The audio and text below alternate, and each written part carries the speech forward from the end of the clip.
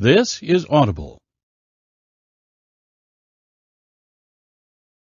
Tantor Audio, a division of Recorded Books, presents In the Bed of a Duke by Cathy Maxwell. Narrated by Anne Flosnick. Chapter 1. London, 1807.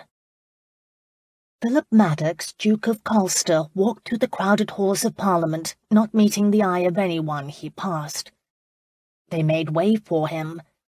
He was a duke after all, and one with enviable power.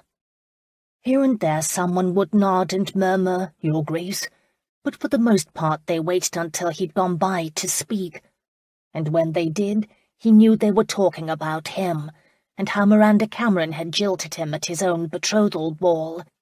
She'd run away with her lover, while her sister Charlotte, a brazen, unprincipled woman, had openly defied him when he'd attempted to stop her. For 8 months he'd had to put up with this. He'd tried to carry on, certain some other scandal would come along to occupy idle tongues. After all, what had happened was his private business. But London was a town of gossips, and unfortunately of matchmakers. They didn't show any sign of letting this matter go. Apparently, his offer to Miss Miranda Cameron had surprised everyone. His wife Elizabeth's death had been an emotional pivot point in his life, and in his grief he'd vowed not to marry again. However, now that money-hungry mothers and fathers with marriageable daughters knew he could bring himself to marry again, they were determined that he should. Every acquaintance had a daughter, sister, cousin, niece, and perhaps even an aunt or two who would make a perfect duchess. Philip could paper the walls of his house with the invitations he'd received, many of them hiding a scheme to see him wed. And he didn't want any of it. Miranda Cameron had been a grave miscalculation on his part, perhaps the only one he'd ever made. People thought he'd been drawn to her because she was beautiful, but that wasn't quite it. Miranda had reminded him of Elizabeth, who had died in childbirth. Seeing the resemblance had made him long to try and right a wrong, something he now realized he was powerless to do. He didn't need an heir. His cousin could inherit the title. He'd make a good duke, and Philip could maintain his stoic existence. There was peace in that decision, a peace he'd longed for since Elizabeth's death. "I say, Colster, wait up," Lord Heaton's voice said from behind him. Philip paused. He knew Heaton from school and rather liked the man. Their fathers had been good friends and had served on numerous diplomatic envoys together. Heaton had a good head on his shoulders. Philip enjoyed listening to his arguments and valued his counsel in the House of Lords. Here was a man who, like Philip, didn't put up with nonsense. Furthermore, Heaton had no daughters of a marriageable age. "How are you, Your Grace?" Heaton said in greeting. "Fine. And yourself?" Philip asked, nodding for Heaton to walk with him toward the members' entrance ahead. "My coach is waiting outside. May I offer you a ride?" "That would be kind. I'm to my club. Perhaps you will join me?" "Would that I could," Philip answered. They were of 2 different political spectrums, and Philip could not politically afford to be seen in a liberal club. The assessing look in Heaton's eye told him he knew the reason behind his refusal. "Is there anyone you trust?" "No." Heaton raised his brows. "Be careful, Your Grace. You are in danger becoming a hermit, hair shirt and all." The observation was a bit too apt for comfort. Nor could its ring of truth be denied. Philip hid his uneasiness by changing the subject. "What did you think of—" he started, but Heaton's hand on his arm interrupted him. "Damn, there is Monarch." Heaton glanced around. "It doesn't appear as if we can dodge him." "Monarch?" Philip scanned the men crowded by the entrance, uncertain which one Heaton meant. "You haven't met him yet?" He dropped his voice. "You don't know how fortunate you are. No man has ever been more misnamed. He's an out-and-out reformer who's new to the Lords, down from Edinburgh, inherited his title last summer, and is determined to do something with it. He's been anxious to meet you." Philip let his steps slow. "Me? Was not your father one of the prime supporters of the clearances? Monarch is keen to see us do something about them, and has been talking about how your support is vital to any legislation." Philip had to consider a moment what he was talking about. "The clearances? You mean where landowners evict tenants who can't pay their rents?" "Something like that. It's a Scottish issue," Heaton answered breezily, just as young Lord Monarch approached. Monarch had a shock of orange-red hair that fell over one eye. He couldn't be older than 24, and had that earnest puppy air Philip associated with the true crusader of social justice. The jaded denizens of London would gobble him up in 2 bites. "Lord Heaton," Monarch said, his voice cracking on the second syllable, as if it was taking courage for him to approach them. He cleared his throat, obviously embarrassed, and Philip couldn't help but feel a touch sorry for him. "Hello, Monarch," Heaton said, and would have marched right on by, without pause, except for the young Scotsman's placing himself squarely in Philip's path, forcing both him and Heaton to stop. "May I beg an introduction?" Lord Monarch asked without preamble. "I've heard much of the great Duke of Colster." He held out his hand to Philip, his ungloved hand. He truly was a Republican. "It's a pleasure to be introduced to you, Your Grace," he said, his voice again in danger of cracking. Interestingly, Philip didn't hear an echo of a Scottish lilt in it. This young man was English-educated, and fighting for the Scottish cause. Interesting. Heaton was not pleased with Monarch's forwardness.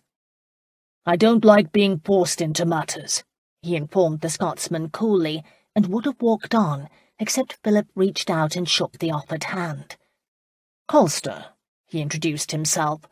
"I hear you are new to London." Monarch had the good grace to blush. "I am."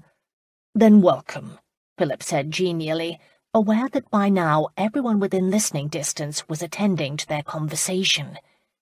They had all registered Monarch's social blunders. Philip wouldn't be surprised to learn the man had not followed any protocol at all with anyone, and he rather liked him for it. Protocol and the rules of polite society had been drummed into Philip's head since birth. However, now that the Duke of Colster had recognized the man, society would keep their criticisms to themselves. Sometimes power was a good thing. "Thank you, Your Grace." "Ah, well, that's done," Heaton cut in. "Shall we go, Colster?" "Let me have my hat," Philip announced, looking over to the attendant who handled such things. The servant stepped forward with his wide-brimmed beaver hat, bowing when Philip slipped a guinea in his hand from the leather purse of coins he kept for such occasions. He liked being thought of as generous. The beadle attending the door leading out to St. Margaret Street opened it for them, but Monarch wasn't ready to conclude the interview. "I need a moment of your precious time, Your Grace. Please." Damn. He was going to make a request, and Philip didn't want to talk about something as old-fashioned as the clearances right now. "Not here," he counselled Monarch in a low voice. "Later. Arrange an appointment with my man Friedman." "I can't later. I've been called out of town, and I must leave. My wife's mother is ill." "Sorry to hear that," Heaton said cheerily. "Your conversation with Colster will just have to wait." Philip turned to the door, but Monarch would not give up. He raised his voice. "There are people dying, Your Grace, women and children. Whole families are starving over the clearances. You must use your influence to help." The conversation in the hall stopped. Annoyed, Philip silently amended his opinion of Monarch. Heaton had been right. The man was an idiot. Aware that all listened, Philip answered in a calm, steady voice, making his decision on the matter in that moment, a decision his father had once explained to him. "This is a private matter between tenants and landowners. It's not the business of the Lords." Who is better to censure us than our peers? Monarch argued. The situation is desperate. You are of Scottish descent, Your Grace. But I don't own land there. No, your father was one of the first to sell out. Precisely because my family has no interests there. We're English, not Scot. And I mean no offence, Philip continued smoothly, but that is the true reason why my father sold. He would have walked out the door save for Monarch's bold, "And not to line your family's coffers?" Philip's indulgent attitude toward the new lord evaporated. My family does not need its coffers lined. They don't, Heaton agreed, obviously pleased that his prediction about Monarch was proving to be correct. They should have avoided him. If you knew anything, Monarch, you'd know you are speaking to one of the wealthiest men in Britain. Wealth gained at what price? Monarch asked. Jaws dropped. The men standing around them were the leaders of the realm. These were not accusations to toss around lightly. Philip faced Monarch. I take my honour seriously, he said. Realizing the insult he'd just paid, the pup started to stammer an apology, but Philip wasn't letting him off that easily. It's true my sire was a hard man. Some have even called him ruthless, and I would not disagree. However, he also served his country well, as do I. Accusing the line of Colster of the deaths of women and children is not something I will allow. The young lord opened and closed his mouth like a fish gasping on dry land. He glanced around, becoming alarmed at exactly how large an audience they had attracted. He started, and then froze, words finally failing him. Heaton's dramatic sigh filled the void. I don't believe I've mentioned to you, Monarch, that the Duke of Colster is a crack shot and a well-regarded swordsman.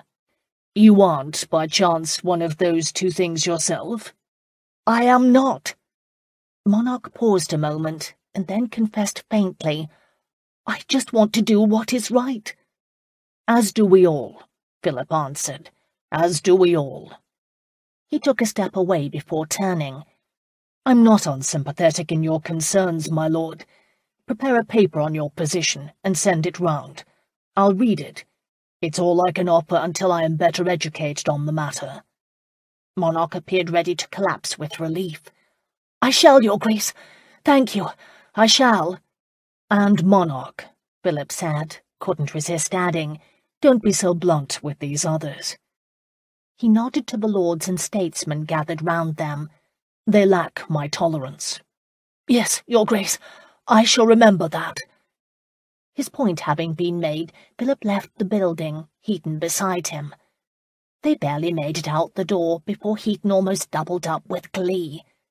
"'Pon my soul, I do believe Monarch has learned a lesson," Heaton said.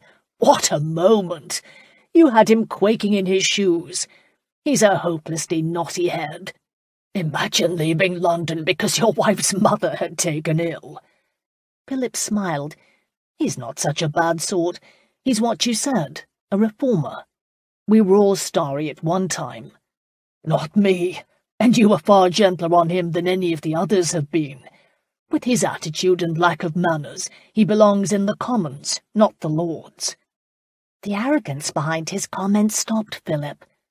Why do you say that? Are we not also tasked to see to the common good? Heaton made a dismissive sound. We see after our interests, just as they are to fight for theirs. It's fair. The best man always wins, or the one with the most power. His companion smiled. There is that, too. But then power, like the land, was given over to us for safekeeping.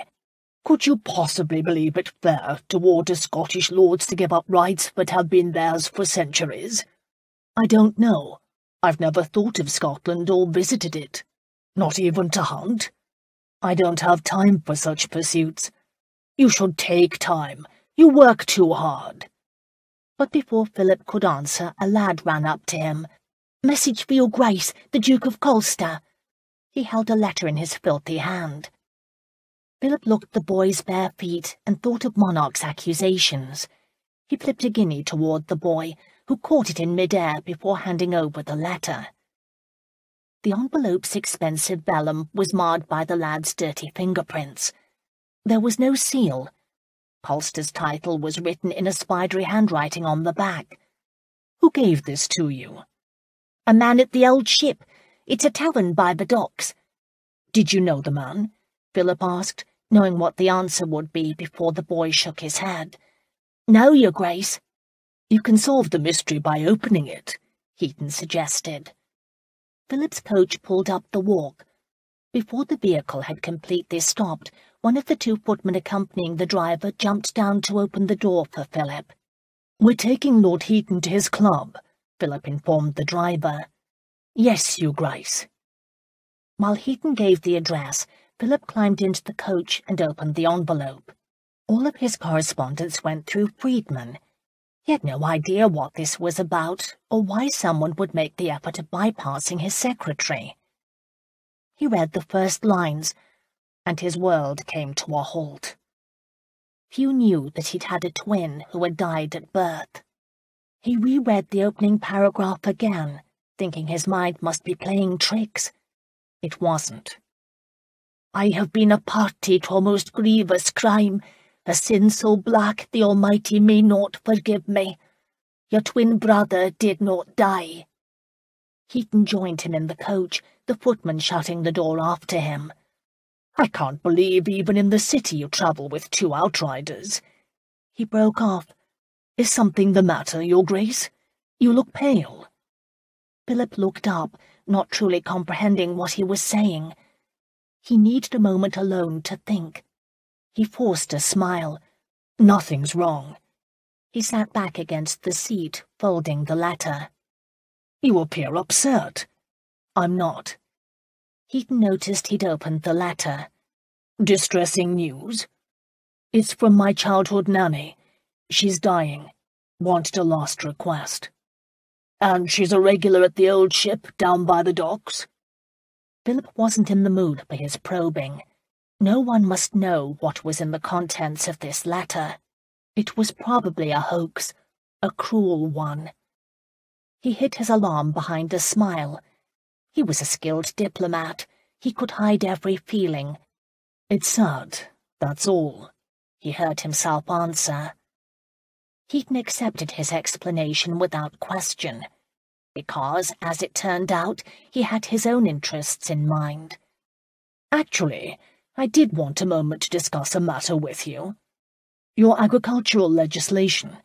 I have every intention of supporting you. No, something a bit more personal. Heaton shifted his weight on the soft leather seat uncomfortably. I have a niece I believe you should meet. Dear God, not Heaton too. She's a lovely girl, fluent in French, her manners impeccable, a true English rose. I don't want to marry. I'm done with it. Losing Elizabeth tore me apart. Especially having childbirth claim her life. It was the same death his mother had suffered. They said she died of grief over losing her baby. His brother. His twin. No wonder he didn't want to marry. Subconsciously, Elizabeth's death had triggered an overwhelming sense of remorse, but he'd kept bottled inside. Until this moment. He longed to crush the letter in his hand. He didn't. He didn't move even so much as an eyelash. But your title, Colster. You have a responsibility to your title. Mutiny welled up inside him. He tamped it down. I know my responsibilities, Heaton. Very well, then. You should marry for yourself. Heaton sat back. You live like a monk. It's not healthy for a man to hold himself off from women. Now you are calling my manhood into play. Forget monarch. I'm closer to calling you out. I mean no insult, Heaton hurried to declare. I'm speaking as a friend, and I've been thinking. We are both 32. It's a good age for a man to start a family. Alicia is such a comely girl, delightful even, and, differing political views aside, it would be an advantageous marriage for both of us. I won't marry again. Heaton remained unconvinced. I remember you telling us all that once before, and then you met Miss Cameron. And I damn the day she ever crossed my path, both she and those fortune-hunting sisters of her. They've turned me into food for scandal-mongers. The gossips talk about each of us from time to time. Not I. Yes, they did, his friend told him gently. You were just less sensitive to it. The coach rolled to a stop. We're at your club, Phillip said pointedly. The footman opened the door, but Heaton didn't budge. So you won't even come round for a peek at Alicia? No, Jack. Heaton studied him for a moment. Elizabeth's death wasn't your fault, he said with startling insight. The letter was a heavy weight in Philip's pocket. Heaton didn't know what it was like to have a person ripped out of one's life by death. Philip had lost everyone close to him. Mother, brother, father, wife, and even the fickle and silly Miranda Cameron. It was easier to shut it all out. My cousin will make an excellent duke. Introduce Alicia to him. Heaton knew he'd been dismissed. He climbed out of the coach. Thank you for the ride. My pleasure.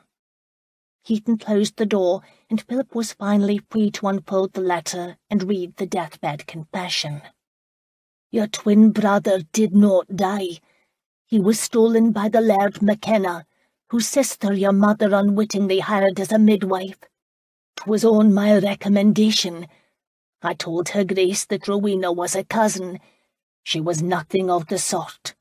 She paid me well for my hand in the foul deed, and I was greedy and foolish enough to agree. The Duchess, may God have mercy on her soul, was in pain, and so trusting of us who had the care of her.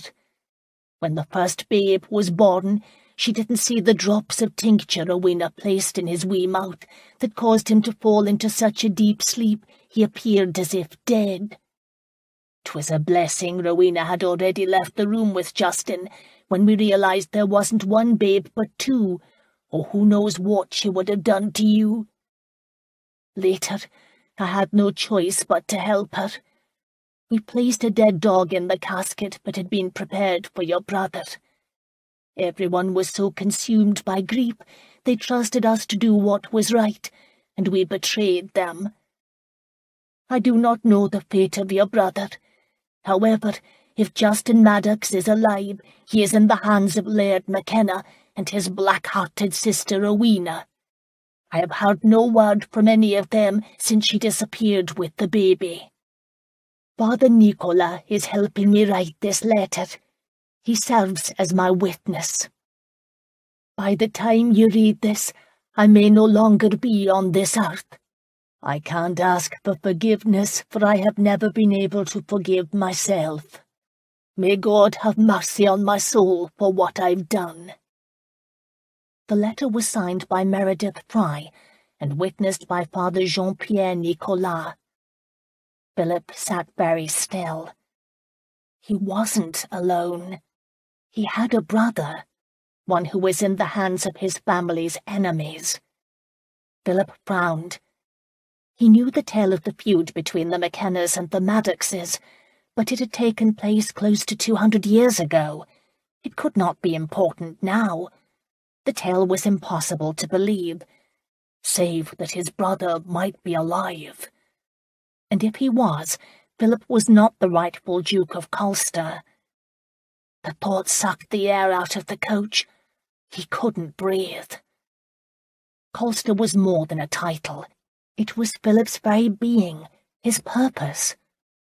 He looked out the window at the expensive stone houses of the quiet, elegant neighborhood, and told himself his whole life couldn't have been a lie. The letter was nothing more than paper and ink. It would burn in a blink, and no one would be the wiser, except for himself. And if Philip Maddox believed in one thing, it was honor. A sense of destiny stirred within him. A twin, another half to himself, the light to his darkness. And the reason why he'd always felt alone. Before his coach reached his front step, he knew he'd be leaving for Scotland. but he'd not take servants and outriders. This matter was too personal. If he was being played for a fool, he didn't want the gossips to know. And if Nanny Fry's claim was true, he might not want that known either. Chapter 2. Scotland. Gale-force winds of a sudden Highland storm pounded Charlotte Cameron's coach, accentuating the desperateness of her situation. But she would not turn back. Indeed, she would have travelled to meet the devil himself if marriage could undo all the harm her ambitions had caused her family. For that reason, when Laird McKenna had invited her to visit his Highland home, Nachraikian, located on the northernmost coast of Scotland, she'd accepted. Granted, she didn't know him well, but the two of them had one thing in common. They were both enemies of the Duke of Colster. With the Duke as one's enemy, friends were few and far between, as were marriage offers.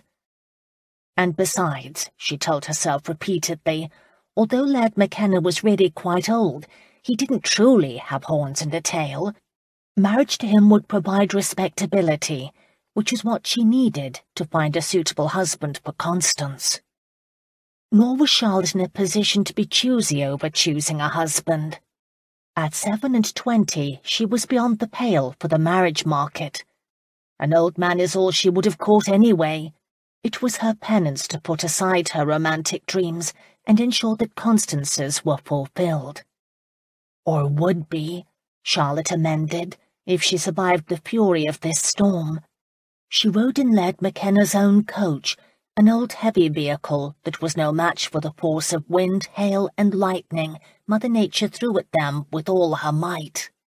Charlotte gripped the leather seat and anything else she could grab and tried to think positively. Everything would work out. It had to. A particularly strong gust of wind hit the side of the coach, interrupting her fervent prayers. The motion was like being slapped by the hand of God, and she could have sworn she felt the wheels on one side of the vehicle lift off the road. She caught her breath. The last time she dared to look outside the coach, there had been a huge drop off the side of the road into a rocky gorge. They'd all be smashed to pieces. Her fears were confirmed as the laird's men, Clem and Fergus, cursed the horses.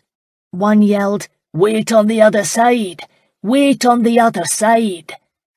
Charlotte grabbed her precious knitting bag and scrambled as best she could toward the opposite door, bringing every ounce at her disposal toward the task of preventing the coach from flipping. For one horrifying second, the vehicle heeled, suspended over disaster. She thought of her sisters, whose lives she had ruined by insisting they leave the Ohio Valley and come to England. She'd wanted to reclaim their birthright as granddaughters of the Earl of Bagsley. As the eldest, she'd assumed she'd known what was best for the three of them. She'd been mistaken, terribly mistaken. Every wrong thing that happened since their father had died almost 2 years ago had been her fault. It was because of her that Miranda and her husband Alex were fugitives from England. She'd encouraged them to defy the powerful Colster. She had even stood up to the man himself and had pushed Miranda to jilt him. No, to jilt him publicly. She now knew how heinous a crime that was amongst the ton, the leaders of polite society. In that one moment, Charlotte's dreams of her and her sisters being the toast of society had turned to dust. The ton had been scandalized by her audacity. They'd made both her and her youngest sister Constance pariahs in society. The only invitations they had received were to children's musicales and church suppers. In response to these disastrous circumstances, Charlotte had sent Constance to a boarding school for young ladies in Scotland, where she could safely stay until Colster's terrible temper and society's condemnation had been expended. And then Laird McKenna had come into her life, begging an introduction through mutual acquaintances. His unusual introduction had caught her interest. He said, "So, we have a common enemy. "I have no enemies, my lord," she'd answered. "Not even Colster?" Charlotte had attempted to dissemble, but Laird McKenna was well aware of her troubles. He'd understood, and Charlotte had been in need of sympathy. For 2 weeks he'd called on her daily, before abruptly returning to his Highlands. Charlotte had assumed that was that, until she'd received the invitation to visit, giving her a second chance to bring him up to scratch. But now she'd never succeed in any of her dreams, because she was going to die a horrid death in a coach accident. The coach and all were going to be blown off the side of the mountain, not ever to be seen again. Miranda and Constance would wonder what had happened to her, and never know that she'd given her life trying to exonerate their family name. The coach gave a violent jerk, and the wheels hit the road with a teeth-jarring bounce. Once again, the horses had saved the day. Clement Fergus gave out a shout as the coach rolled to a stop. Charlotte didn't move. She was too busy thanking God that she was still alive. The small door in the roof that served as a means of communication between the driver and the passenger slid open. Wayne splashed in as Clem asked, "Did that give ye the frights, miss?" His brogue was so strong she had to listen hard to understand him.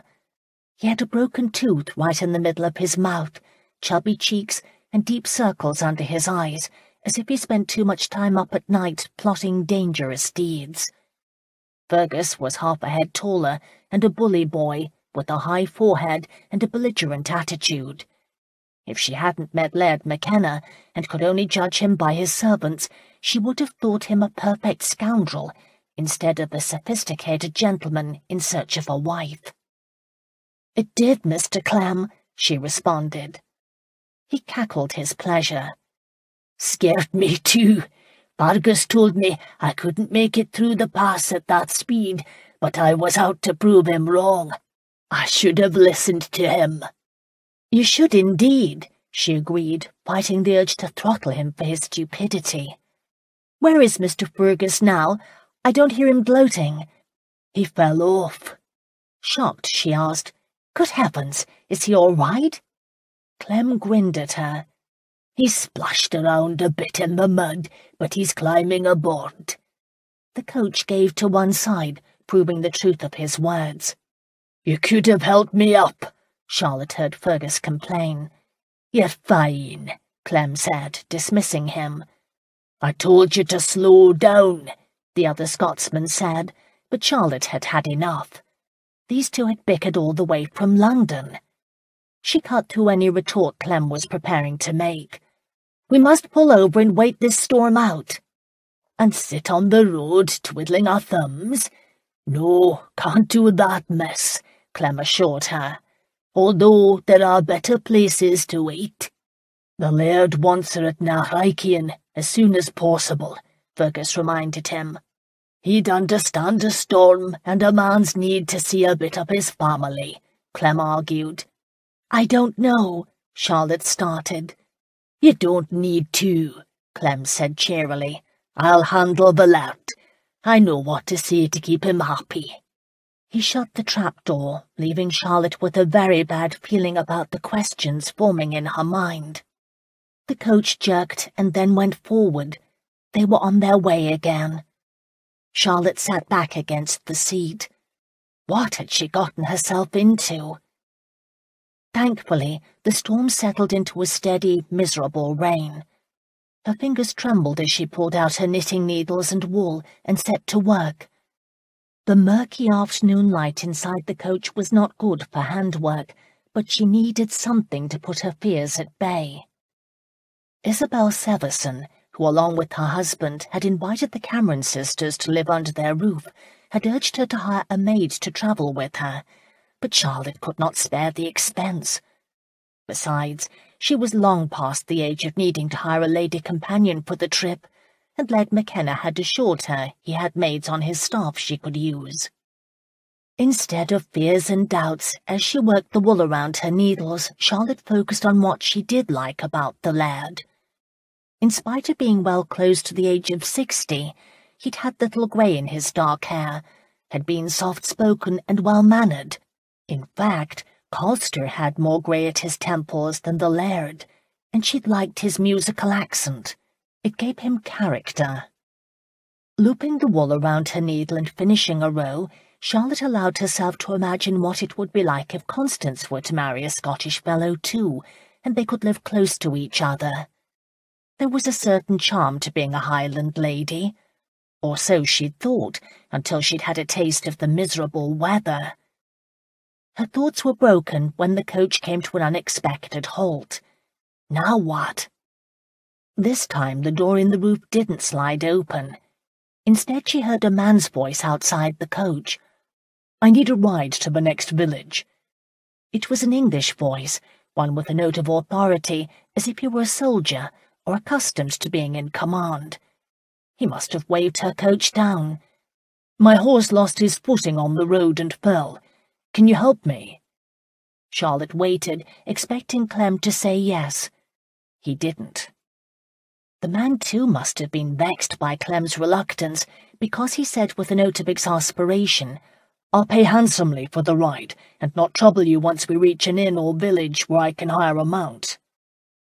The rain had let up a bit, but it was still a wet, uncomfortable day.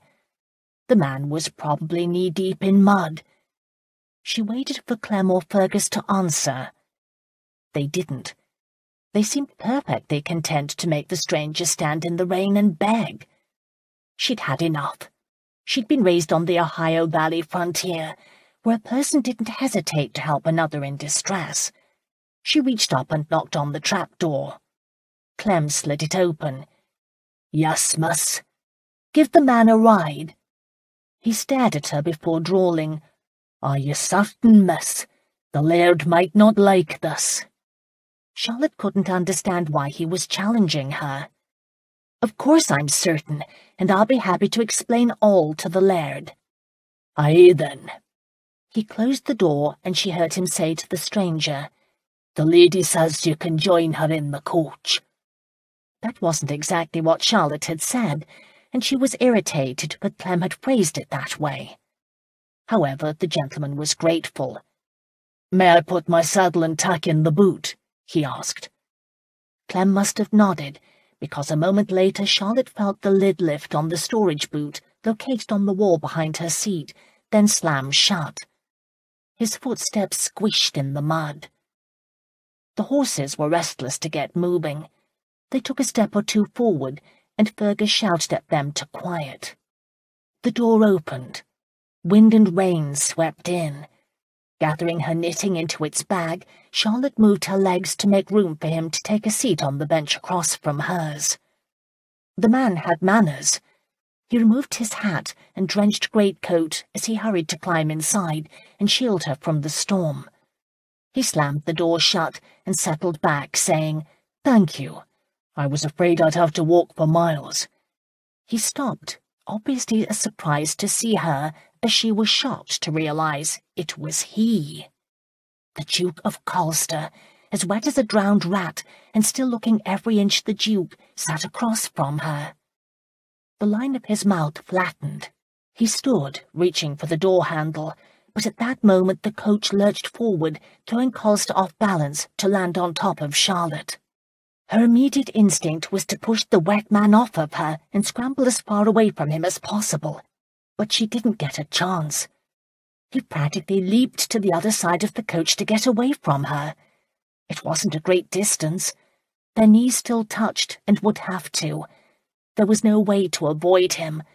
He was a tall man with broad shoulders and a presence that filled every corner, every crevice of the vehicle. Colster pounded on the roof. "Driver, stop this coach immediately." But his order must have gotten lost in the sound of wind and rain, for neither Clem nor Fergus responded. All the anger she'd been carrying inside, the indignation, fear, and humiliation rose to the surface. He didn't want to be in the same coach with her. She didn't want to ride with him. "You could jump," she suggested.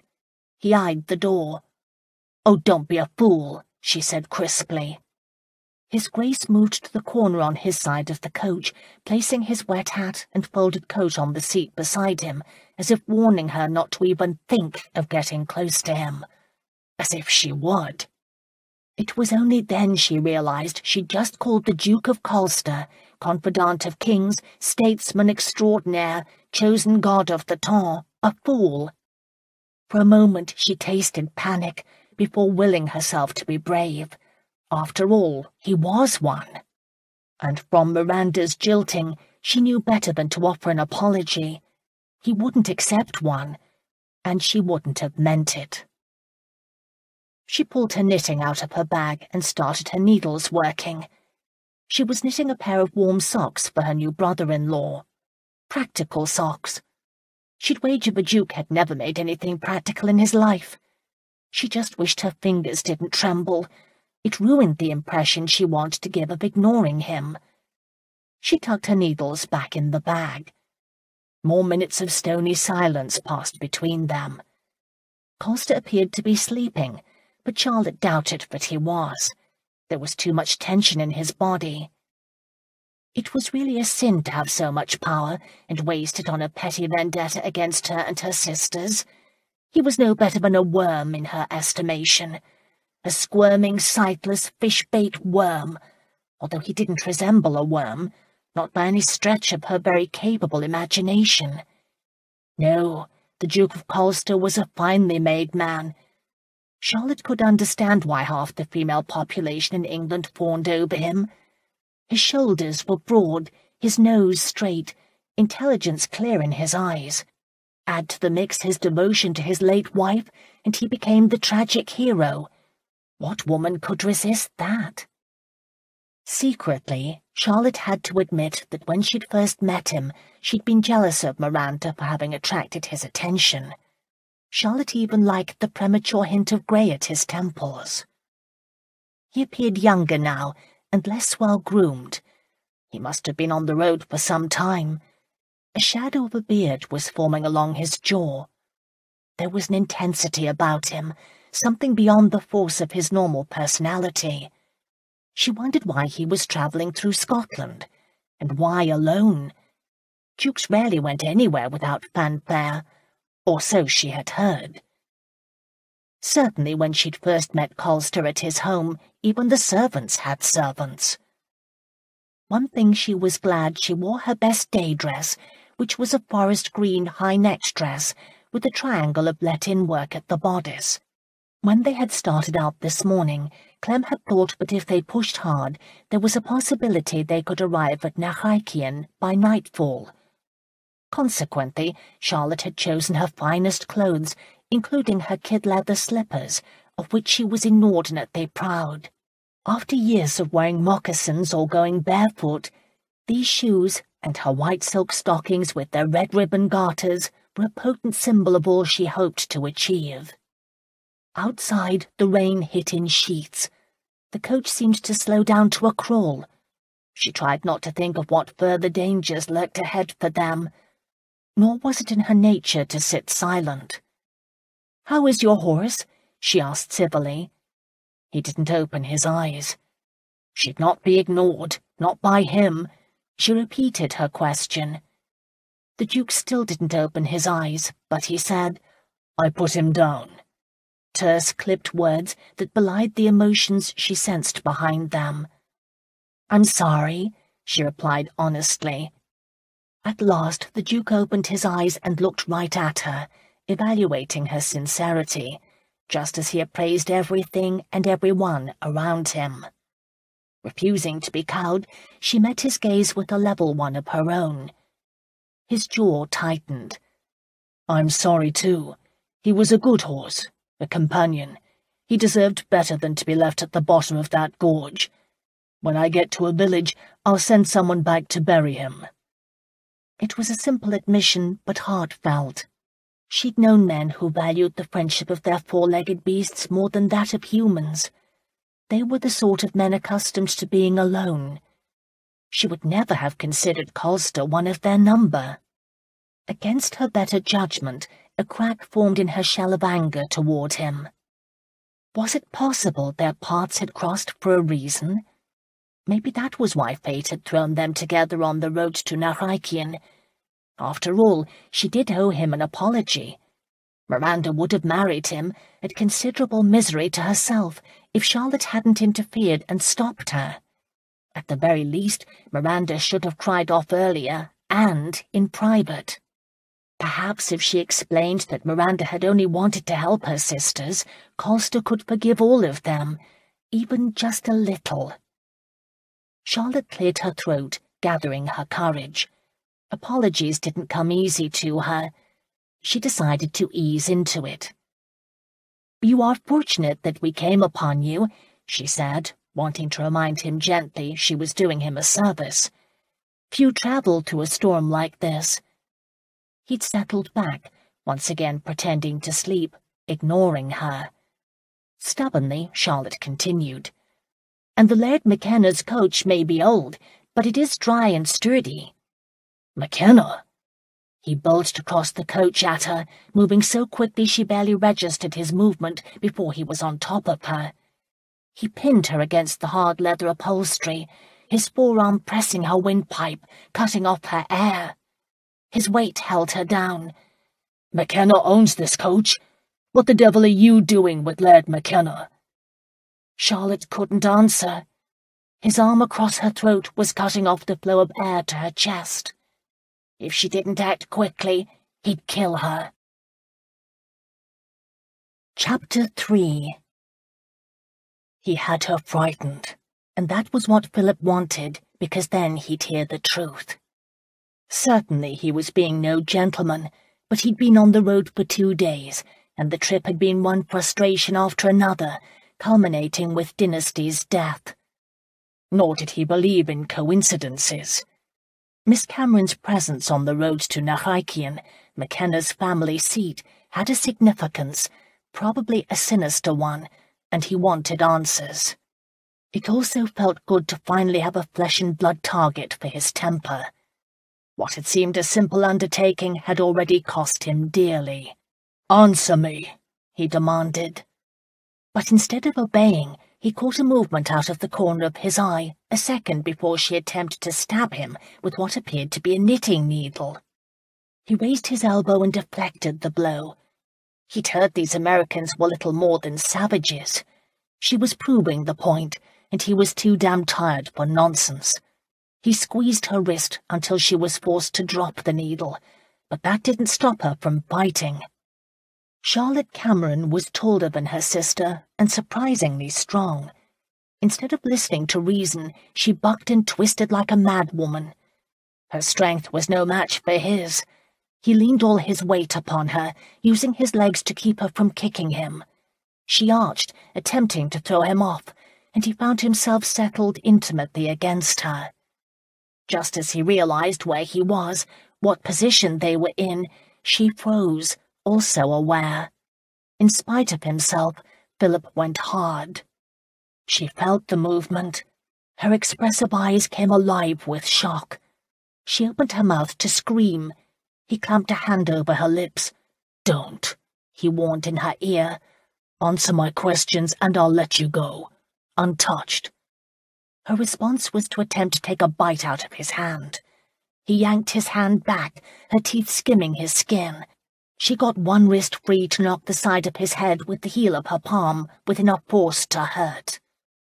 The thin hold he held on his temper snapped. "Damn you, and damn your sister," he said. He grabbed her wrist and forced it back.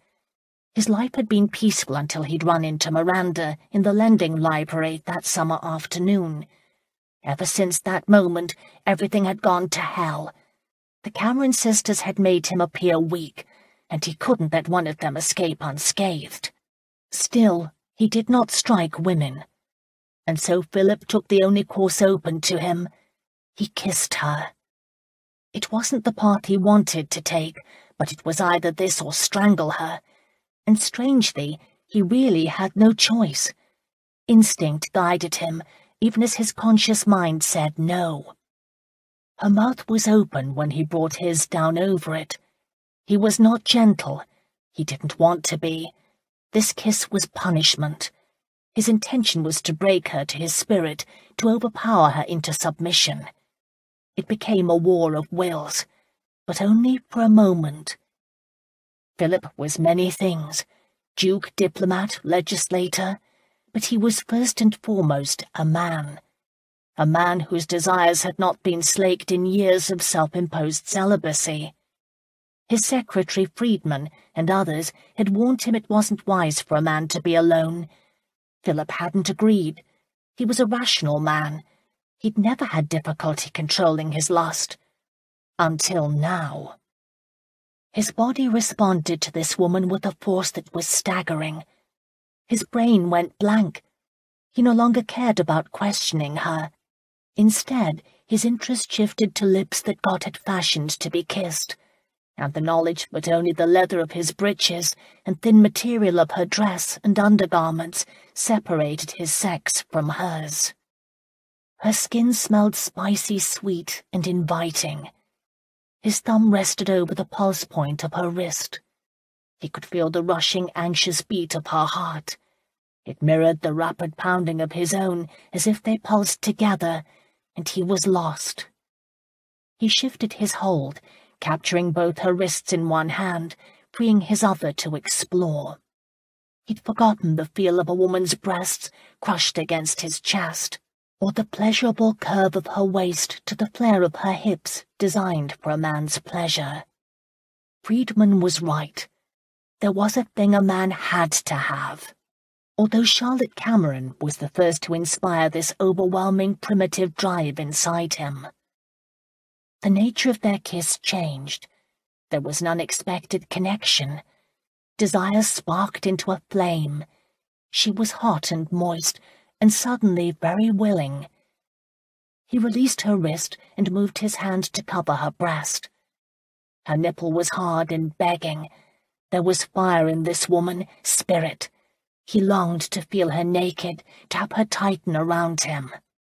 His fingers found the bare skin of her thighs. He traced the ribbons of her garters, which held her stockings in place, before moving upward toward a more intimate place. The coach rocked violently, as if a wheel had come off the road. The movement brought Miss Cameron to her senses. The magic of the moment disappeared. The kiss broke just as she bucked, catching him off guard and throwing him toward the floor. Philip managed to catch himself. He moved over to the opposite seat, leaning back against the hard leather. He never lost control, ever. And yet he had with this woman. Miss Cameron scrambled back into her corner, pulling her skirts down with shaking hands. She appeared as stunned as he felt. Charlotte was not as lovely as her sister Miranda. Both sisters had blonde hair and clear ocean blue eyes, but there similarities ended. Miranda was a goddess, a woman with the sort of looks that stopped a man in his tracks, or would make him gloat to have her on his arm. This older sister was more human. She had hair that was more the rich colour of honey than the golden radiance of sunlight. Her nose was shorter than Miranda's, too. It lacked aristocratic straightness, and yet it, along with her arched brows, gave her face character. Here was a woman who did not hold back on her thoughts or emotions. Her curves were less generous than what Philip would have liked in some places, and more in others, though he had no complaint. She'd felt good, womanly, beneath him. A man could easily picture himself in bed with her. Philip was doing that right now.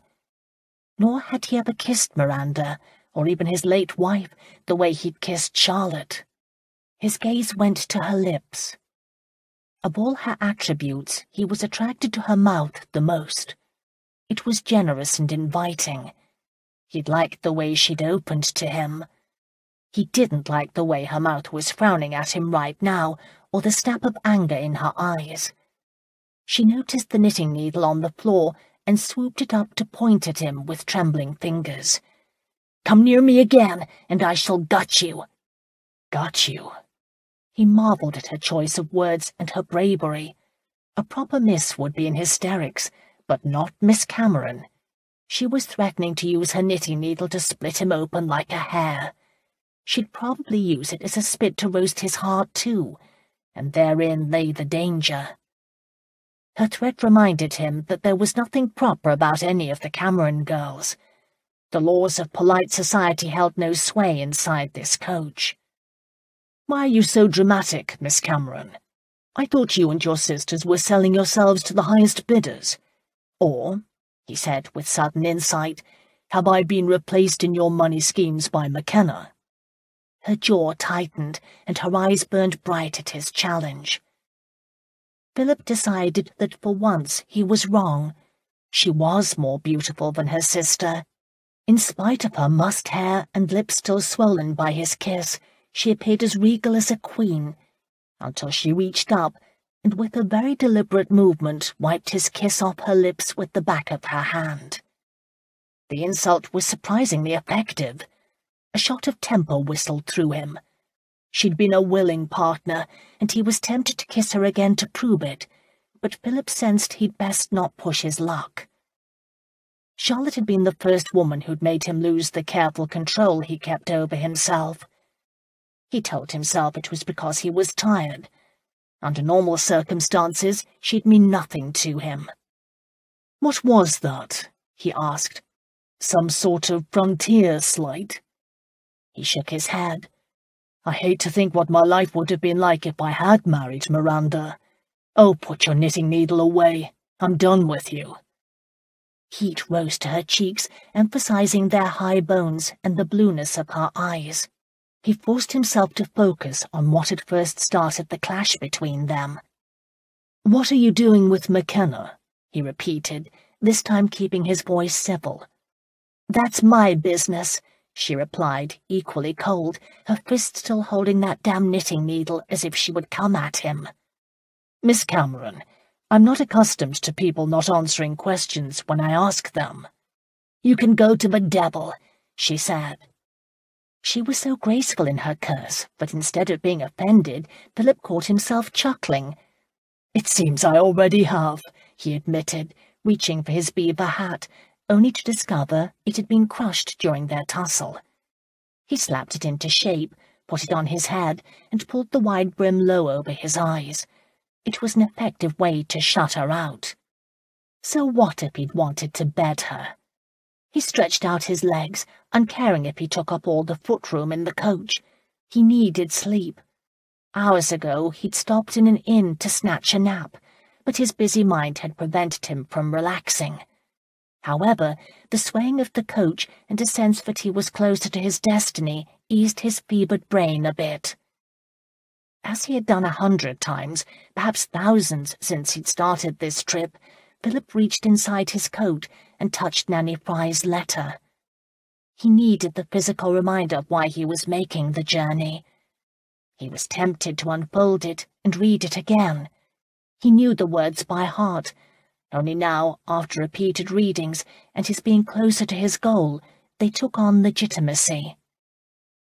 He rode in McKenna's coach with the woman who had just cause to hate him. Could it be possible that she knew the contents of the letter? That she was in league with the devil? Philip knew Miss Cameron still watched him closely. He could feel her scrutiny. Good. He wanted her wary of him. As for him, the answers would come soon enough. They were both traveling the same road. Right now, he needed a few moments' sleep. But God help her if she was part of the machinations behind this letter. The last thing Charlotte expected the Duke to do was fall asleep in a blink. He was snoring after a feel, a pat, and a jolly good kiss, whereas she was tense, angry, and ready for a fight. If his goal had been to completely humiliate her, he'd met it. Hot tears burnt her eyes. She forced them back. She wouldn't cry. She wouldn't give him the satisfaction. Besides, if she hadn't let herself cry over Thomas all those years ago, when she'd been younger and more innocent, she wouldn't do so now over this arrogant, selfish, spiteful worm of a Duke. She was glad Miranda had jilted him. And to think she herself had once dreamed of marrying a Duke. She'd imagined them to be the noblest of the noble. Of course, that was before she knew how the temps treated those it felt were inferior. Growing up, listening to her mother's stories of her come-out and the parties she attended, Charlotte had believed there was no greater place on earth than London. Now she knew differently. The temps looked down their noses at her, and always would. They laughed at her accent, her ingenuousness, and every one of her family's misfortunes. Her one saving grace, as far as she was concerned, had been that she'd stood up to Colster. All of London, of England, bowed and scraped to him, but she had faced him in front of everyone of importance. No matter what they said about her, she'd reclaimed a bit of her own. She wasn't so confident of that now. Convinced he truly slept, she picked up her knitting bag from the floor where it had fallen and started to put the needle back. Her hand shook, but not from fear or even from anger. No, what unsettled her was his kiss. It had shaken her to her core. Her legs still felt weak, and in the deepest, most secret female recesses of her body, something had been awakened, something that she'd not known had existed. That wasn't true. From the first moment she'd laid eyes on him, Colster had made her edgy and too aware of him, and she didn't know why. She seemed to understand his drives and motivations better than she comprehended herself. He was angry she had responded to their kiss. He'd meant to punish her, but it hadn't worked as he'd planned. Nor could she believe she'd responded as wantonly as she had. Charlotte had always guarded her virtue. It was the only thing of importance she owned that was truly hers to give. She'd been 10 when her mother had been murdered, old enough to receive and remember her advice about men. There had been those who had tried, but only Colster had breached her defences, and she didn't like it. She thought about knitting, but knew it wouldn't relieve the tension inside her. Her lips still tingled, and she remembered too clearly the way their mouths had melded together. Charlotte had to stay away from the Duke of Colster. She didn't want to understand his faults or forgive his temper. She wanted him angry and distrustful. Unfortunately, that didn't mean she wasn't wildly attracted to him. "He is your enemy," she spoke aloud, quietly, needing to impress the words on her rebellious senses. "Don't be a fool." A heavy murmur as if answering an agreement escaped him. She started. What if he'd heard her? The cynical curve of his lips confirmed her worst fears. He raised the brim of his hat. His grey eyes were sharp, focused, as he said, "You're right, Miss Cameron. Don't be a fool." For a second she feared he knew exactly what she was thinking, and then she realized he couldn't. She hadn't given away anything, or so she thought, until his gaze dropped to her breasts. She didn't know what emboldened her to say, "My face is farther up, Your Grace." He smiled lazily at her, completely unrepentant. Another insult. Then again, who would have thought the reserved, always refined Duke of Colster could be so— Her mind searched for a word. Male. He was very male. And she was female enough to be secretly thrilled that she'd attracted him. However, her voice was icy when she said, "Your arrogance doesn't impress me, Your Grace." "Was I being arrogant?" he asked with mock sincerity. "I beg your pardon. I assumed I was being rude." Charlotte closed her hand into a fist. That was it. Her lustful thoughts toward him vanished. She had her equilibrium back. "Please don't assume, Your Grace. Let me assure you, you are." Now it was her turn to smile. "Cheeky Miss Cameron, and very American. They have no respect." "You're right, Colster," she said. "We Americans don't know how to handle ourselves at all around dukes with wandering hands.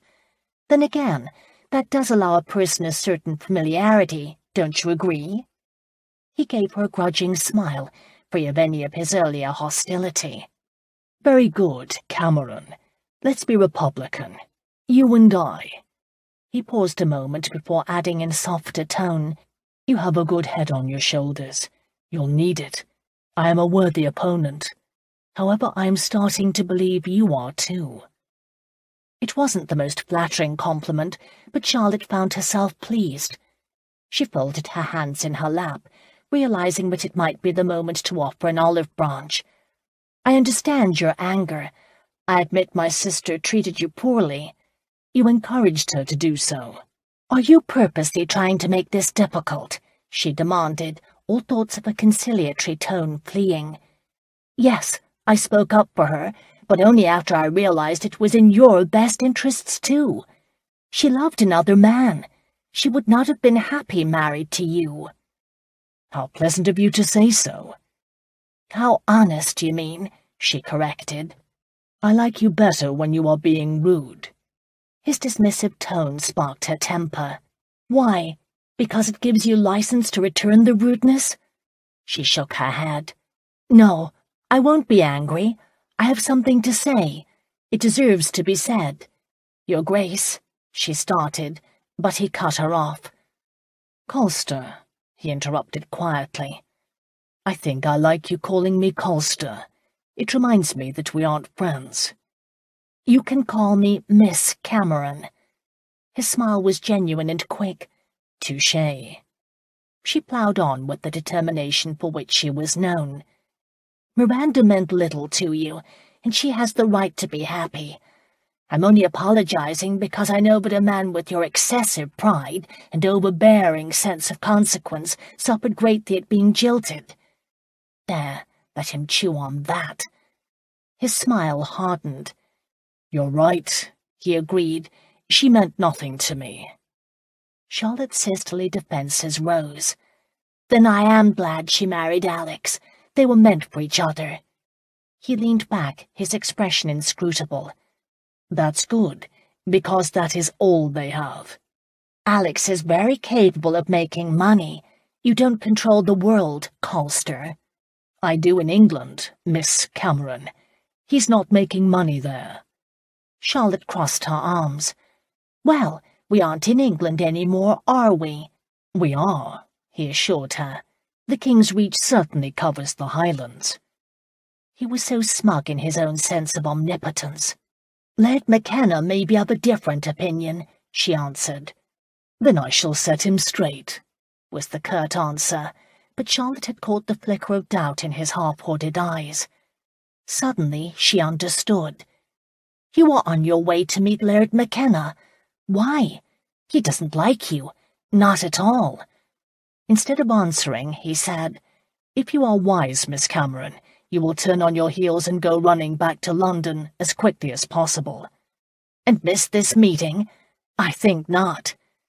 Grimly, he warned, "Beware of involving yourself in business that is none of your concern." He started to pull his hat down over his eyes again, but Charlotte's curiosity had been whetted. "It is my concern, Your Grace," she said. "You made it so when you accepted my hospitality for a ride in this coach, and in return manhandled me. Or is that some sort of medieval feudal right you were exercising?" His brows came together. "You have a sharp tongue, Miss Cameron." "And a sharper wit," she informed him. Was it her imagination, or in spite of her insolence, did she see a ghost of a smile on his lips? She had, and with his humour the stiffness seemed to leave him. He appraised her a moment before sitting forward, his manner changing. Without the earlier animosity, he asked, "Why are you visiting McKenna?" "Because he invited me," she said simply, and couldn't resist adding, "and because you have made it very difficult for me to feel comfortable in London. I'm welcome on very few doorsteps." "Which I can handle," she hurried to assure him, "except that my friends the Seversons are also being forced to share my guilt. They have done nothing save extend the hospitality of their home to me and my sisters. In return, they have been practically shunned by polite society." The line of his mouth flattened. "Not because of me. I've done nothing." "You don't have to. People are so anxious to please you, they anticipate what they believe you want." "I can't control what people imagine. He started, but was interrupted when the door in the roof slid open. Wind blew rain into the coach's compartment. Caught up in the furies between herself and Colster, she'd forgotten about the storm outside. "We'll be stopping," Clem said. "The rain's letting up, but the horses are spent." Charlotte couldn't hide her disappointment. "This morning you had hoped to reach Nahaikian by nightfall." Clem frowned down at her. "This morning I did not expect such a storm. We're done, miss. The horses and us have had enough. I have a cousin with a small inn not far from here by Loch Ira. We'll stay the night. It will also give us a chance to let him off," he added, nodding to Colster. "Malcolm will be happy to see us. He doesn't get much decent custom." He slid the door shut, the matter closed, before Charlotte could question what he'd meant by decent custom. Colster sat up, apparently fine with the arrangement. Charlotte wasn't. After 2 days of travel, she really was sick of being in this coach. Before she was tempted to bang on the door in the roof and demand Clem keep driving, His Grace removed his hat and pushed his fingers through his hair. Every hair fell back into place, giving Charlotte a new concern to worry over. She must appear remarkably untidy.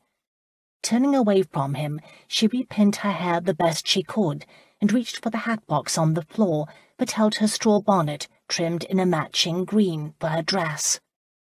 Having finished his own hasty toilette, he watched her. It made her self-conscious and her fingers clumsy. She feared the bow she tied under her chin appeared lopsided, but she wasn't going to fidget with it. She pulled on her gloves and picked up the hatbox, intending to take it with her, and placed her knitting bag inside it.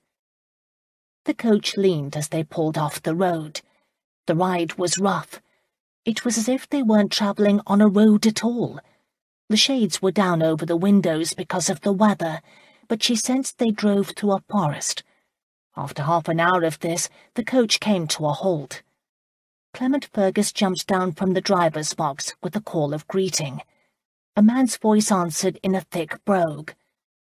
There was a moment of almost unintelligible conversation as the cousins exchanged greetings, and then the coach door opened. Charlotte moved forward, her hatbox in her hand, waiting for Fergus to put down the step. With a flourish, Clem said, "Welcome, miss, to Loch Ira. The water is over beyond. You can tell where it lies by the fog, but you wouldn't want to be wandering around at night, or you might fall in. This is my cousin Malcolm, who owns the inn." He nodded to a man about 5 feet tall, with a balding head, a straggly beard, and a nose that appeared to have been broken several times. A man who Charlotte would wager had been up to no good more than once in his life. "Good eve to you, miss." He kicked aside a chicken that had been pecking too close to his feet. The bird issued a protest and took a few quick steps out of the way.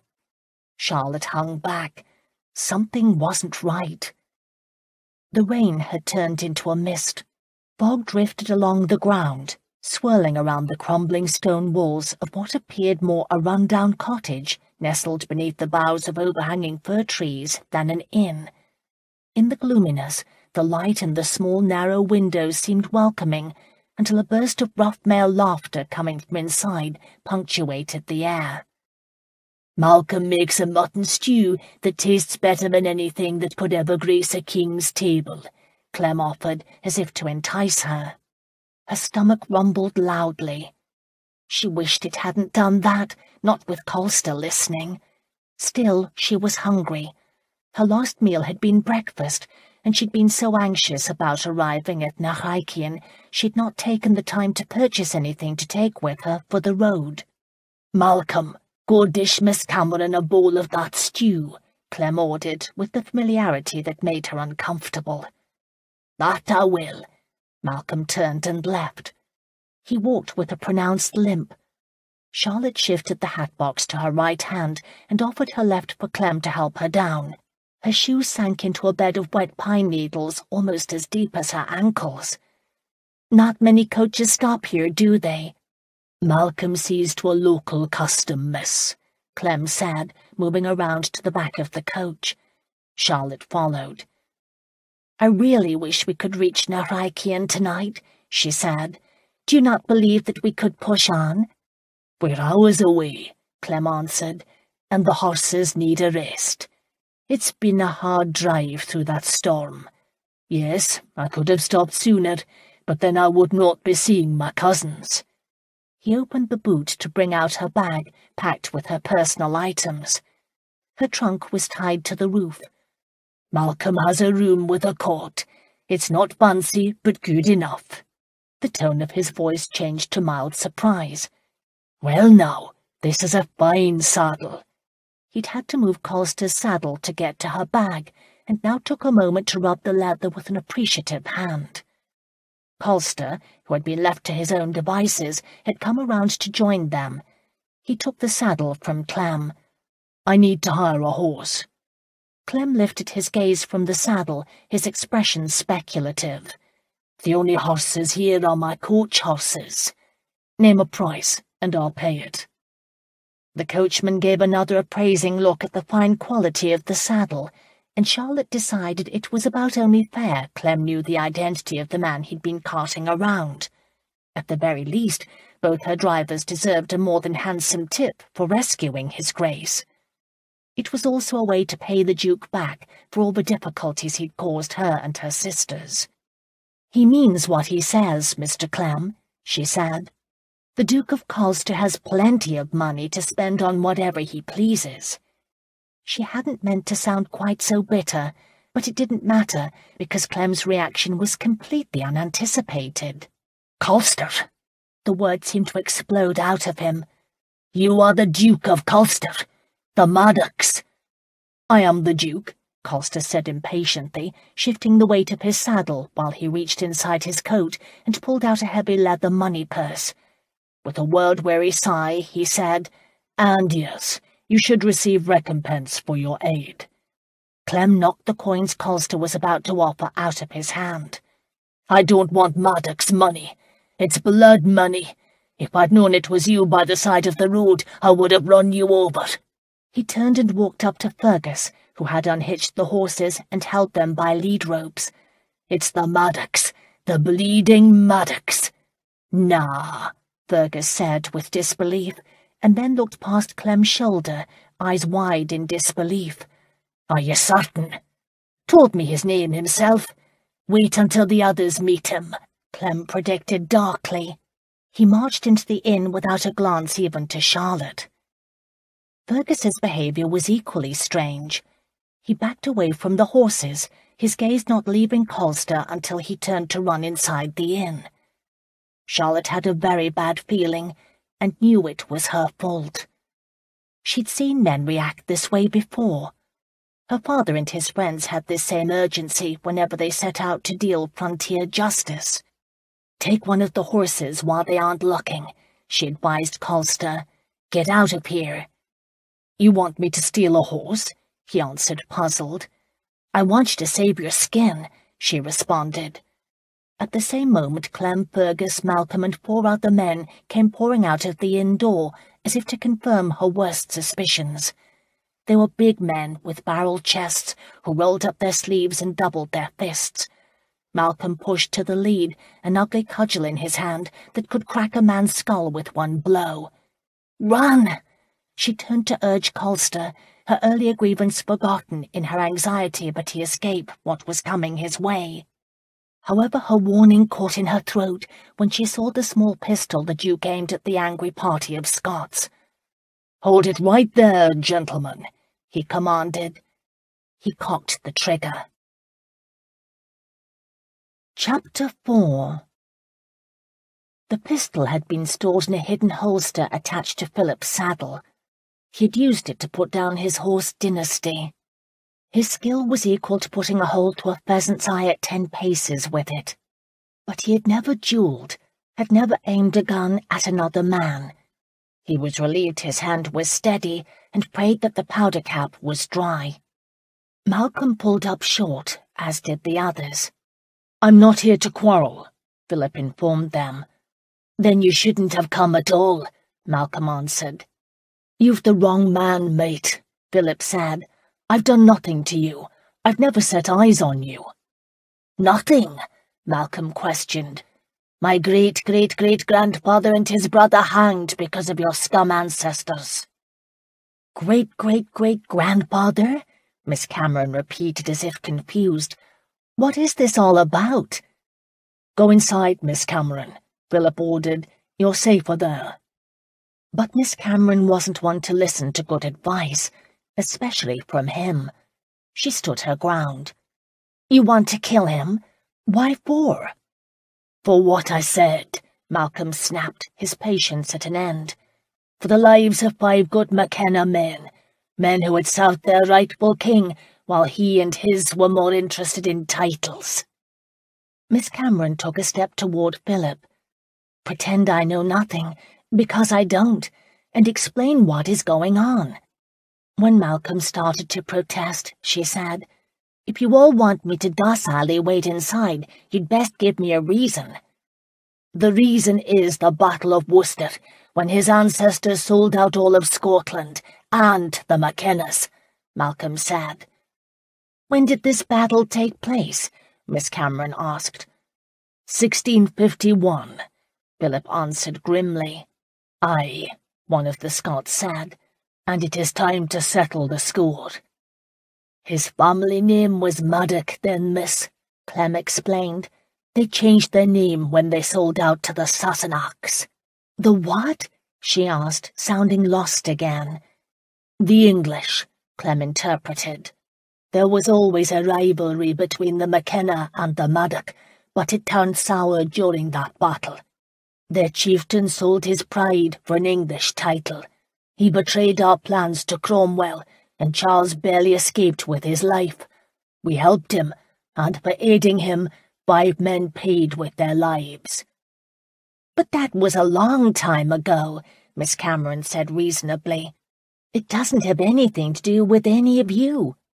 "It has everything to do with us," one of the Scots said, stepping forward. He was almost as tall as Phillip, but stronger, meaner. "When David McKenna was hanged, our ancestors swore vengeance, and none of us will rest until it's done. We were robbed, and that's why so many of us live dirt poor now." "What about Laird McKenna?" Miss Cameron said, shifting the weight of her heavy portmanteau from one hand to the other. "Would he want you to do this? Why, he probably itches to mete out justice himself. I would if I were the head of a clan." Her common sense fell on deaf ears. "The laird's wishes don't matter here," Malcolm said darkly. "Not in this glade." "Aye, and he'll be happy we did it," Clem answered, and the others nodded agreement while Phillip decided which man he should shoot. He had only one shot. Would it be Malcolm or the tall young man with the hulking muscles? Miss Cameron turned to Phillip, her exasperation clear. "Say something to dissuade them," she ordered under her breath. "Such as?" he asked. "You are the diplomat," she reminded him. "Negotiating tense situations like this is rumoured to be your strength. Don't you believe you should be negotiating now?" "Would it do any good, Malcolm?" Phillip asked the innkeeper. "No good at all, your grace. We've a score to settle, and we are doing it now. Come along, lads, he can't shoot us all." Malcolm and the other men started forward. Now was the moment Phillip should shoot. He must.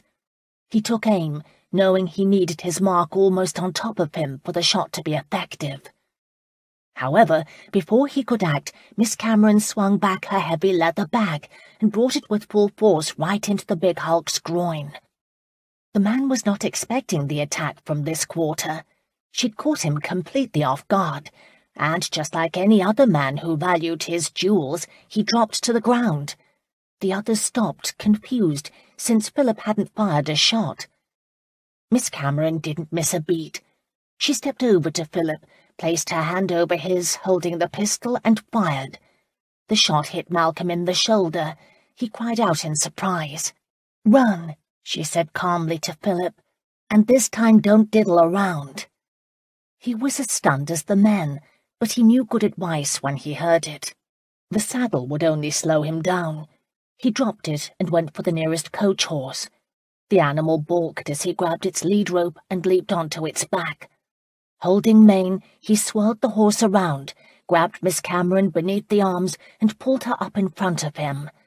"What are you doing?" she said in alarm.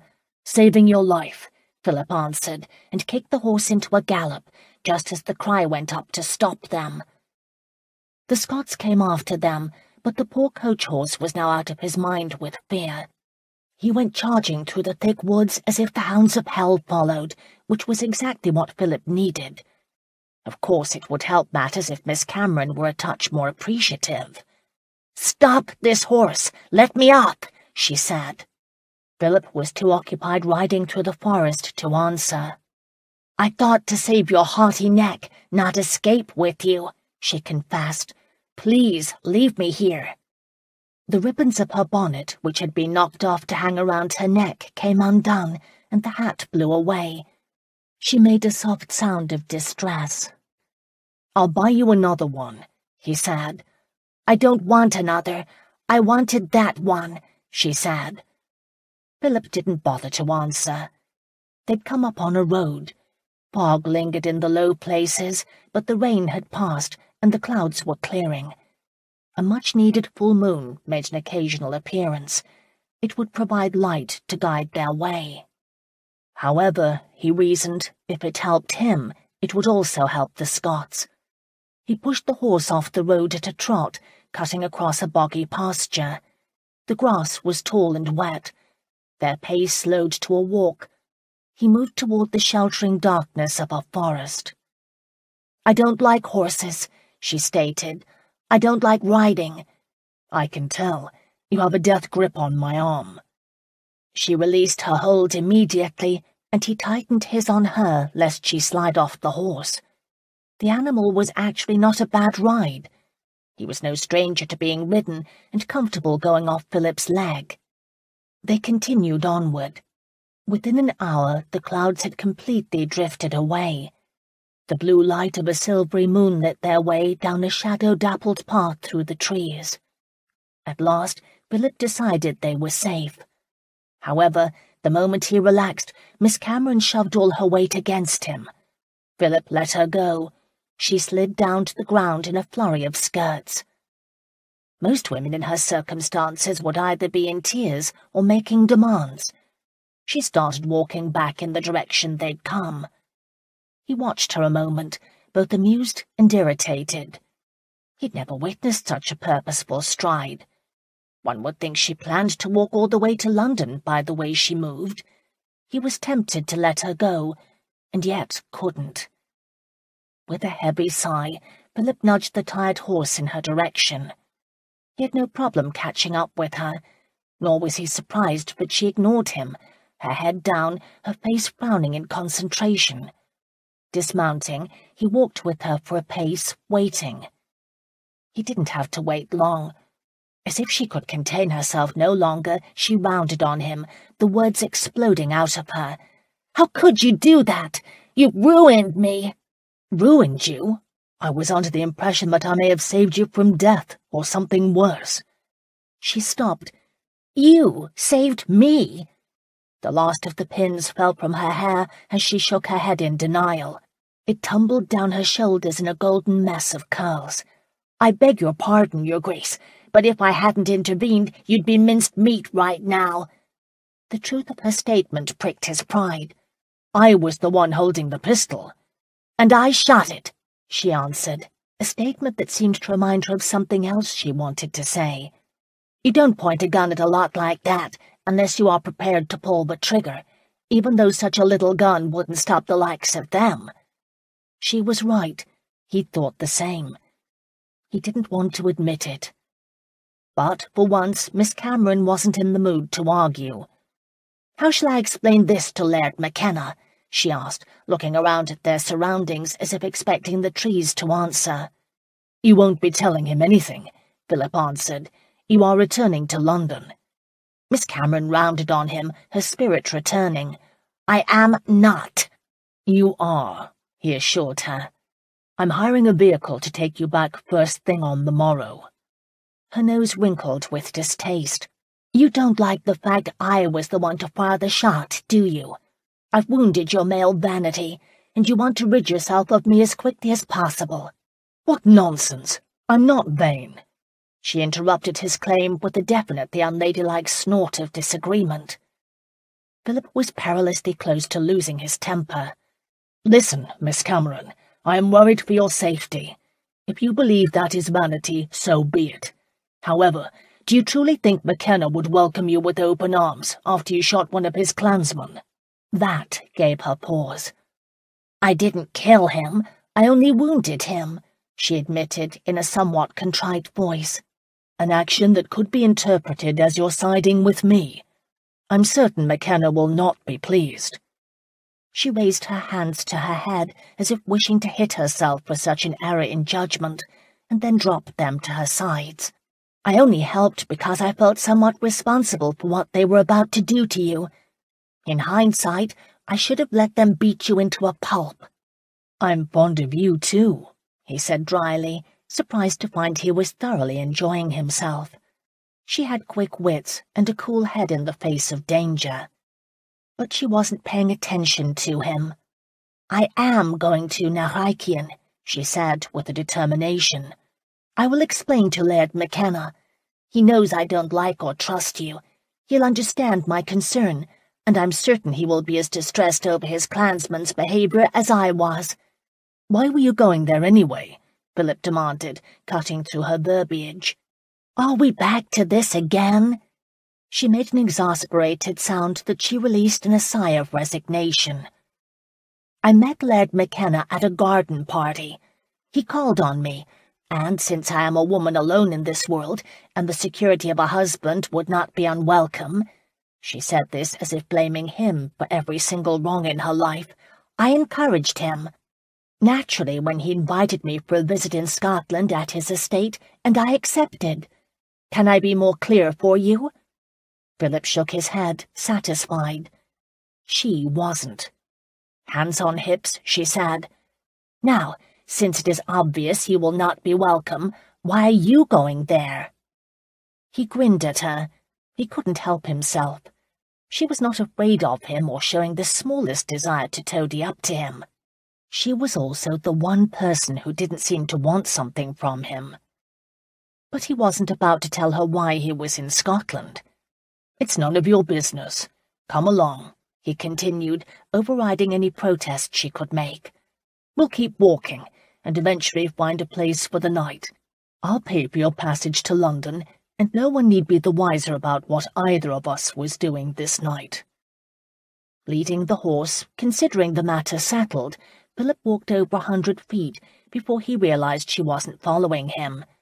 Instead, she was walking off in the opposite direction. "Damn it all," he muttered to the horse, his earlier admiration vanishing. "She can't do one thing I ask her to." He started after her. The horse lowered his head and dragged his back feet, a sign he wanted to rest, but had no choice other than to follow. She heard Philip approach. Her step quickened. He stretched his legs and had no trouble catching up with her. Philip walked alongside Miss Cameron for a bit before saying, "Homer." Her chin came up. She didn't ask about the word, but he sensed she wanted to. He waited. There was a long moment, filled only with the sound of their footsteps and their breathing. "Homer what?" she asked at last. He smiled. He gambled on her curiosity and won. "The name of the horse. I believe I shall call him Homer."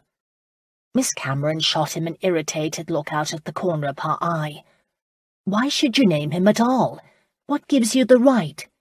"I have no right," he said. "However, the old boy has carried us well and deserves to be called something other than the horse.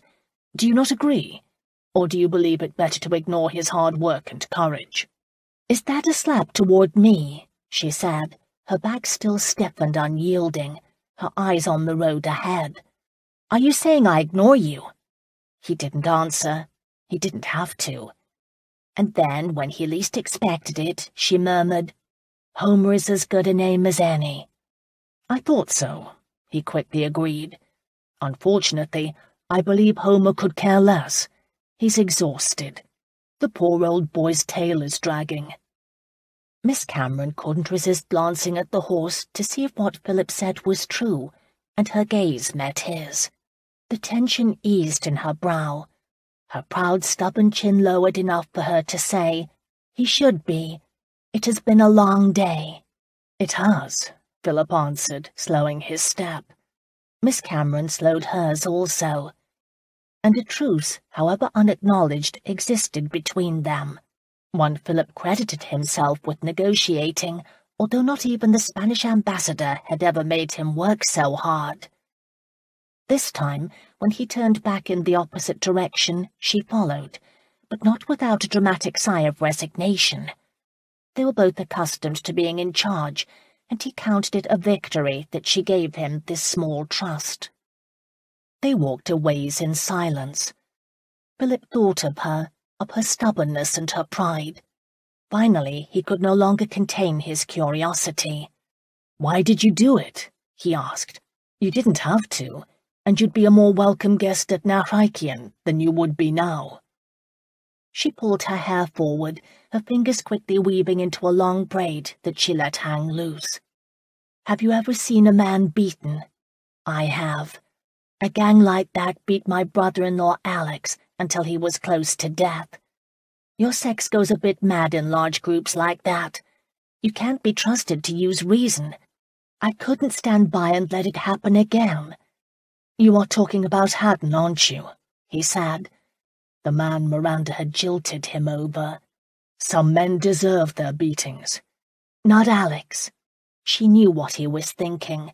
"They belong together," she reminded him quietly. "They would have been together years ago when they were younger. However, my father hated Indians, especially the Shawnee. You know Alex is a half-breed?" After his curt nod, she said, "He came to ask Father for Miranda's hand. Alex is truly more white than Indian. His father was an English officer. He'd been raised with privilege. He understood how to ask for Miranda properly. However, all Father could see was the part of him that was Shawnee. He and 3 of his friends beat Alex to the point where I feared they'd killed him. I helped Miranda cut him down from the tree where they'd tied him." "Perhaps your father had just cause," Philip said, not wanting to empathize at all. "He did. The Shawnee killed my mother and my baby brother Ben." She said this as a statement of fact, completely devoid of emotion. Philip stopped, shocked. "That is a good reason," he answered. "I'm surprised Miranda doesn't share it." A shadow passed in Miss Cameron's eyes. He sensed she wondered the same, but would never admit such. Her stubborn chin lifted. In a voice laced with pride, she said, "And be like you and your clan, and carry a grudge for 200 years?" She shook her head. "Men are ridiculous." "Some are. I have no grudge with anyone." "Except me," she swiftly reminded him. This woman never knew when to leave well enough alone. He swallowed his sharp retort, not wanting to give her any more fodder against him, and failed. "Tell me," he challenged, "what is your secret? How can you put aside the deaths of those close to you so easily?" Elizabeth's death haunted him, and he had no one to blame, save God, and he'd blamed him for years. "How can you accept anyone connected with your family's killers?" "Because life goes on," she said flatly. "Because, sad as it is, death is a part of life, especially on the frontier. The Shawnees in that war party were not Alex. To hold him responsible would be the same as equating you to Clement Fergus. Did you not inform me moments ago that you were not like them?" She was right. "Well put," he murmured. "And I know about blaming oneself," she continued. "Father did that for years. He'd left us that morning to go with some trappers to look at furs they had to offer. He'd seen the Shawnee, but had thought it was a hunting party." Her hands balled into fists as she walked. "We hadn't even known the Shawnee had gone on the warpath. Often something could happen miles away, and then war would spread before anyone could warn us. I was away from the trading post collecting kindling with Constance when Miranda came running to us in the woods. She'd seen them murder Mother in the garden. The three of us girls buried ourselves under a pile of leaves beside a fallen tree trunk. The braves came searching for us. They looked in the trunk, but didn't anticipate us hiding outside of it. We held each other's hands all night long. I've never been so frightened, and with Mother gone, I had to make the decisions. At last, Philip understood. The bonds between the Cameron girls were stronger than those of ordinary siblings. Would he and his twin experience this same need to unite together? But we survived, she said firmly. The three of us have held together over the years, and we shall continue to survive. In that one moment, Philip felt such a desire to believe his twin was alive. He didn't want Nanny Fry's letter to be a hoax. He refused to believe it could be. I still don't know if I could marry someone from those who killed a family member, he said. He would not forgive McKenna if he'd stolen his brother. He'd kill him. I don't know if I could either, Miss Cameron confessed. She noticed her fists were clenched and spread her fingers as if wanting to release the tension in them. She didn't look at Philip as she said, "It has caused a great deal of conflict in Miranda. It was the reason she sent Alex away all those years ago. She couldn't choose between him and her family." She stopped, facing him. "That's why, Your Grace, I made the choice for her the night of your betrothal ball. My intention wasn't to humiliate you. I just couldn't bear the thought of Miranda's giving up someone she loved, someone she was meant to be with for us. Not a second time. Her happiness is very important to me." "I didn't want her unhappy either," he agreed. "But could we not have had the discussion in private? Did half of London have to be a witness?" "That wasn't good," she admitted. "My only defense is that if I hadn't spoken up, she would never have told you herself. Once the betrothal had been announced, neither of you could or would have backed out." She was right. "Perhaps," she continued thoughtfully, "the reason you are so angry—" "I'm not angry," he assured, and he wasn't. Not any longer. "You had to be," she pressed, "especially if your heart was involved. Miranda had assured me it wasn't." "It wasn't," he interjected, "but my pride was." "There," he said, "complete and brutal honesty. It feels good. I haven't had the opportunity to practice it that much in London." "And there is no one to witness it?" she said, her voice light. "There's you, Miss Cameron. There is you." She studied him a moment, her intelligent eyes alive with speculation. "But don't," he warned her, "push your luck. I only have so much candour to spare in a day."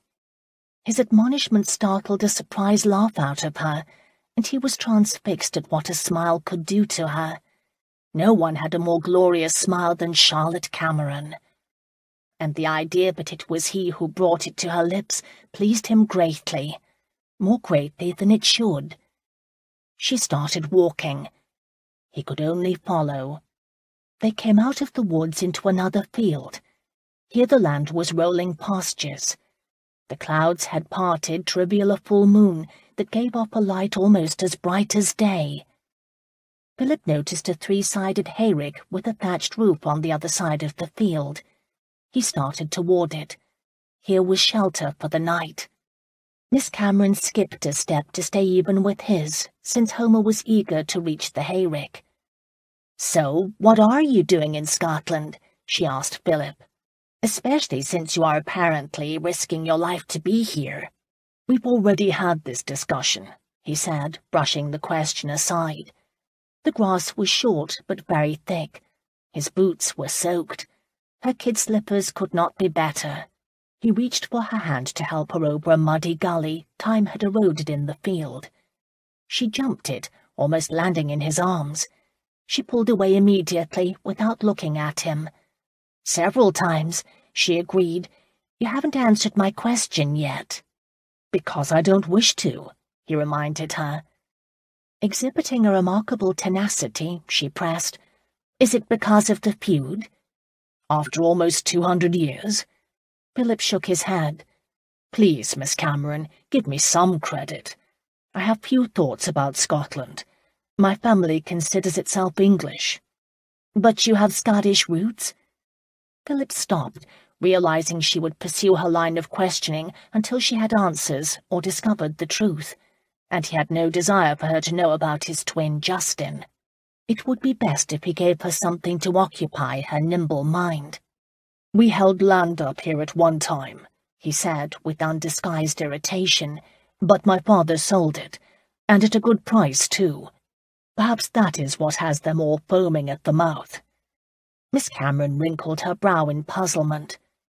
Has anyone ever attacked you before about this feud? No, he answered, and then hesitated, realizing that her questions were some he should have asked himself before he'd taken off hell-bent for leather upon receiving Nanny Fry's letter. It didn't make sense, and yet his brother may have been kidnapped over it. I knew of the feud as family law from both my grandfather and father. My father knew the present laird. They went to school together. They were friends? She asked, as if startled by the information. What did the laird say? He answered, curious to her response. Miss Cameron didn't like having the questions turned upon herself. In the silence, Homer tried to drop his head and graze. Philip tugged at his lead, a silent command for the disgruntled horse to be still. The movement gave her an opportunity to dodge his question. He's hungry. We should let him rest for the night. Oh no, Miss Cameron. You will not evade me, not after hounding me most of the night with your questions. What did the laird say? I'm assuming I was mentioned. This time she didn't dither. Laird McKenna didn't mention your father, but he did refer to you as his enemy.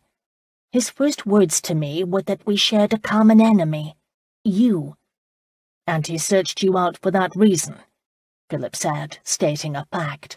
Nor did he believe it could be coincidence that Laird McKenna's interest in Miss Cameron would coincide with his receiving Nanny Fry's letter. Philip wanted to pull out the letter and study it for new clues or hidden meanings, but he knew he must wait until he had a moment alone. So, what did your father say about Laird McKenna? Miss Cameron pressed, interrupting his thoughts. Did he consider them friends? Not hardly, Philip confessed with a snort. When my father told me the story of the feud, he prefaced it by saying the McKennas are a strange lot. At one time they travelled in the same circles. Could something have happened then? I wouldn't know, Philip said, allowing his voice to echo the exasperation he was feeling. Perhaps, maybe. Certainly it is possible father could have insulted the man. In fact, it would be probable. My father could be quite ruthless when he had a mind to be. Like his son, she murmured. Philip narrowed his gaze at her.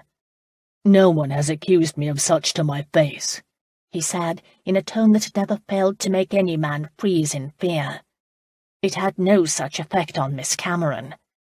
She stood in the moonlight, her eyes shiny with intelligence, her back straight and her head high.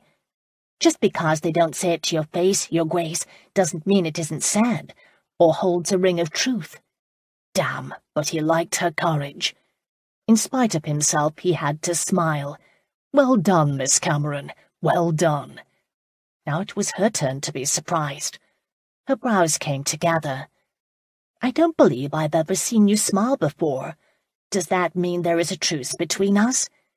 He let his smile widen before assuring her, absolutely not. Tucking Homer's lead, he began walking toward the hayrick. Behind him, she said, You'd best beware then, Colster. I am a fierce enemy. Philip almost laughed aloud at that statement. He turned, still walking, and said, I hope so, Miss Cameron. She didn't take offence. In fact, she gave a rueful smile and started following. You're incorrigible. Perhaps I should believe the things they say about you. Your drivers and their friends are still back the other way. You could ask them, he said, turning, the two of them falling into step together. Miss Cameron gave a mock shiver of disgust. "No, I made my choice when I shot one of them. Better bedevil you know." She said this last with such a cheerful attitude, Philip did laugh. He couldn't help himself, and she grinned back at him as if she'd accomplished a miracle. It bothered him a bit to be thought so sour. Fortunately, they'd reached the hayrick, and he was happy to change the subject. "We are finally in luck. This looks good enough for the night." The hayrick was full of freshly mowed hay. He took off his greatcoat and spread it on hay. "Stay here while I scout out the area." For once she didn't argue, but sank gratefully down onto his coat. "And you, my friend Homer," Philip said to the horse, who was excited to see so much fresh fodder, "you will graze over here." He led Homer over to a pasture and away from such a bounty of fodder. Removing his neckcloth, he used it to hobble the horse. Homer seemed content to give up his claim on the hay in return for a pasture of grass. Philip circled the area around the hayrick. Not far away was a line of trees and a running stream. He returned to tell Miss Cameron of his find. "I'll lead you to it, and you can have a moment alone," he offered delicately. "You don't need to," she told him. "I can find it." "I would feel better if you had an escort," he said. "And I need a moment of privacy," she informed with a note of finality. For a brief second he thought of challenging her, but then realized exactly how tired she was. The braid she'd put in earlier was completely undone, and with her hair loose around her shoulders, she looked younger, but as determined as ever. "You've done more today than an army of women," he conceded. "If you need me, call." "I shall shout my lungs out." He smiled at her terminology. "Careful, Your Grace, or you shall make a habit of smiling," she chided. "I'm always on my guard with you, Miss Cameron." His words seemed to catch her a moment. He expected her to offer another protest, but then, without so much as a murmur, she left the hayrick. He listened to ensure she was going in the right direction. She was.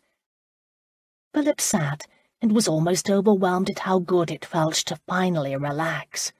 He couldn't wait to get these wet boots off. They felt molded to his feet. Finally, he was able to have a moment of privacy for himself to review Nanny Fry's letter. He removed his jacket. There were rips in the seams at the sleeve. He pulled the letter out and tossed the jacket aside. There wasn't enough moonlight this far into the hayrick to see the words, but Philip knew them by heart. What he wanted to do was touch the letter, to feel it, hoping for some divine guidance as to its authenticity. What if all this was a hoax? What if his brother had died? The idea didn't ring true.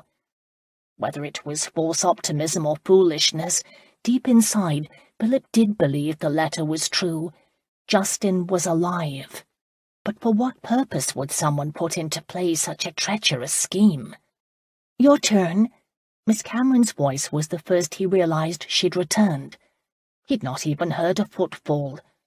With a start, he quickly folded the letter, and because he'd thrown his coat aside and didn't want to make an issue of the letter, he slid it under his greatcoat beneath him on the hay. She noticed his hasty movements.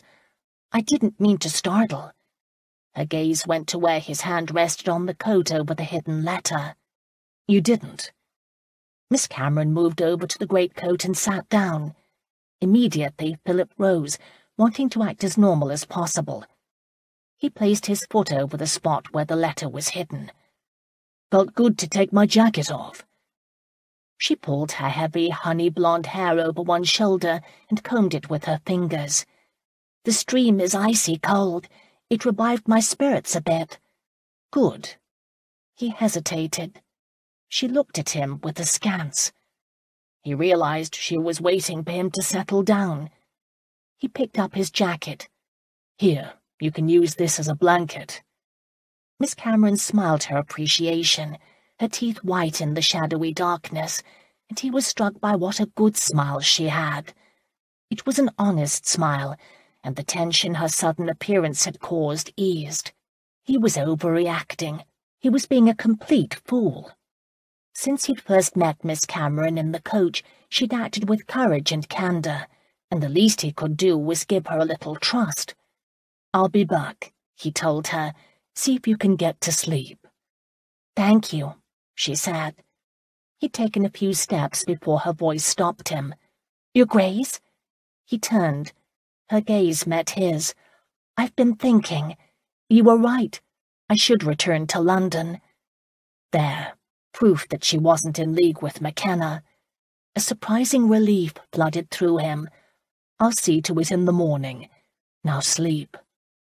He left, his step lighter.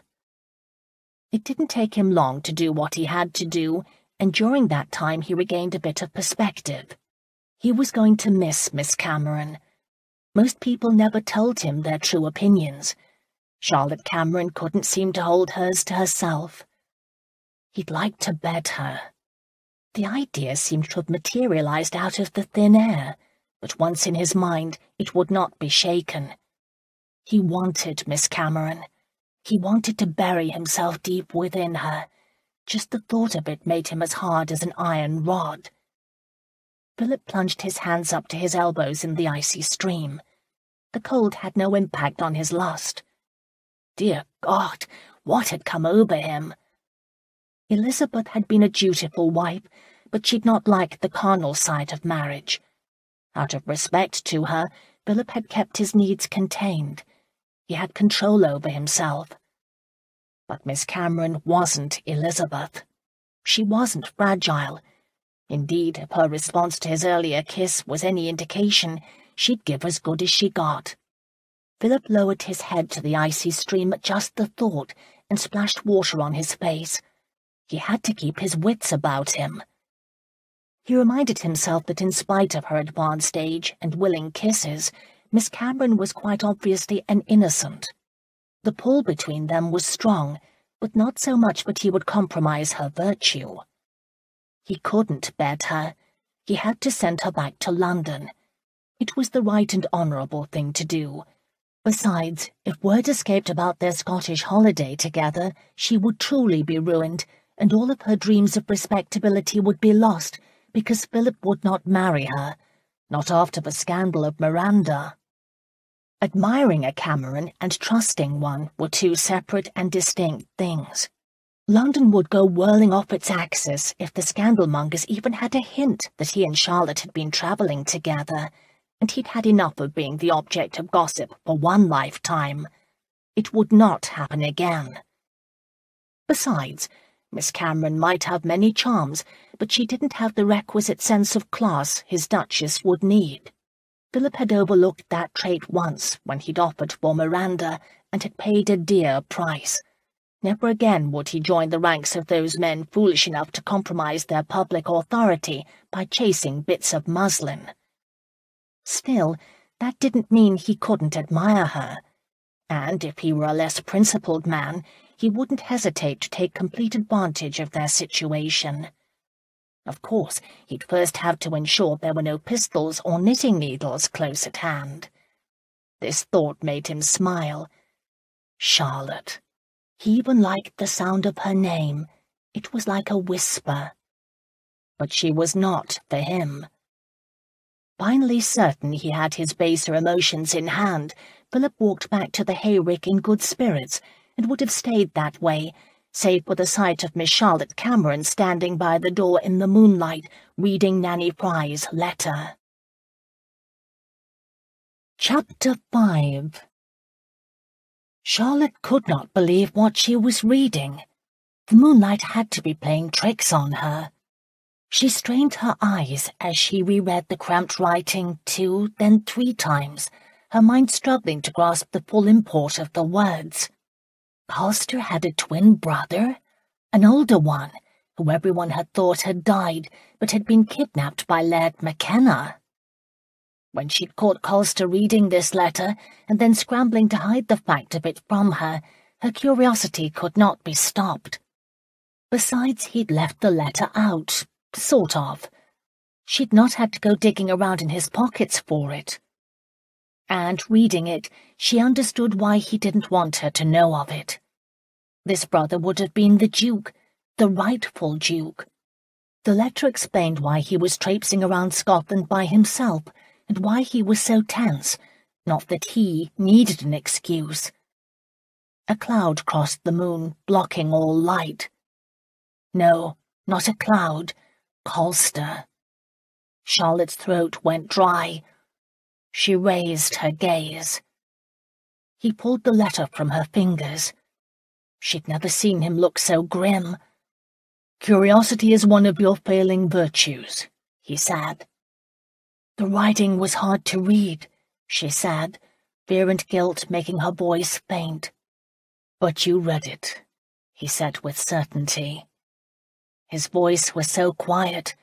He was angry, very angry. "You said we were enemies," she reminded him by way of a justification.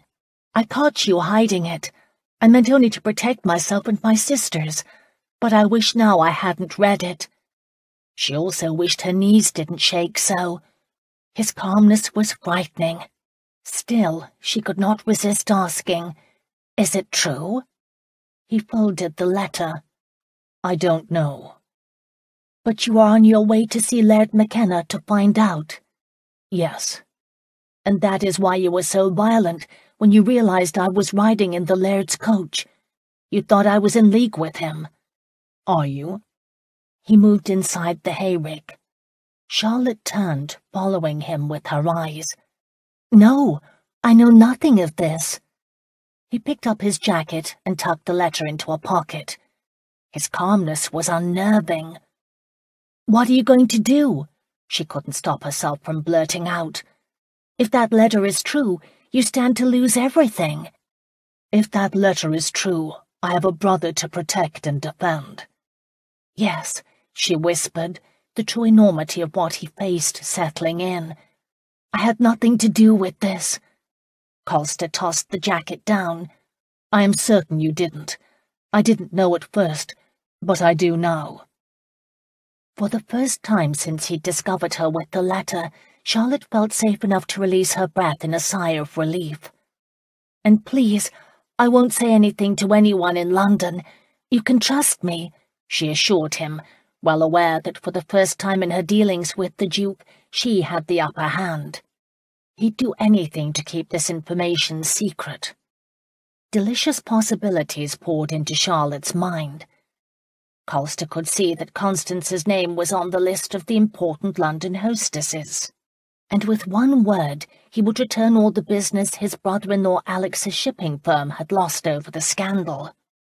Even better, he could do nothing to her personally now. Colster wasn't like Clement, his cousin.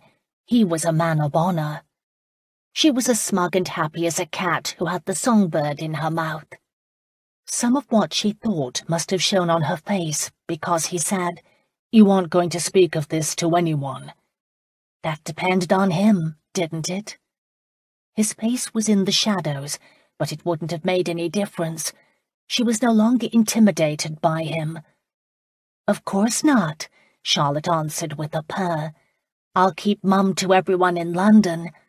"Oh no, you aren't going to London." This was just too satisfying.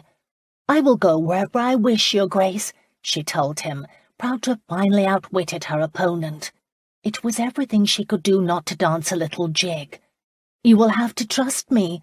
You have no other choice." Tension emanated from him.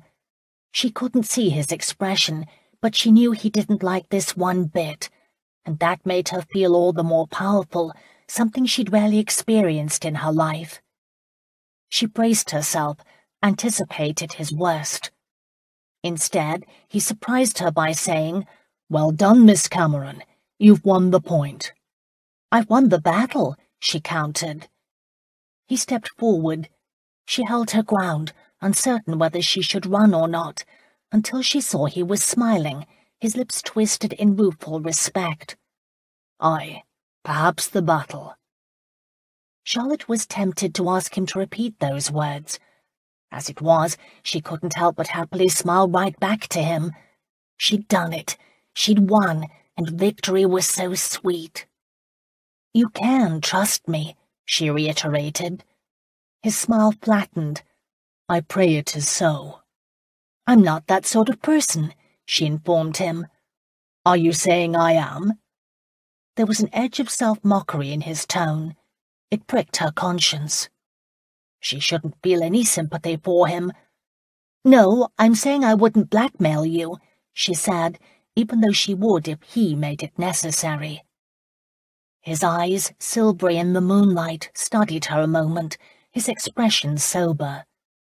"Thank you," he said at last, "but may I ask one favor of you?" "What is it?" "Would you help me get these boots off? The wet leather is about ready to drive me to madness, and I can't remove them myself." The change of subject caught her off guard, and then made her laugh. "I know how you feel. I kicked off my shoes the first minute I could." They were lined up beside the wall of the hayrick. She held out her hand. "Here, let me have your heel. I used to do this for my father." He sat back on the coat spread over the hay and raised his right foot, placing the heel in her offered palm. She tightened her grip. He pretended to wince. "You are a strong woman, Miss Cameron." She nodded, relieved the unpleasantness of the letter was behind them. "It comes from years of chopping my own firewood, Your Grace." "I dare say there are few earls' daughters who could make that claim," he answered, and she nodded her agreement. He really wasn't a bad sort. He just didn't like to be crossed, like any other man she'd ever met. She pulled on the boot. It moved, not far, but it did move. It was now a challenge. Charlotte tugged again. This time the boot held fast. "Who made these? Hobie?" she asked him with a grunt, naming the most fashionable bootmaker in London. She yanked on the boot so hard she almost fell back on the ground. No wonder he wanted the boots off. She went back at it again. Fighting the battle from his own end, with his own share of grunting, Colster repeated, "My bootmaker? No, Lob." Catching her breath, Charlotte said, "Lob? Isn't he out of fashion? I thought everyone of importance used Hobie." His brows drew together. "You shouldn't believe everything you read in the newspapers. My father used Lob." He offered his boot to her again. She took it. "My grandfather used Lob. His father used Lob, and I—" "Use Lob," she said in unison, giving the boot a pull. It finally slid off. She took a step back from the exertion. In spite of being wet, the leather was still good and soft. She could see why he used Lob. Setting the boot on the ground, she asked, "Will the next be as difficult?" "No, this one is easier." It wasn't. By the time they were done, she was laughing. She couldn't help herself. The hour was late, she was tired, and she'd spent a good portion of time being the Duke of Colster's lackey. She sat down on the far side of his greatcoat. He took off his stockings. Her feet were bare.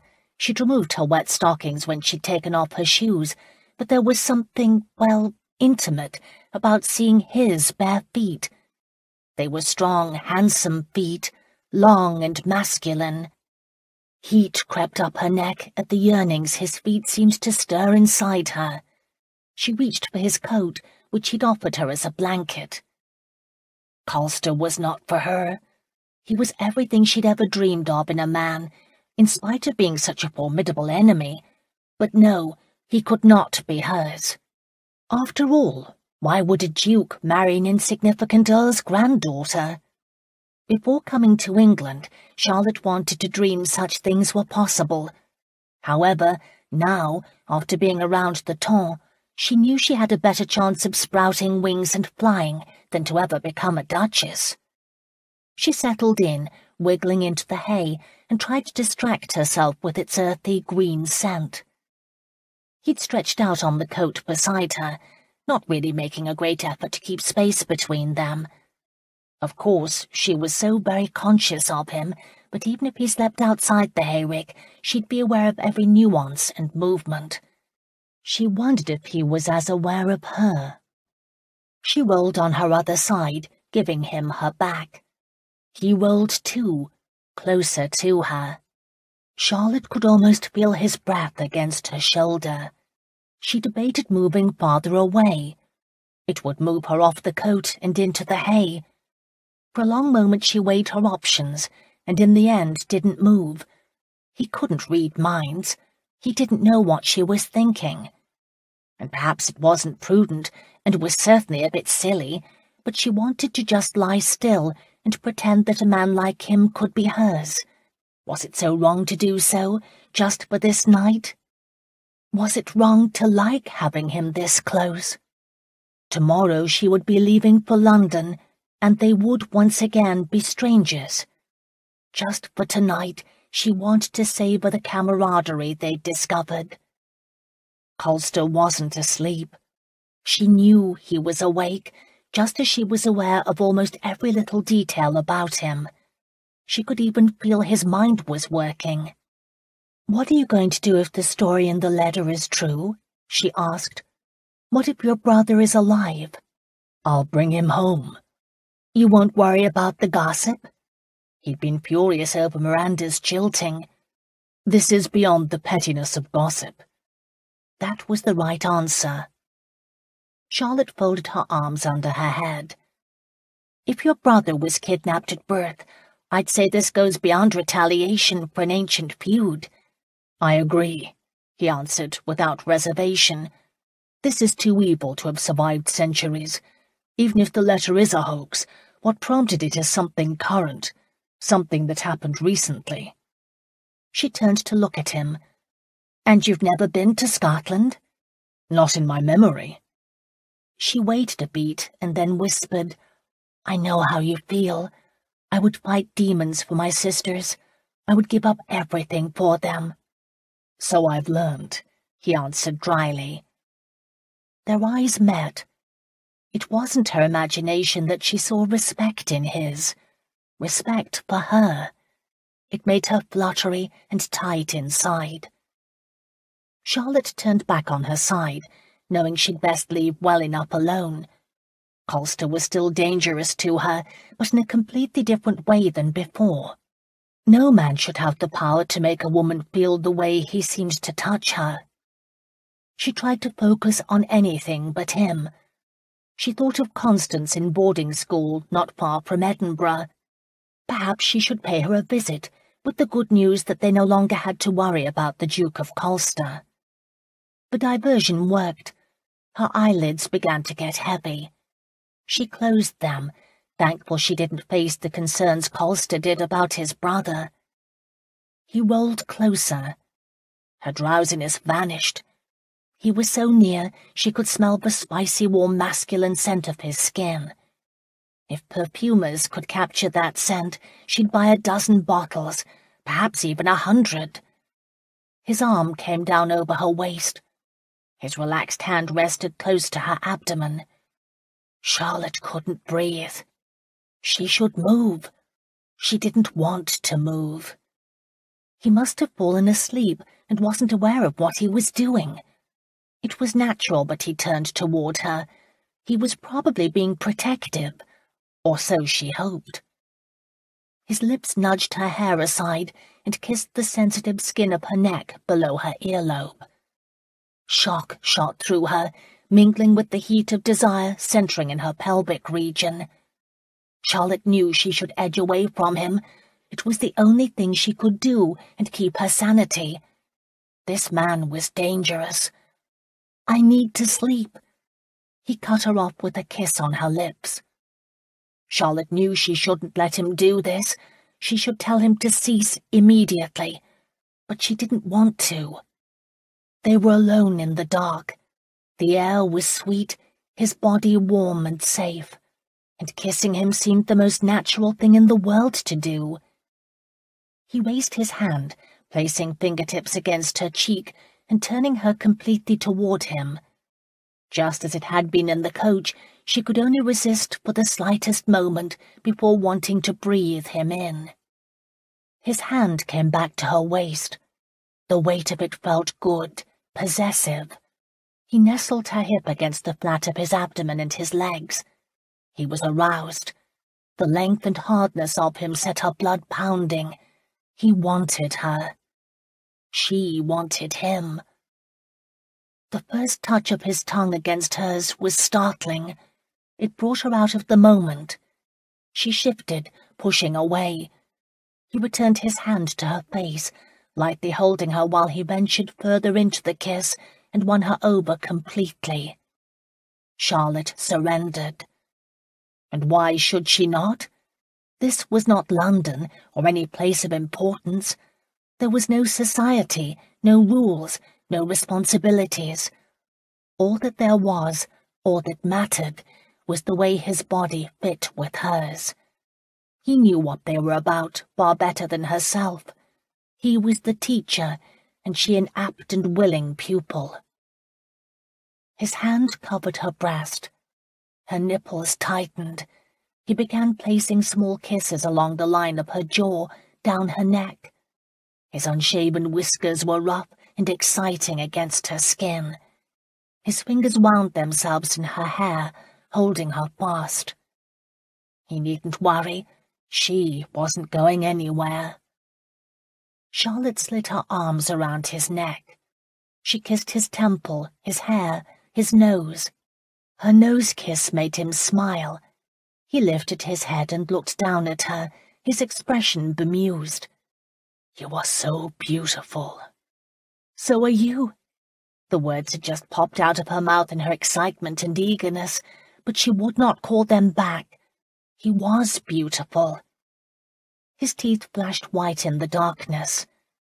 "Sweet, sweet Charlotte, you are a constant surprise." Any resistance she might have had left melted. She liked being a source of surprise. Certainly he amazed her, and when he brought his lips down for another kiss, she held nothing back. Dreams were made for moments like this. This man was worthy of her. He wasn't like Thomas, narrow-minded and backward, and expecting her to choose him over her family. No, Colster was the only man who'd ever challenged her as if she were an equal.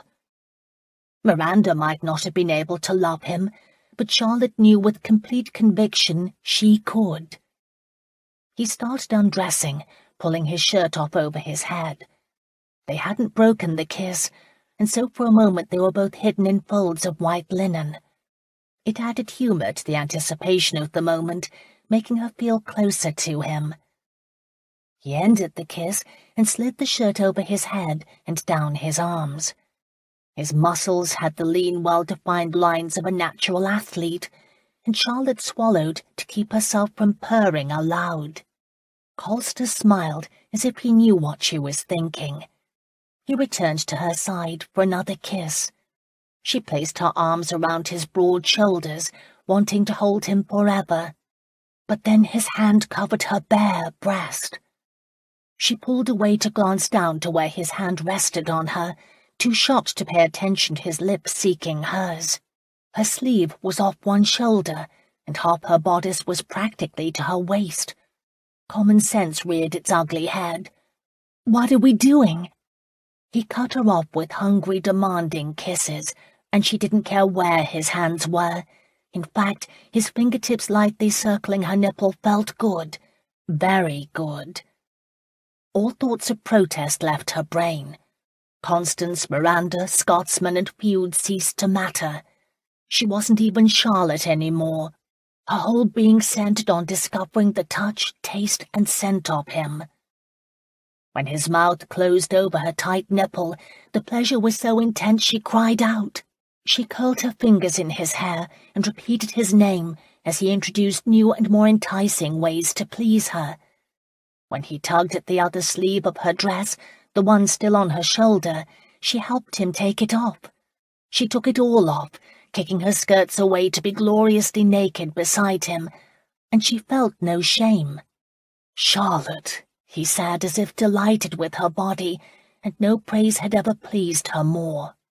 She felt afire with her wanting of him. All skittishness had vanished. She'd been created to be with him. He ran his hand up her legs with more purpose than he'd done in the coach. This time she didn't flinch, and when she first felt his touch, she thought she would weep from the joy of it. Charlotte knew what was going to happen between them. The tension between them was to the snapping point, and just as she did in every other facet of her life, she went after what she wanted now. Impatiently, she tugged at the band of his leather breeches. She'd given all, now let him. "You undo them," he ordered quietly. Her fingers went right to his buttons. She twisted the first free, then the second. His skin was warm against the backs of her fingers. As she reached to unfasten the third, she brushed his erection. It was the most incredible thing she'd ever touched. Different than what she'd imagined, and yet exactly what she would have anticipated. She unbuttoned the remaining 3 buttons and pushed his breeches down so that she could feel all. Colster rewarded her with a sigh of pleasure. In her experience, men were hard, hairy creatures. She'd never imagined there could be anything about them this smooth, this soft, this sensitive. She ran a fingertip up its length in experimental wonder. His reaction was immediate. With a low growl, he took her down to their bed of sweet hay, settling himself between her legs. "You are delightful," he whispered, before claiming her with a kiss that sucked the very breath out of her body. Charlotte was defenseless against such an onslaught. This was perfect. It was right. It was the way things were meant to be. From the moment he'd entered her coach, her body had ached to join his. She understood that now. Colster combed her hair back with his fingers. Her breasts were flattened against his chest. Her legs cradled his hips. He kissed the line of her jaw, the underside of chin, encouraging her to arch back, lifting her hips slightly, and then he entered in one smooth, strong thrust. The magic disappeared. Reality arrived in a sharp sear of pain. She would have scrambled out from beneath him, but he leaned his weight against hers, holding her in place. "Gentle, gentle," he whispered. She didn't know if he spoke to her or was telling himself. "It's over. It won't hurt again." The pain was ebbing, but the consciousness of reality stayed in place. What had she done? A part of her wanted to weep. Another, the part of her still connected with him, wanted more. Colster understood. "I'm sorry, Charlotte, but I can't let this end here. You'd hate me." She hated him now. She'd hate him forever. He began to move, long, steady, careful thrusts. Slowly, her body adjusted to accommodate him. What had seemed alien began to feel right as she stretched to accept all of what he offered. And it was beginning to feel good. She turned her head, searching for his kiss, needing his reassurance. He was right there, watching her, caring for her. This kiss was more personal than the ones they'd had before. Simpler and honest. After all, what was done, and she relaxed, releasing fully into making love to him. Nor did Charlotte believe she was the only one affected. Colster seemed to lose himself. His kisses, too, were increasingly urgent. He reminded her of a starving man feasting on his first meal. He kissed her lips, her eyelids, her ears, and her neck. His thrusts went deeper and with more force. He'd been right, the pain had been momentary. Charlotte's body began moving instinctively with his. She met each of his thrusts and found the rhythm they needed. In his arms, she imagined them dancers, and the music was the sound of their breathing and their own driving need.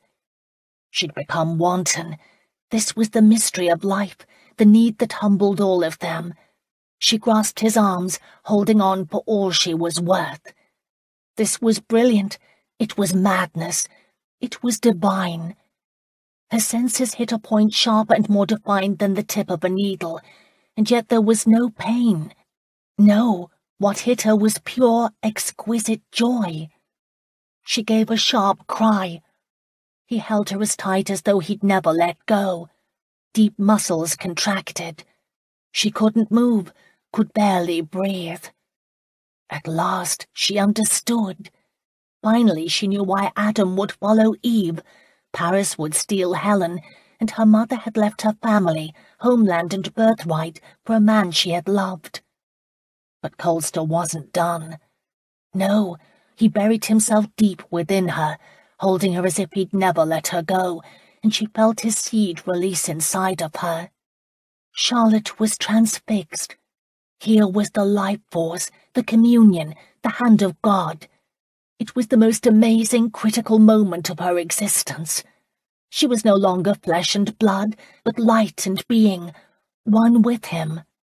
This was the man she'd been waiting for all of these years, her Duke, and he was bolder and stronger and more handsome than she could have ever conjured from her imagination.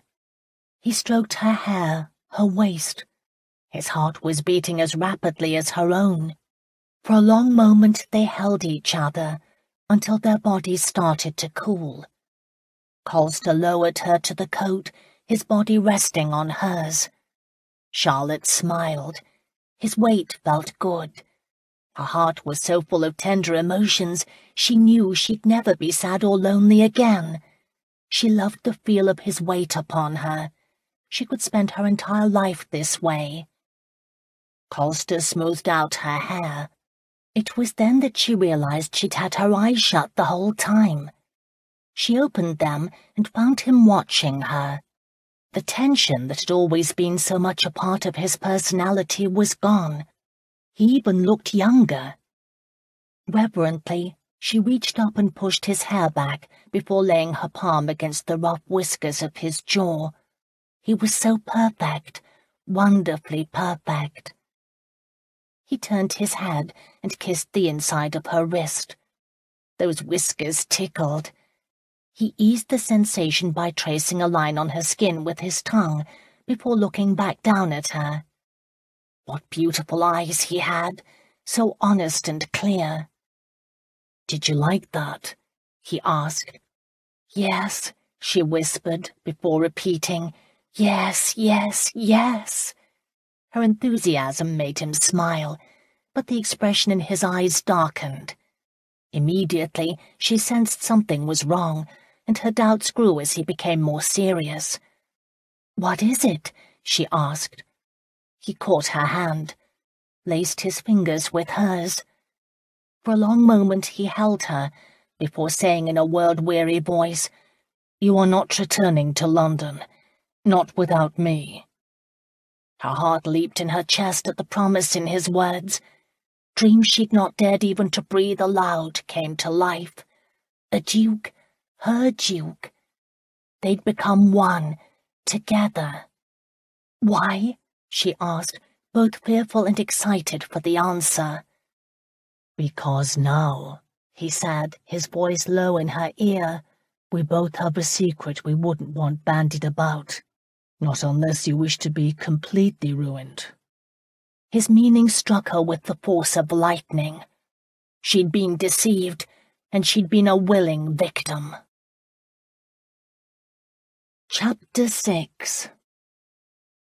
As the full meaning of his words sank in, Charlotte drew back in horror, and Philip hated himself. Pride was what Charlotte Cameron valued. It was what had driven her to come to England and seek a future for her family through the time-honoured system of making an advantageous marriage. He had destroyed her worth on the marriage market. Without family connections or dowry, all she could offer a man was her purity, something he'd just ruthlessly taken. He'd stripped her of everything. "It's your silence for mine. We are even." His conscience screamed at him. "You did this on purpose?" she demanded. The set of her jaw tightened.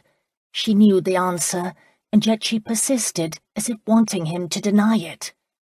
"I did what I must," he answered, his voice cold. Yes, he'd done what was necessary to protect his family and his name, and yet theirs had been no ordinary coupling. It was almost as if the tables had been turned.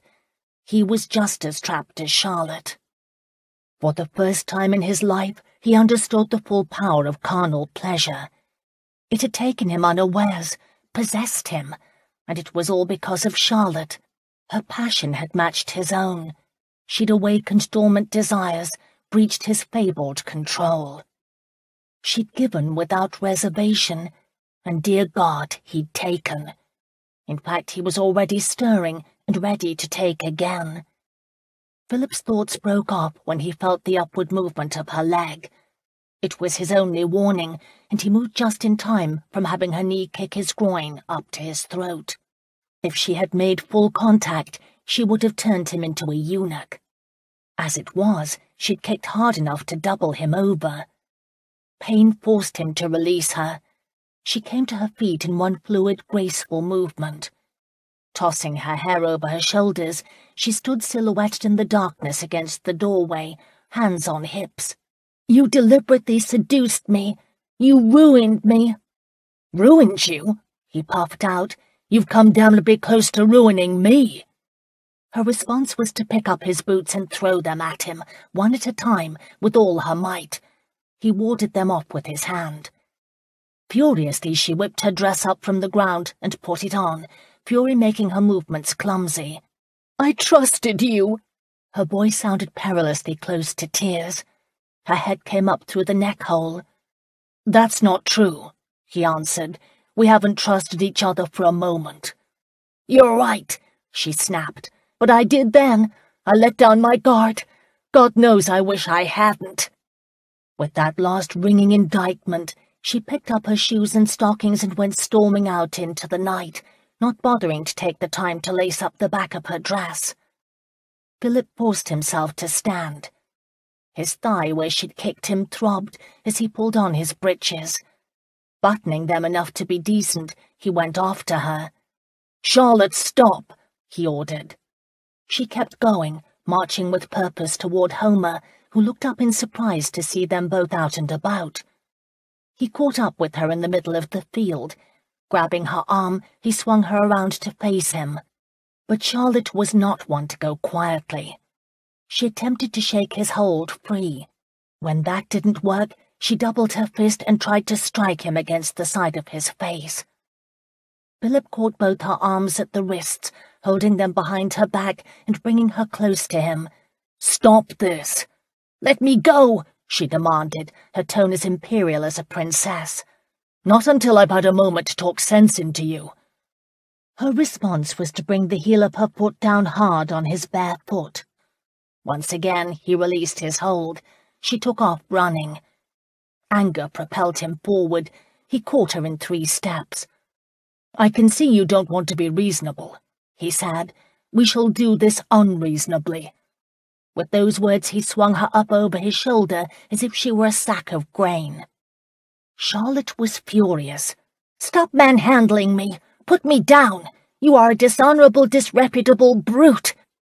These were words but had never been applied to Philip before.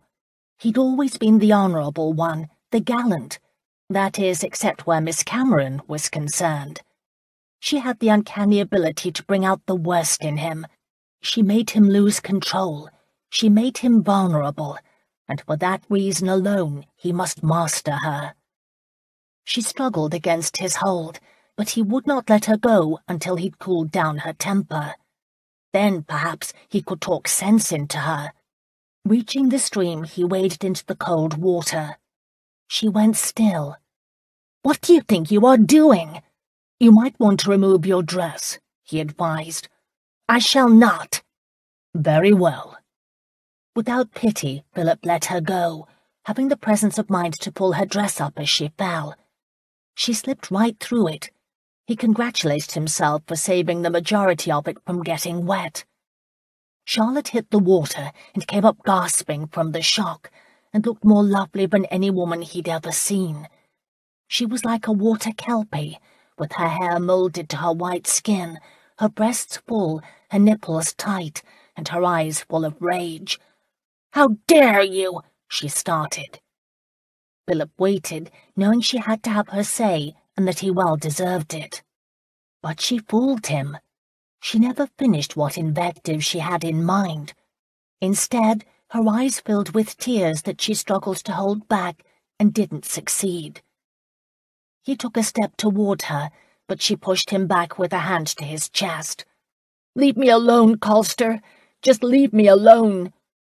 Phillip didn't like her this way. He preferred Charlotte fighting and full of spirit.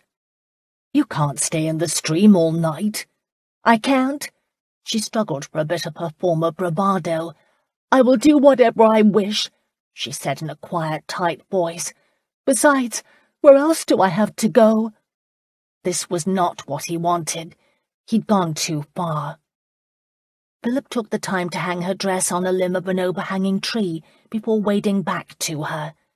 She turned from him, crossing her arms against her breasts. "Leave me be," she ordered. He stopped. They stood less than 10 inches from each other, and he realized the truth. "I can't." A bit of her defiance returned. "That wasn't a suggestion, Colster. It was a command." Hours earlier her high-handedness had rankled. Now he was so relieved to see a return of her spirit, he grinned like a fool. She caught sight of him. "What is the matter with you?" she complained. "You take me against my will?" "Against your will?" he questioned, raising a doubtful eyebrow. "It was not what I'd planned for this evening," she shot back. "None of it has been what we planned for this evening. But upon my word, Charlotte," he said with brutal honesty, "I'd not have undone any of it." He'd hoped his confession would soften her. He was wrong. "Of course not," she replied. "You got what you wanted." He hated the bitterness in her voice. "No, I did what I must. And if you'd been me, you would have done the same. But that doesn't mean, Charlotte, that I wasn't as fully engaged as you were. The intensity between us was rare. It's not like this for everyone." She glared at him through wet, spiky eyelashes, as if suspecting that he toyed with her.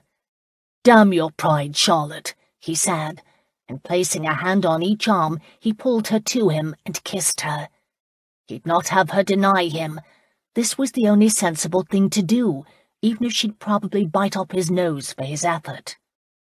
Charlotte's body went rigid. She raised her arms as if preparing to use all her might to push him away. Stubbornly, Phillip insisted. There was a war of wills, and then her lips went warm and soft. He'd won. Or had she won? He couldn't tell, because when, with a soft sigh, she wrapped her arms around his neck, Phillip lost the ability to think clearly. He no longer felt the cold. It was as if a spell had been cast over him. The moon, the water, and her nakedness heightened the enchantment. He could kiss Charlotte every minute of every day and never tire of it. She broke the kiss. Leaning her head against his chest, she whispered, "I don't want this. I shouldn't want this." "I know." He did.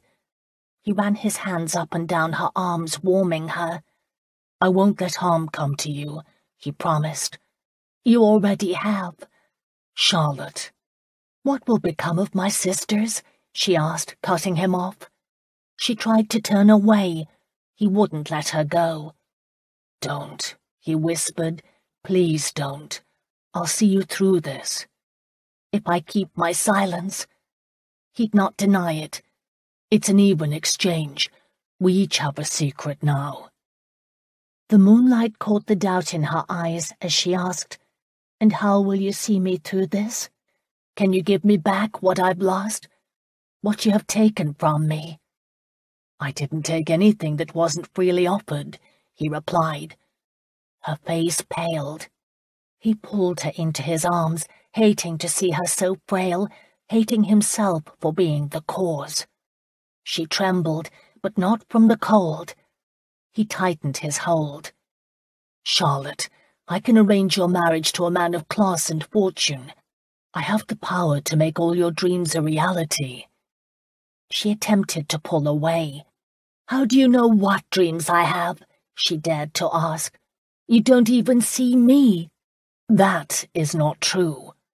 He slid his hand along her neck, his fingers in her hair. I see you too well. Therein lies the problem, he confessed before kissing her again.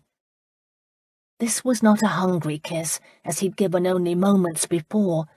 His desire for her was still present and strong, but there was something else at work here too. He wanted Charlotte to trust him. He wanted the walls down between them. He wanted her. The salt of her tears broke the kiss. She looked away. I don't usually cry. Not ever. There's no sense in it.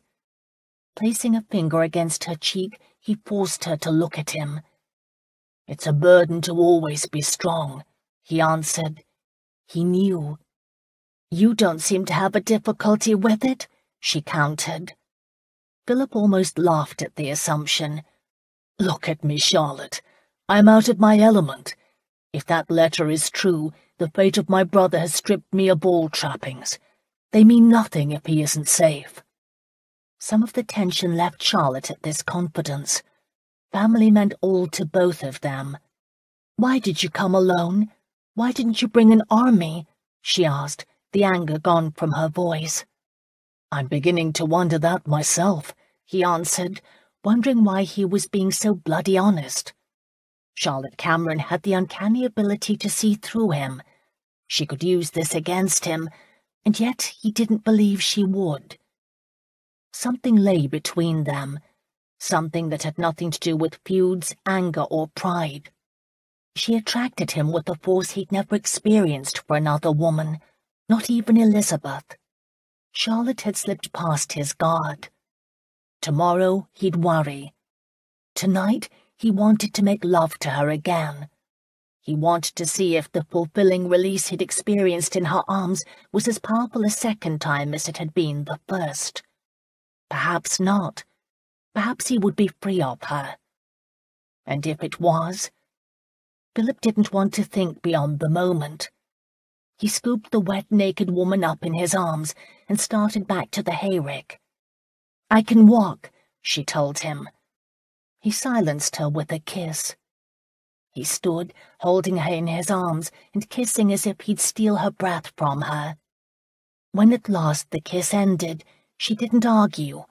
Instead, her arms came up around his neck. He could feel her watch him as he carried her to the hayrick. He understood her doubts. They both had everything at stake, and it was this thought, as he walked toward the hayrick, that finally pierced his conscience. Lust and desire could not supplant honor. The cost would be too high. Sober now, he entered the hayrick and lowered her to his greatcoat. He reached for her coat as a blanket. Charlotte's eyes were so huge they threatened to swallow her face. "Don't worry," he told her quietly, torn between a desire to make love to her and an understanding that they had already gone too far. "I'm not going to take advantage of you. I've come to my senses. I'm not a complete bastard, Charles." His declaration was cut off as she rose, pulled him down to her, and kissed him with everything she was worth. Any thought of being noble fled Philip's mind. Instead, he kissed her back with all the passion of his being. Their bodies melded together. He didn't even remove his breeches. It was all he could do to unbutton them. Her body, strong and resilient, met his thrust for thrust. He went hard and deep, finding his pleasure in hers. What was more amazing was that this time his release was even more powerful than the last. He didn't bother to hold back. He couldn't. It was as if he'd been destined for this woman. This was the way it was meant to be. He could no more have reined in his drive than he could have harnessed the moon. Afterward, spent, Philip held her in his arms, her coat covering them. For once, life made sense. Her hair was still damp from the freshwater stream. Tired, sated, Unspeakably content, he curled a lock of it around his finger. Charlotte was the first to break the silence. "Is it always like that?" she asked, her voice lazy with sleepiness. "It's never been like that," Phillip said honestly. She lifted her head, her palm flat against his chest. "Truly?" He smoothed her hair back before saying, "Making love to you is like touching the hand of God." She laughed, pleased but not quite believing him. It didn't matter. Her long lashes brushed his skin as she closed her eyes. Phillip buttoned his breeches, holding her close. He thought her asleep, but then she asked, "What does happen if your brother lives?" He smiled. "Always curious," he accused. "It's my besetting sin," she confessed. Phillip chuckled, valuing the wit and friendship he was discovering in this woman, before confessing soberly, "I don't know what will happen. I only pray that whatever it is, I can make it right." "You will. You're the Duke." "But even dukes could be wrong." "I believe," he said wearily, "that tomorrow we'll both return to the English garrison at Fort William. I can't do this alone. I shouldn't." She stirred, her eyes still closed.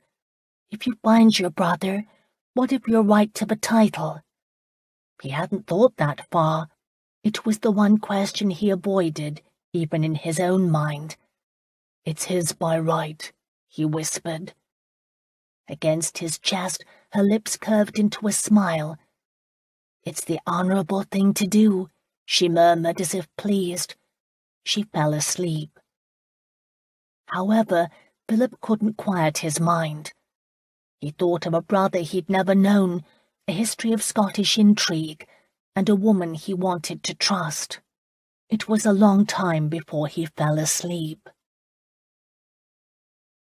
Charlotte had never slept so well. Cool air roused her.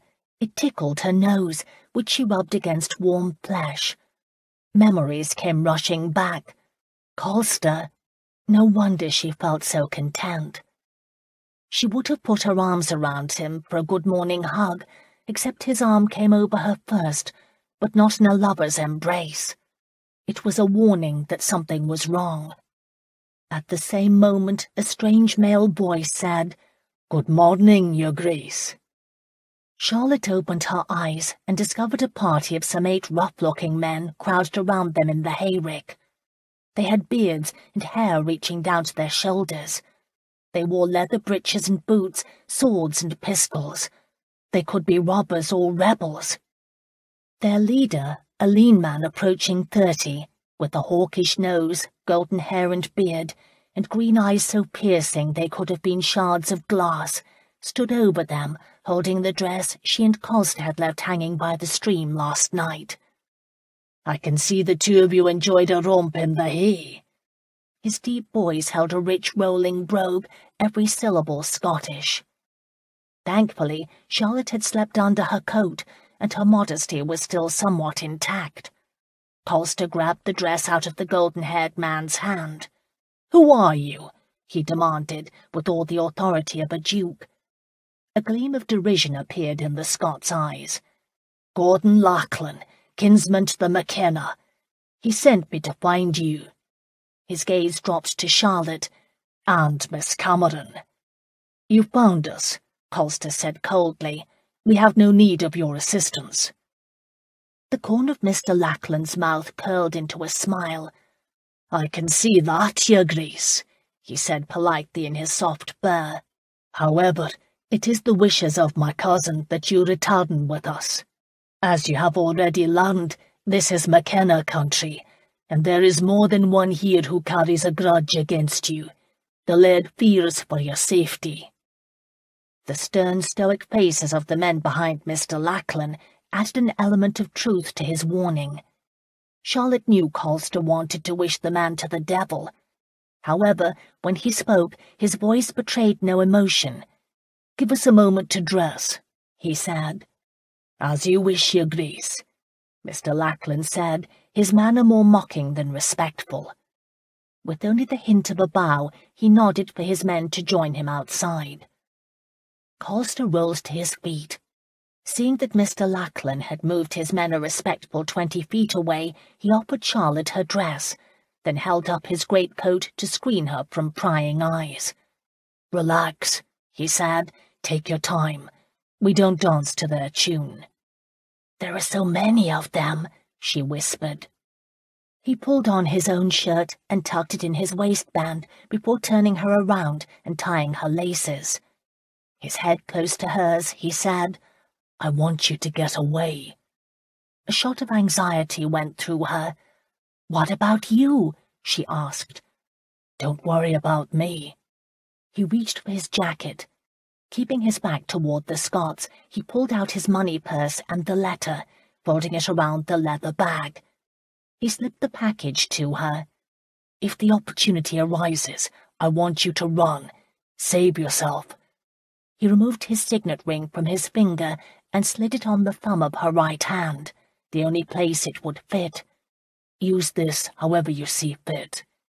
"What of you?" He pulled a piece of hay from her hair and tossed it aside before meeting her worried gaze. "I was meant to be here. That was decided the day I was born. I will settle this matter now." He picked up his stockings and boots and started to finish dressing. The boot reminded her of helping him the night before and its aftermath. They shouldn't have lingered. They should have known the danger they were in and run while they'd had a chance. Raising his voice, Colster said, "Lackland, my lady's shoes and stockings are out in that field. Bring them to her." None of the Scots liked being given an order. Lackland frowned like the others, but turned to a tall, dark-haired, bearded man dressed in homespun. "Talbot, fetch the lady's shoes." Talbot did as bid. He must have been accustomed to taking orders, for he didn't even so much as offer a parting scowl in Colster's direction. Colster was on his feet now. He'd left the collar of his shirt open, since the neckcloth had been used to hobble Homer. In spite of that, he still cut a dashing figure. He swung his greatcoat over one arm. Charlotte had not moved from where he'd left her. "They could kill you," she warned, her every instinct saying this was true. Colster boldly laughed away her fears. "They won't, not yet at least." "I don't know that is true," she whispered. "Don't the Scots have a history of slitting throats?" Before she could say more, Lackland's man Tavis arrived with her shoes and one stocking. "This was all I could find," he said, his voice deep and musical with its soft accent. There was a kindness in this man that she sensed the others lacked. "Thank you," she murmured, so upset she couldn't look at him. "Charlotte," Colster said, when Tavis had joined his compatriots. She shook her head. Her nerves were stretched thin. She had a bad feeling in her stomach. Colster took her in his arms in front of everyone. "Look at me." She raised her gaze, holding back tears. He smiled at her and lightly ran his thumb across her lower lip, a lover's gesture. "Be brave." It was what she'd needed to hear. She straightened her shoulders. "Lord McKenna won't hurt you. I won't let him." "Any authority you have over him will be greatly appreciated," he assured. "I'm not proud when it comes to my own neck. Now come, let us show them our courage." The stocking by itself was worthless, and the red garters she'd once been so proud of were lost in the hay. She slipped on her nearly ruined shoes, allowed Colster to take her hand in his own warm, reassuring one, and let him lead her outside. The day was going to be warm. The skies were clear and blue. The air was filled with the gurgling sounds of the stream and birdsong. Nothing untoward could happen on such a beautiful day, or so Charlotte told herself. Mr. Lackland was already mounted on a handsome bay. He'd been speaking to a black-haired man of his height and age. They were quarrelling, but stopped when she and Colster walked out of the hayrick. "Your Grace, Mr. Lackland said. "My laird bid me to personally ride to him with the news of your capture. My cousin Bruce shall escort you." Charlotte took an immediate dislike to Bruce. He was a handsome man, but had cruel eyes. "Bring that horse over here," Mr. Lackland ordered, indicating Homer, who was snoozing in the sun. Again, it was Tavis who did the work. "Don't tarry, Bruce," Mr. Lackland warned his cousin. "The laird will be waiting." He put his heels to his horse and rode off. Bruce watched him go. He looked to the others. "Gordon wants it all for himself, doesn't he?" "He's doing as he was told," one answered in Mr. Lackland's defence. "I should have been in charge," Bruce muttered. "As it is, I'm being treated no better than Tavis." Another man spoke up. "The laird treats both you and Gordon equal." "But we are not, are we?" Bruce countered. No one dared to answer him, and the response seemed to take his temper a notch higher. "I should have been in charge of this. I should have been in charge from the beginning. I know what needs to be done. Mount up," he ordered. He climbed into his own saddle before swinging his hard gaze toward Charlotte and Colster. "So, you are the Grand Duke. You don't appear so mighty now." Colster held his tongue. Bruce turned to a rider with brown hair pulled back in a long queue, a broken nose, and a sweaty shirt. "Dougal, take the woman up with you."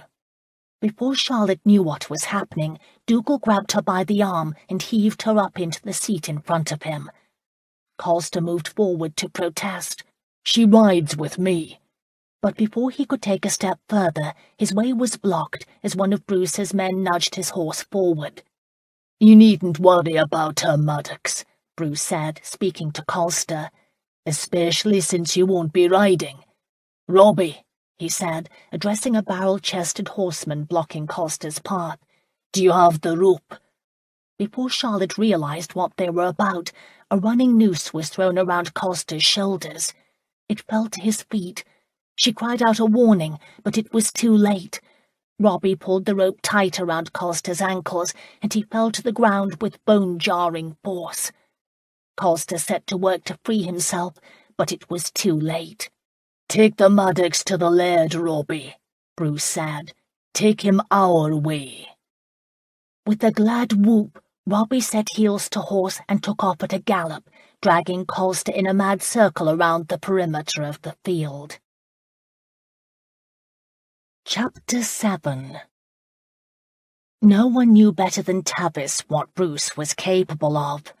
After all, he'd stolen Tavis's wife.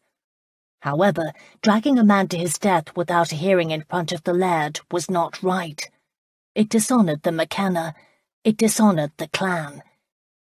Tavis glanced around at the others. Some appeared as uncomfortable as himself. Others grinned as if they thought it great sport. No one seemed ready to speak up against injustice. And who was he to challenge those more favoured, especially when this was his first long-awaited opportunity to ride with the warriors?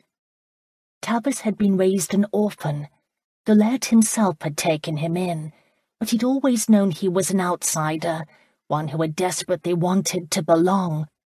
Tavis wanted to prove his loyalty to the clan that had adopted him, and for years he had secretly practiced at swordplay, honing his skills and waiting for a day like this to arrive.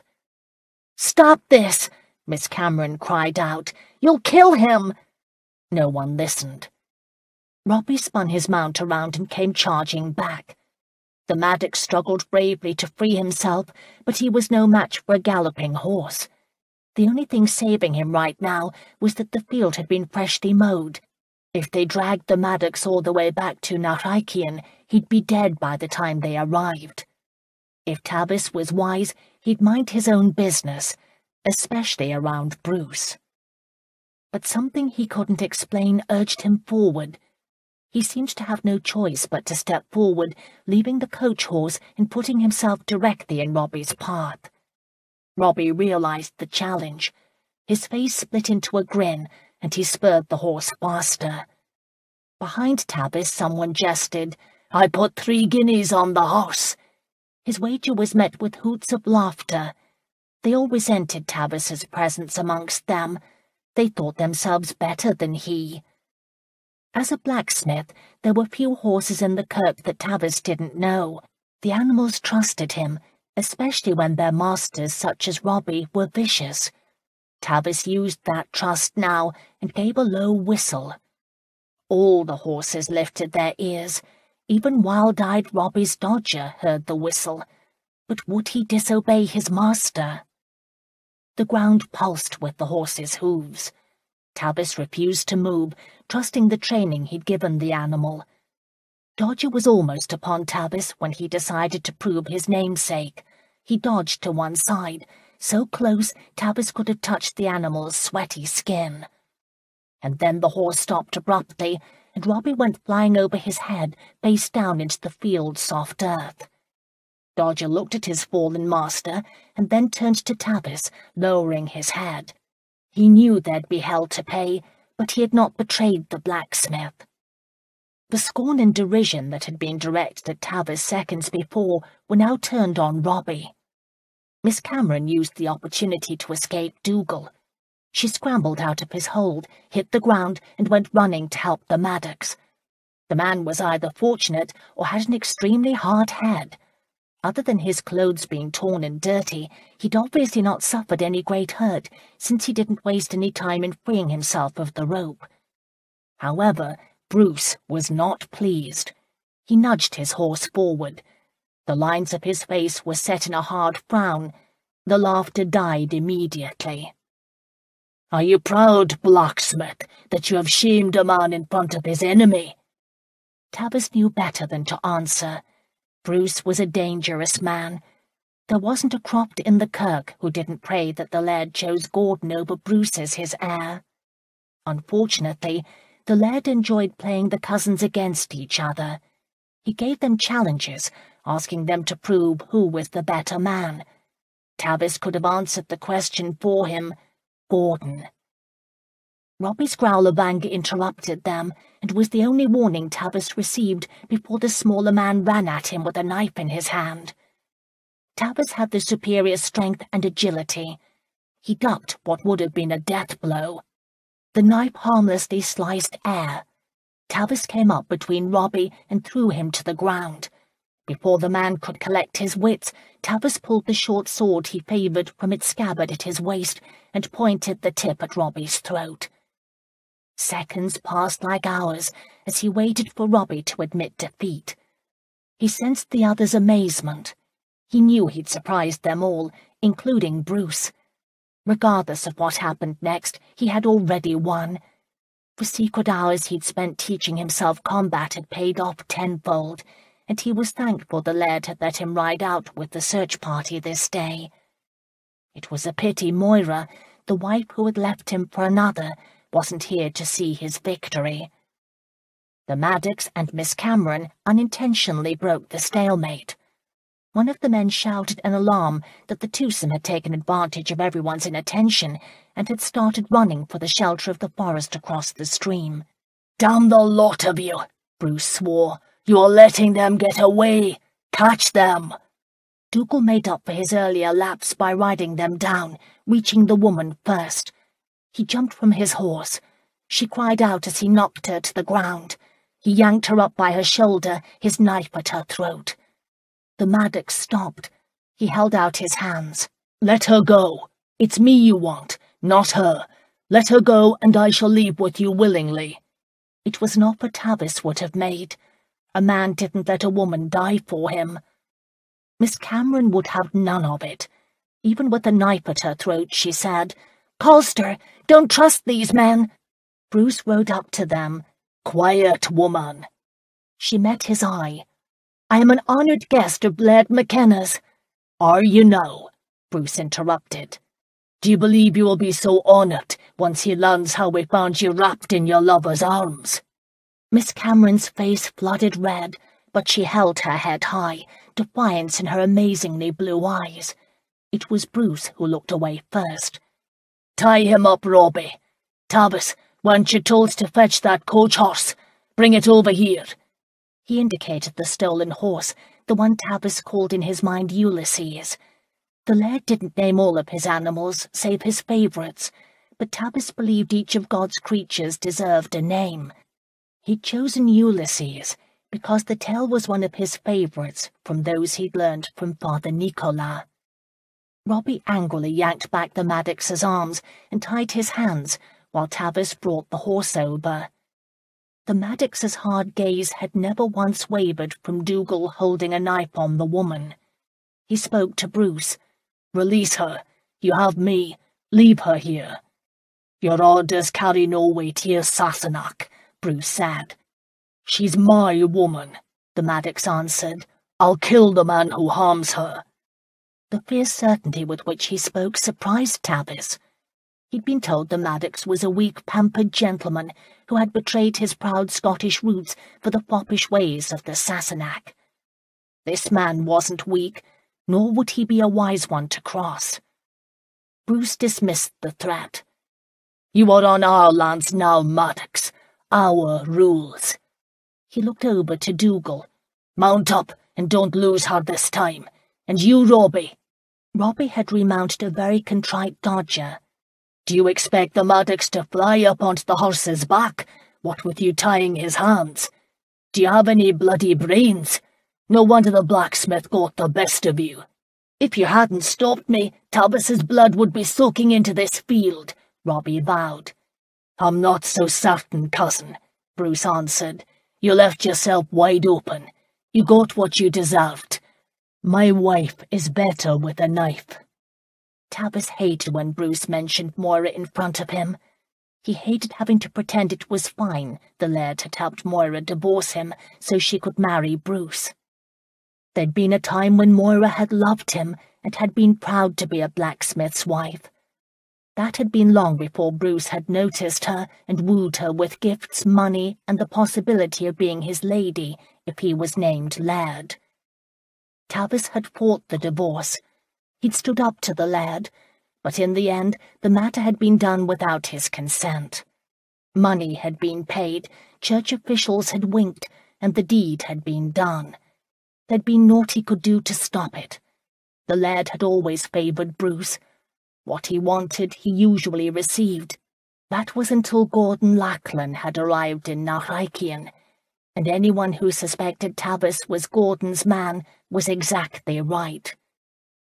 Sooner or later, Tavis would have the opportunity to repay both Bruce and Moira, one for stealing his wife and the other for breaking her vows. But for now, he was still the bloody lackey. "Help the prisoner on his horse," Bruce ordered Tavis. Rebellion burning in his chest at being treated as a servant, Tavis laced his fingers to give the Englishman a leg up. But the Maddox hesitated. "Thank you," the Sassenach said in a low voice intended for their ears alone. "I owe you my life." The gratitude made Tavis angry. Saving the man's hide had not been his wisest decision. "Go to the devil," he told the Maddox, but the curse rang wrong in Tavis's ears. It didn't feel right. Still, it had the desired effect on the Maddox. His gaze hardened before he let Tavis give him a lift up onto the horse. Tavis handed the lead rope to Robbie, who began haranguing the Maddox, but he'd best stay on. They'd not pick him up if he fell, although the blacksmith might. The others caught the jibe and laughed. Tavis ignored them. The other men, Dougal, Peter and Wills, gathered at the far side of the field ready to leave. Robbie rode with his prisoner to join them. Bruce waited beside Tavis's horse, Butter. She was an ill-tempered mare who was known for throwing the best foals and for throwing her riders. Tavis was certain it had been a joke amongst the men, but he'd been given her to ride. "You surprise me, Tavis," Bruce said. "I didn't know you were such a fighter." Tavis mounted. Butter was anxious to join the other horses. She kicked out her impatience, but he easily maintained his seat. "We'll do what we must in the service of the laird." "Do you think he'll be pleased with what you did today?" Bruce asked, showing his crooked front teeth in a smile that didn't reach his eyes. McKenna was keen to meet this Maddox, Tavis said. He would not want him ripped to shreds. You may be right. Then again, he may be concerned his blacksmith is taking on airs above his station. He chose me for this task, Tavis reminded him. I'm here at his express order. And none of us can understand why. Bruce ensured he had the last word by kicking his horse forward. Setting off at a trot, he raised his hand, a signal they should all follow him. Charlotte should not be here. She was not a player in this drama. The knowledge kept Philip's back straight. He had a purpose, and that was to protect her. The man Dougal had tied her hands together, so that even if she did escape, it would be difficult for her to run. Philip knew he was the reason McKenna had invited her. What he couldn't understand was why. All of London knew that he and the Cameron girls were enemies. He was stunned by the thought. Could that be McKenna's purpose? Was she here as a witness to whatever McKenna had planned? He glanced over to her. She might be frightened out of her wits, but no fear showed in her face. Her pride wouldn't let it. He now knew her character well enough to understand that she wouldn't have let him in so close to her if she'd meant to betray him. That wasn't how Charlotte Cameron behaved. Of course, that didn't mean she hadn't wanted to wring his neck a time or two, and rightfully so. Once they'd made it through this and returned to London, Philip vowed he would make all amends possible, which included offering her his complete protection. He'd also set her up as his mistress. She could have anything her heart desired. She'd never have to worry about her sisters again. He'd take care of all of them. But first he had to see the two of them through this situation. Philip studied each of the riders, searching for an ally. The man Tavis intrigued him. He was the outsider. The others didn't accept him, especially in the face of Bruce's open antagonism toward him. He was about Philip's height, and a year, maybe two, older or younger. It was hard to pinpoint his exact age with that beard. It had been Philip's experience that in every group there was always one person who could be persuaded to do the right thing. Tavis had already demonstrated he had a conscience and the courage to act upon it. It was unfortunate he didn't have more power in this small group. They were coming closer to the sea. The forest disappeared. Rolling moors, green from the recent rain, stretched out before them. The sky seemed to touch the earth here in a way Philip had not noticed any place else in Britain, while gulls and terns rode the wind currents overhead, curious about the riders. The road went up and over a knoll, bringing them to a windswept moor, and his first sight of a medieval tower, surrounded by a walled fortress sitting on a cliff overlooking the sea. A chill of recognition went through Philip. He'd seen this tower before.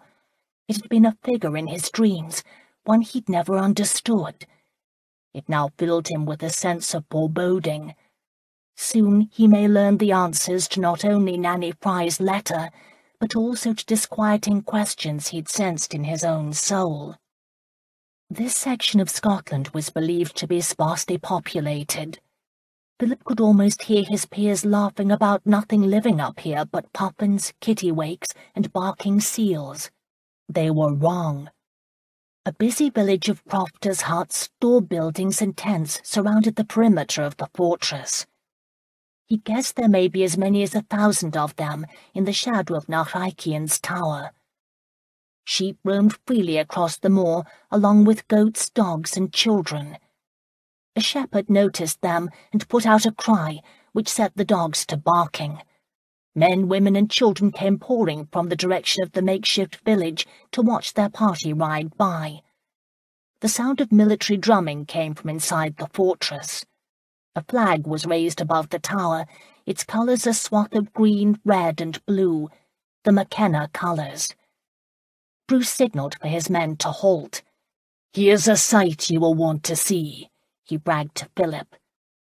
At his words, the tower's gates slowly swung open, and Philip watched in amazement as men streamed out of the fortress to take their position in regimental formation. They were a straggly lot, with long hair and beards, makeshift uniforms in the McKenna colours, and rifles at their shoulders. Their faces reflected the fierce pride of men with a cause. They flowed through the gates like water, and just when Philip thought there couldn't be more, they kept coming, until a good 2,000 strong stood before Naraikian's walls. Here, in the most isolated reaches of Scotland, McKenna had amassed an army, and there was no one in England the wiser. This was what McKenna had wanted him to see. Philip knew that now all the way to his bones. Nanny Fry's letter had been a ruse, a contemptible trick to lure him up here. As if confirming his worst suspicions, Bruce said, "Here are the men forced out by the clearances and English policies, Maddox. Men who share your ancestry, but whom you and yours have turned their backs on. The time of reckoning has arrived, and there is many a good Scot who is glad for it." With those words he put heels to horse and led the way toward the waiting crowd. Philip had no choice but to follow. Chapter 8. Charlotte glanced over her shoulder to Colster. He watched the growing force of men with sharp concern in his eyes, and then his gaze switched to her. Responsibility sat heavy on his shoulders, and she knew he blamed himself for not sending her back earlier. He shouldn't. She wasn't afraid. After all, Colster had called her his woman, and he'd meant the words. He had declared himself in front of all these men. The sense of wonder, of oneness she'd felt in his arms had not been completely on her part. He'd shared it too. On that knowledge alone, she would have ridden into the fires of hell. Ever since her mother's violent murder, a fear of death had dogged her life. She'd longed for a safe place. She'd torn up her roots and dragged her sisters half a world away to find it. Now, confronted by what had to be the most dangerous situation of her life, she was not afraid. She couldn't be. She'd found love. Love was far, far different than what she'd imagined it. Years ago she'd thought she'd loved Thomas Grimshaw, but when he'd forced her to choose between her sisters or himself, she'd chosen her family. Looking at Colster, she wasn't certain what her choice would be. Overnight he'd come to be a part of her soul. Her destiny had always been to come to this place, to meet him, and to fall madly, irreparably in love with him. At last she understood why her mother had tossed aside family, heritage and title to marry a penniless soldier. She'd chosen love. All those times when she'd claimed her children were her fortune, she hadn't been lying. She'd been content in her husband's arms, as content as Charlotte had been sleeping beside Colster in a hayrick. Colster managed to push his horse close to hers. He dared to lean close to her, whispering, "Save yourself. Say I forced you, but I was a bloody brute." There was no time for more. Dougal growled at him to get back, while Robbie viciously yanked Homer's lead rope, pulling Colster away from her, even as Bruce kicked his horse into a gallop.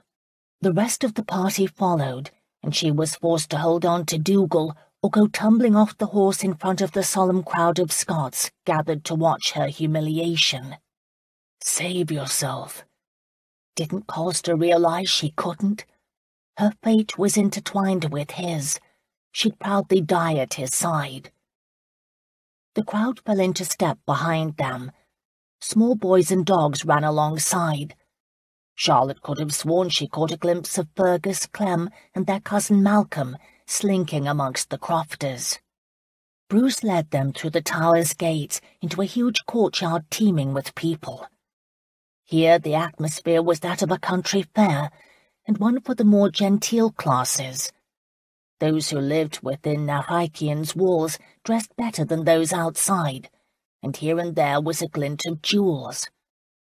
Many called out to the riders and shouted good-naturedly at Bruce and his men, more than a few called Tavis by name. 3 pipers with their bagpipes on their shoulders met them at the head of a street. They saluted Bruce, put their instruments to their lips, and turned smartly on their heels. They began leading the way toward the centre of the castle keep while playing a sprightly military march. Charlotte had heard the bagpipes play only once before in her life, and that had been in an open field. Their music now bounced off the walls of the houses lining the narrow streets, magnifying the sound tenfold, until it drowned out even the drummers, who marched behind them and reverberated in the air. It wasn't easy being the focus of so much gawking and rude stares. Charlotte could hear them talk about her, but who they truly saved their animosity for was Colster. One would have thought him the devil incarnate by the stares and crude gestures he received. Colster carried himself well. Knowing his sharp mind as she did, Charlotte was certain he was busy thinking of how he would turn this to his own advantage. And he would. She had great faith in him. And then Charlotte caught Tavis watching Colster. He was not like the others. His companions may belittle him, but Charlotte sensed he was no one's fool. He had his own mind and the courage to stand up for his sense of justice. He would either be their enemy or their friend. If he was the former, he was the one person here who couldn't be bought. The street ended at a village green, large enough for training militia and performing manoeuvres.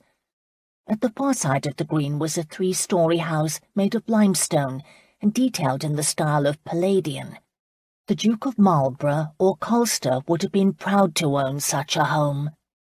A banner hung over the entrance. In colours of blue, green and red was the depiction of a fist holding a sword while a stag leaped the blade. As their party came to a halt, the pipers stopped playing and the doors to the house opened. Gordon Lackland came out first, his expression sombre, his hand on the hilt of his sword at his side. Charlotte realized he'd been tricked from the glory of this moment. He'd successfully led the search for Colster, but having found him, had been ordered to report directly to Laird McKenna. She wondered if the Laird had done this on purpose. And then the Laird himself came walking through the door, followed by several retainers. In London, Laird McKenna had been the epitome of an English gentleman. Here, dressed in grey kilt and leather leggings, his hair stuck up in all different angles as if he'd just risen from bed, and his face was ruddy from the salt air and the wind. He also appeared far older now than his square shoulders and straight back had led her to believe in town, and his salt and pepper hair was in need of a cut. Bruce dismounted and fell upon one knee in front of the Laird while hitting his chest with his fist, a gesture of feudal civility. Laird McKenna didn't even pay attention. His gaze had gone straight to Colster. He took an unsteady step down the front stair. Gordon was right there to offer an arm for assistance, but Laird McKenna waved him away. He studied Colster as if he were memorizing every detail about him. "Amazing," he said at last in his soft, elegant burr. "You are the image of your father. I can't shake my amazement." "You knew exactly what I looked like," Colster returned pointedly. Laird McKenna laughed. I did. Our paths crossed in the House of Lords last month, Your Grace. You were too preoccupied with yourself to notice anyone beneath you. You reminded me then of your father. He was much the same way. He even refused to acknowledge those who trusted him for their livelihood. He was one of the first to sell, the Laird said, raising his voice so that all gathered here. He was one of the first to betray heritage and country and send people from their homes. Several heads in the crowd nodded. They'd come for justice, the sort they understood. Charlotte prayed Colster was careful. He wasn't. He was a duke and accustomed to commanding the world. His response was to agree coolly. "My father was a bastard. What does that have to do with me?" Laird McKenna raised his hands in the air as if he were a prophet. The sons of the father always visit the sons. Colster's attention caught on one word of what he'd said. Sons? He leaned forward, his brows drawn sharply together. Is the letter true? His response delighted Lad McKenna. The letter, he repeated, lowering his arms. I know nothing of the letter, your grace. The mockery in his voice belied his innocence. Fury flared in Colster's eyes, and Charlotte feared he might lunge at Lad McKenna. But at that moment they were interrupted by the appearance of two women coming out of the house onto the step. One woman was Charlotte's age, with hair the blue-black of a crow's wing, and skin so fair it looked like cream.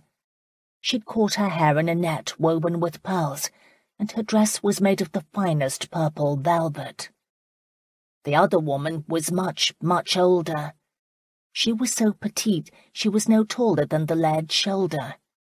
At one time she'd been a spectacular beauty. Her hair piled regally on her head still held traces of the red gold, and her blue-green eyes radiated an intensity that age could never dull. "He's here," the woman said with great satisfaction. "Has he asked after Nanny Fry?" she demanded, her fingers grasping the sleeve of Lad McKenna's shirt, and Charlotte knew this must be Lady Rowena. "He has just mentioned her, sister," Lad McKenna answered. Lady Rowena turned, and her gaze unerringly singled out Colster. Her eyes grew alive with anger. "She's dead." She practically spit the words out at him. "The letter is years old. She thought I'd sent it. I have. Yes, I have. Finally." She punctuated her words with a maniacal cackle of laughter that was unsettling. Lad McKenna spoke to the younger woman. "Moira, take my sister away." Moira nodded to two female attendants who stood inside the door. They hurried out while she cooed to her mistress. "Come, my lady, it is time for our rest, and I've had something special prepared for your luncheon." "Not the lamb. I don't like lamb," Lady Rowena complained. "No, not lamb," Moira assured her. "Go with Moira," Lad McKenna gently urged his sister. "You need rest. We'll have the trial tonight. You want to be present for the trial."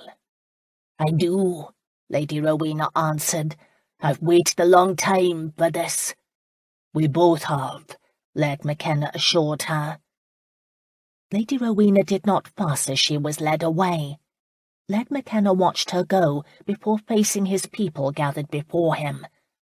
His expression was grave as he said in a carrying voice, "Your father did this. He drove her to where she is today."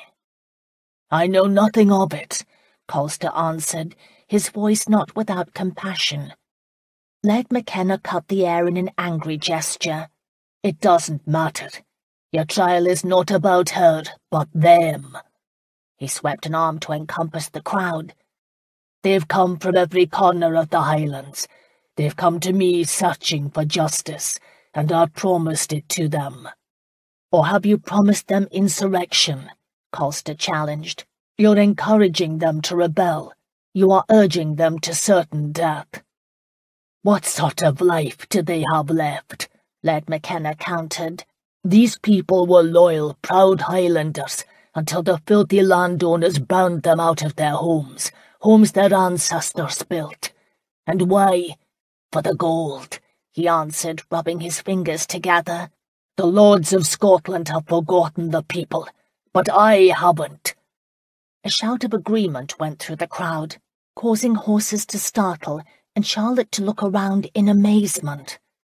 "I shall lead them back to their homes," Lad McKenna boasted. "With my army I shall set Scotland free of English traitors."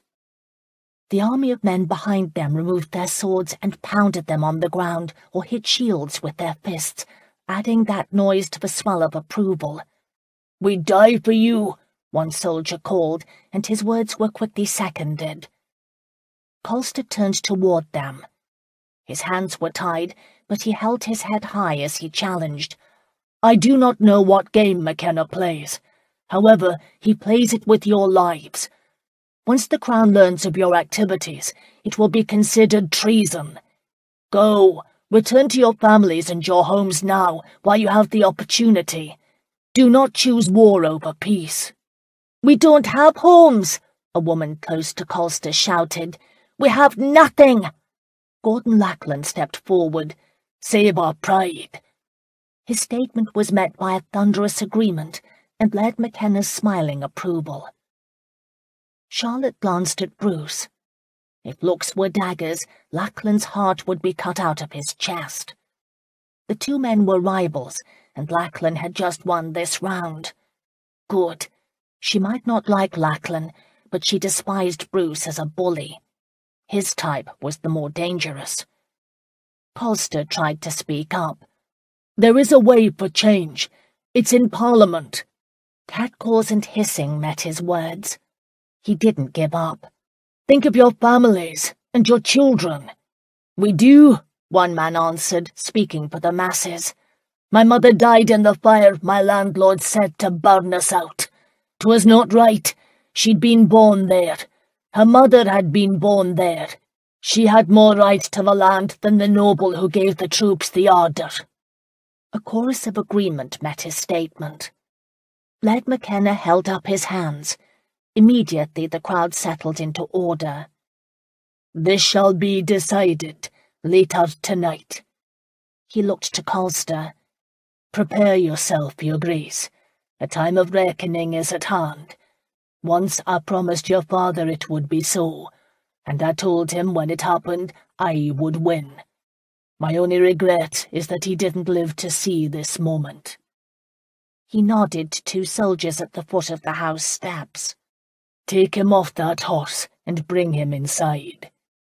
However, before the men could move, Bruce jumped to obey, as if wishing to assert himself the way Lackland had.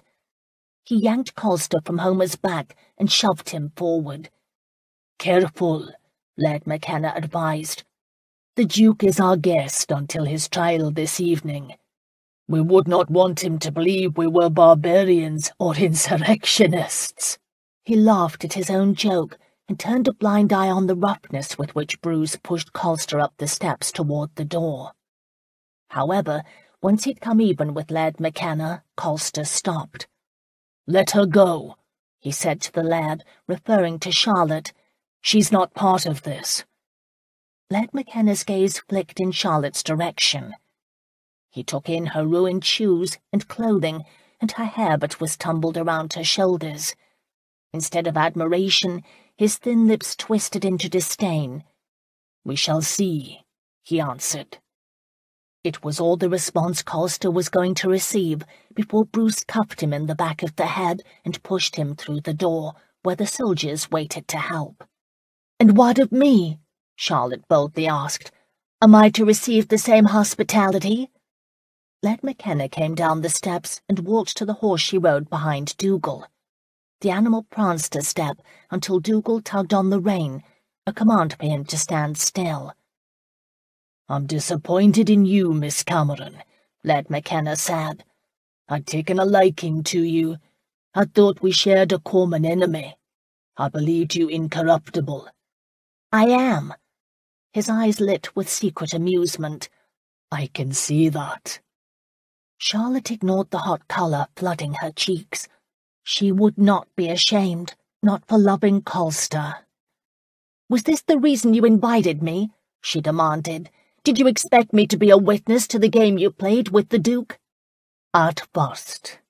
The humour left his expression.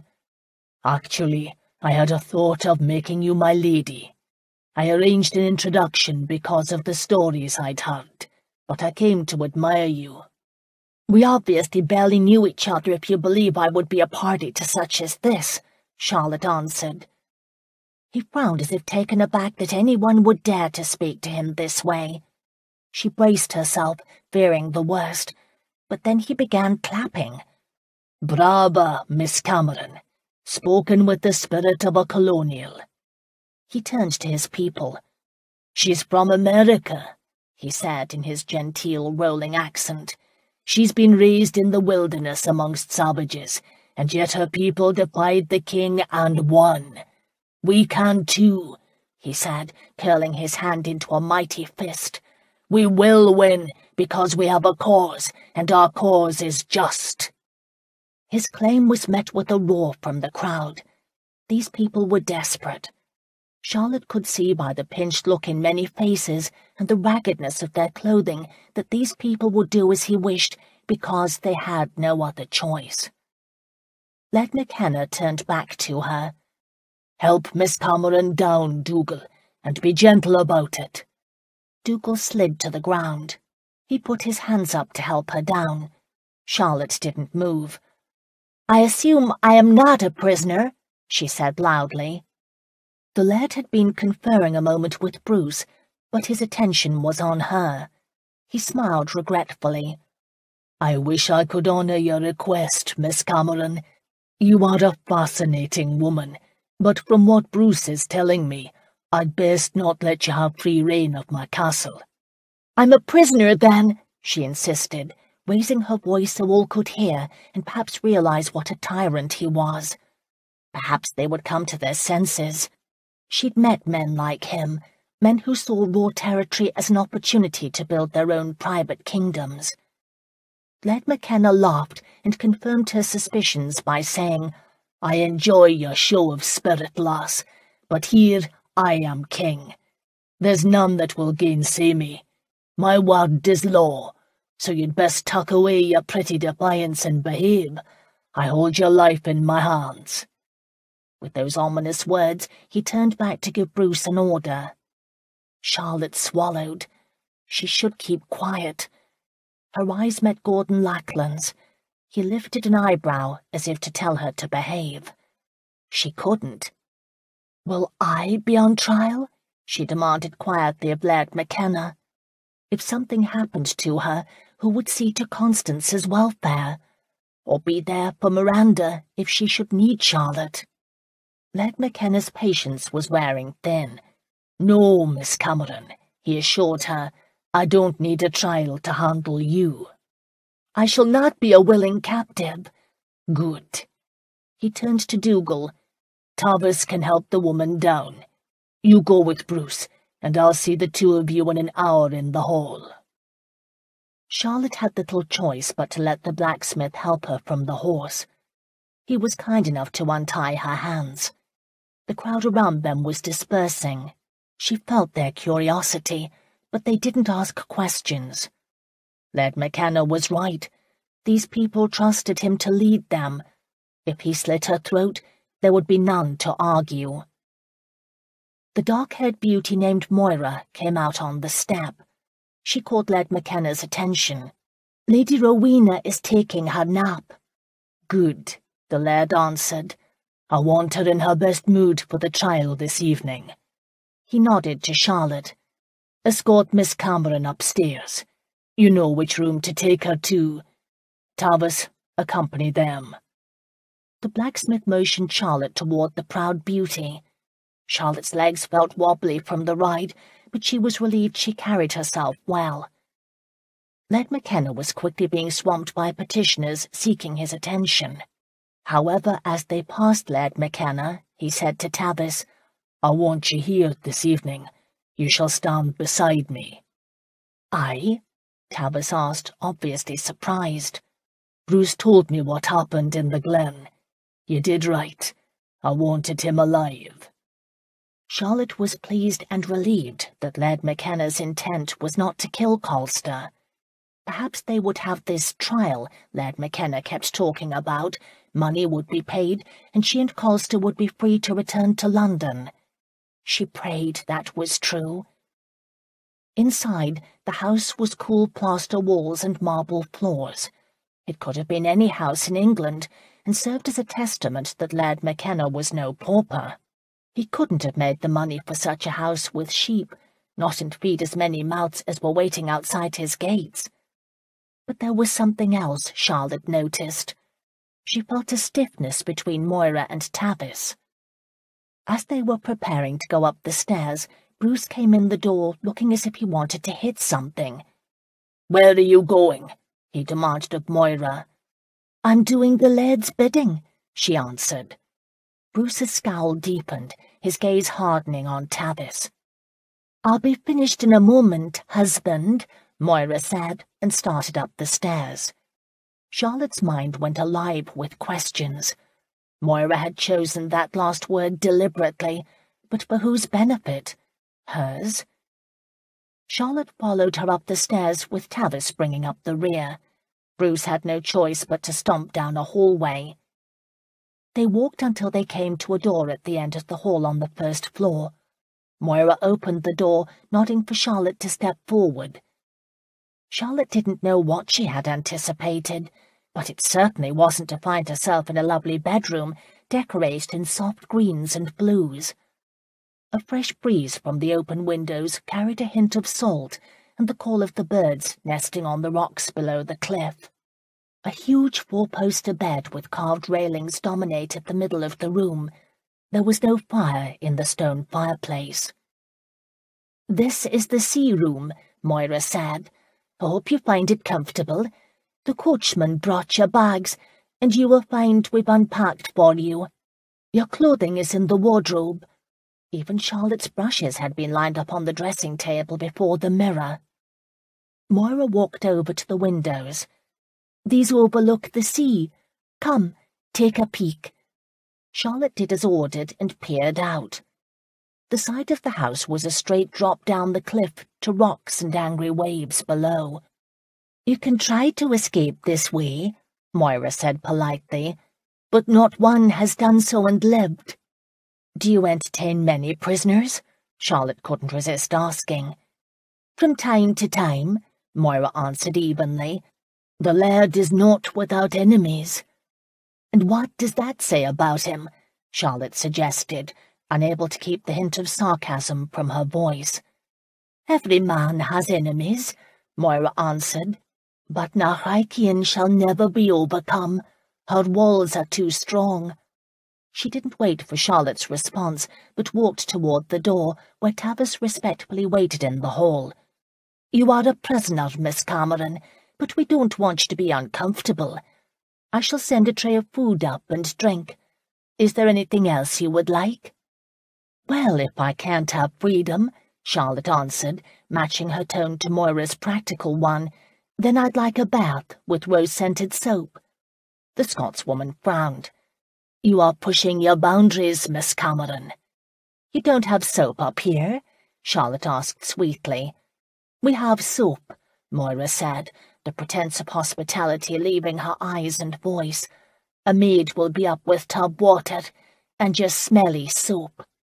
"I would like to see His Grace, the Duke of Colster," Charlotte said, deciding to ask for everything.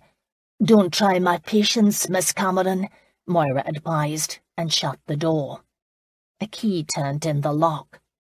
There was something about Moira Charlotte just didn't like. For that reason alone, she crossed over and tested the door anyway. It was locked. But sometimes doors could be unlocked. Charlotte bent to inspect the keyhole. She couldn't see anything because the key was still in place. A second later, she learned why. Tavis and Moira were having a conversation. "Tavis, what is going on between you and the laird?" Moira asked, her voice low, as if not wishing to be overheard. "You lost your right to ask questions a year ago when you left me," he answered insolently. "Oh, don't be stubborn. Something is going on, something you don't understand." "Do you?" "I'm trying to." "For your husband's sake or your own?" "I'm sorry, Moira. I've crossed your husband once today, and it was one time too many. If you have plotting to do, you must do it yourself." "I do this for him," she lashed back. "He's not like you. He's ambitious." "As are you." "Yes," she agreed. Yes, and I don't trust Gordon. Don't make a mistake, Tavis, and throw your lot in with him just because you are angry with me. 'Twould be foolish." "I shall remember that." He must have turned to walk away, because Moira said, "Wait." There was a pause. Charlotte had to strain to hear her next words. "I still love you." To Charlotte's ears, the admission sounded contrived. "I can see how you do," he replied, his voice tight. Charlotte was relieved he wasn't gullible. "You never asked me to stay, Tabbas. You were the one who never asked. I put the question to you." "I never asked, Moira, because I knew the answer. You didn't want me. You chose Bruce. Are you happy? He's a hard man. I warned you, but you didn't believe me." Instead of answering, she asked again, "What does the lad want with you?" Tabbas made an impatient sound. "You heard, Moira. I saw you linger to get an earful. He wants me there this evening, and as he does with most things, he offered no explanation." "He didn't ask for Bruce. It made Bruce angry." "Bruce is always angry. 'Tis your bed you made, Moira, and you are welcome to it." He walked off, and Moira slammed Charlotte's door with her fist in frustration. Charlotte hurried to the other side of her room, lest Moira enter and she be caught eavesdropping. She called out, "Enter!" as if she'd just heard the sound. There was no answer. 15 minutes later, there was another knock on the door. Without waiting for her response, the key turned. Dougal entered carrying a huge metal tub. Several servants followed him, carrying buckets of water, linen towels, and a soap that smelled of the spring flowers. Another maid carried a tray of food. Charlotte decided to push the limits of her captivity. "I think after my bath I shall go for a walk." "You shall not," Dougal said. "I'll be outside the door. You are not to go anywhere until the laird sends for you." She made an O with her lips and sat down to wait by the window while they finished preparing her bath. Beyond these walls were blue skies and freedom. She'd heard trappers talk about being held captive by Indians. They'd all said the same thing. One had to be ready to run at a moment's notice. Charlotte would make certain she was. Dougal and the servants left. Charlotte lifted the covers over the plates. Roast mutton stared back at her. She wondered how she could store some of this for when they could escape. Colster's voice said, "Charlotte." For a moment she thought she'd imagined the sound. Then she heard him again. "Charlotte." His voice came from inside the room, but she was alone. Leery now, she looked around. "Over here, Charlotte." He sounded more determined, and she realized his voice came from the cold hearth. She ran over to it. Chapter 9. "Colster?" Phillip could not contain his relief at hearing Charlotte's voice. He'd gambled that she was close. He'd been standing by the fireplace, leaning against the mantel, trying to think of a way out of this room when he'd overheard talking. His room was next to hers. Their fireplaces shared the same flue. If this had been a true medieval age house, the walls, even at the back of the fireplace, would have been too thick for sound to travel. But this was a modern building, and the workmen cut corners, as they had on anything he'd ever had built.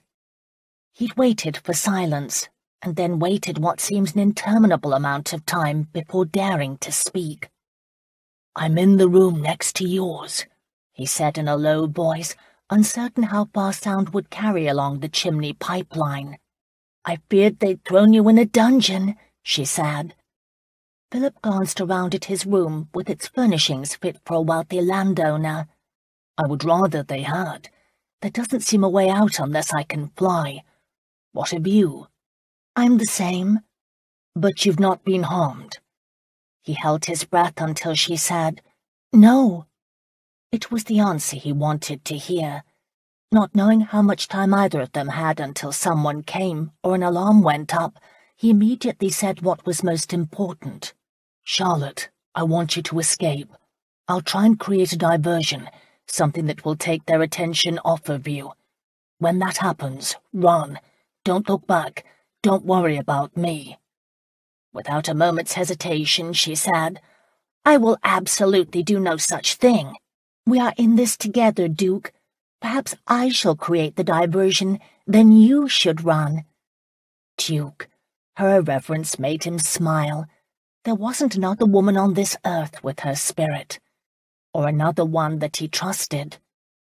He had no close friends, no one he could confide in that he knew wouldn't gossip or turn the information against him, until now.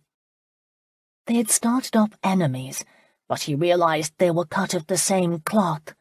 Charlotte understood honor. She had pride and was protective of those in her care. These were qualities he understood, that he admired. He settled down as close as he could against the chimney wall that separated their 2 rooms. He wished he could reach through stone and mortar to touch her, to feel the softness of her skin and smell her hair and kiss that impudent mouth. "Please, Charlotte," he said, "I must know that you are safe." Again there was a pause. At last she said, "If I can escape, I will, but you must promise the same thing." "I won't leave without you." The words came to his lips without debate. The loneliness of his life threaded through him. "I can't," he admitted. "I rather like having you around." There was a beat of silence, and then she said quietly, "I rather like you too." A warm feeling spread through him, one he didn't recognize at first. She liked him, and she, of all people, had every reason not to. He thought of the night before, of making love to her. She should hate him. She didn't. "Charlotte, the letter is a fake." There, he'd said it. It was a trick to get me up here. "I feared it so," she answered. "How do you feel about—" She let her voice trail off as if not wanting to mention his brother. "I feel like a bloody fool," he said bluntly, and he felt disappointed. "Is that all?" she pressed. "I'd be angry too, but I'd also have such deep regret over not discovering someone I'd missed all my life." Her words ripped open his heart. Tears burned in his eyes, tears he forced back. "It's nothing," he said, his voice tight. "You can't miss what you never had." "That's true for some people, but not you. He was your twin. There had to be some connection between you, even from birth. You shared the same womb." "He died, Charlotte, at birth. He was never truly ever born." "I don't believe that, and I don't think you do either. If you did, you would never have traveled all this way, Colster." "Then I was played a fool." "You are not a fool for wanting to believe. A fool is the one who cares only for himself. That's not you, Your Grace. It never has been you." The truth of her words sank into him. The tension built by anger and despair evaporated. "Led McKenna is a fool, a cheat, and a liar," Charlotte finished, "and I shall tell him such the next time I see him." Her crisp condemnation startled a laugh out of him. Dear God, he loved this woman. She made him grin like any lovesick fool. Philip broke off the thought, his mind, the rational part, the ducal part, sounding an alarm as loud as 100 fire bells. He was falling in love. The thought was so startling he sat upright and bumped his head on the top of the chimney. With a soft oath, he practically crawled out of the hearth and scrambled to his feet. He was falling in love? His brain choked on the thought. Miss Cameron, Charlotte, was the worst person for him to— Philip shook his head hard, as if he could shake the idea out of his brains. He'd never wanted to be in— He broke off, unable to repeat that one word. Love. It had never been part of his vocabulary. Not really. He thought he'd loved Elizabeth. Theirs had been the usual courtship and marriage. But his feelings were nothing in comparison to the sense of connection he had with Charlotte. Philip backed away from the hearth. He hit the wall and couldn't go farther. He'd not known Charlotte more than a day, and yet she'd quickly become like his right arm. She was loyal, brave, and consistent. It had to be the sex. It had been too potent between them, too tumultuous. He doubled his hands into fists, reminding himself once again how often it had been suggested by those who dared to approach the subject to him, but it was unnatural for a man to endure prolonged celibacy. Foolishly, he had denied their claim, and now he was paying the price. What he felt for Charlotte wasn't love, it was lust. Yes, that made perfect sense. Lust and love. Philip raised his hands to his head, wanting to pound these errant irrational thoughts out of it. God, the wags in London would be tickled pink to see him now, lusting after her the way he was, and loving her. A breeze came through the window, carrying the freshness of clean salt air. Philip turned and stared at the water outside, beyond his reach. There was not a soul in sight, not even a bird in the sky. But he wasn't alone. His world had expanded to include Charlotte. Beautiful, spirited Charlotte, who was the exact opposite of Elizabeth. With Charlotte, sex hadn't been about lust. It had been a joining, a melding of two souls. For so long he'd thought of himself alone, and now he wasn't. He'd been one, and now he was two. The only problem, aside from the irritation of gossips, something he'd have to weather no matter whom he married, was that Charlotte was not the sort of woman a man of his rank and class took to wife. She didn't have the lineage to be a duchess. Her family was bad ton. They'd even proved it when Miranda jilted him. The best he could offer Charlotte would be his protection. He'd gladly keep her and love her for all the days of his life. He just didn't know how she would feel about the idea, but he had an inkling. To even mention such a suggestion would hurt her pride. She would see it as lowering her station. On the other hand, he could argue with her that being a duke's mistress was far more important than being any other man's wife. Philip broke off the thought with a frown. It might be true, but Charlotte would never believe such claptrap. He'd have to bring her around to the idea slowly. He'd wait until the best possible moment to make his offer. And he had to make her love him, to want to be with him in spite of the slight of never being his wife. He had a responsibility to his title, but he couldn't give her up either. "Colster," her voice said from the fireplace. He turned from the window and looked at the cold hearth. "Are you still there?" she whispered. Philip walked over to the fireplace, feeling as if the floor tilted right and left. Love was different than he'd imagined. It should have simplified life. It didn't. He now had more worries than ever before. "I'm here," he said. "Is something wrong?" "What makes you think that?" "Your voice sounds funny." She was far too astute. A man had to have his wits around his Charlotte. "I've been thinking," he said truthfully. "About the trial? What is this over, Colster?" "I don't know. No one has told me anything." "Colster, I have a request of you." She sounded as if she'd moved closer to the wall separating their two rooms. He knelt. "What is it?" "If anything happens to me, please, you must look after my sister Constance." Constance would be the youngest. He barely remembered meeting her. "Is she in London?"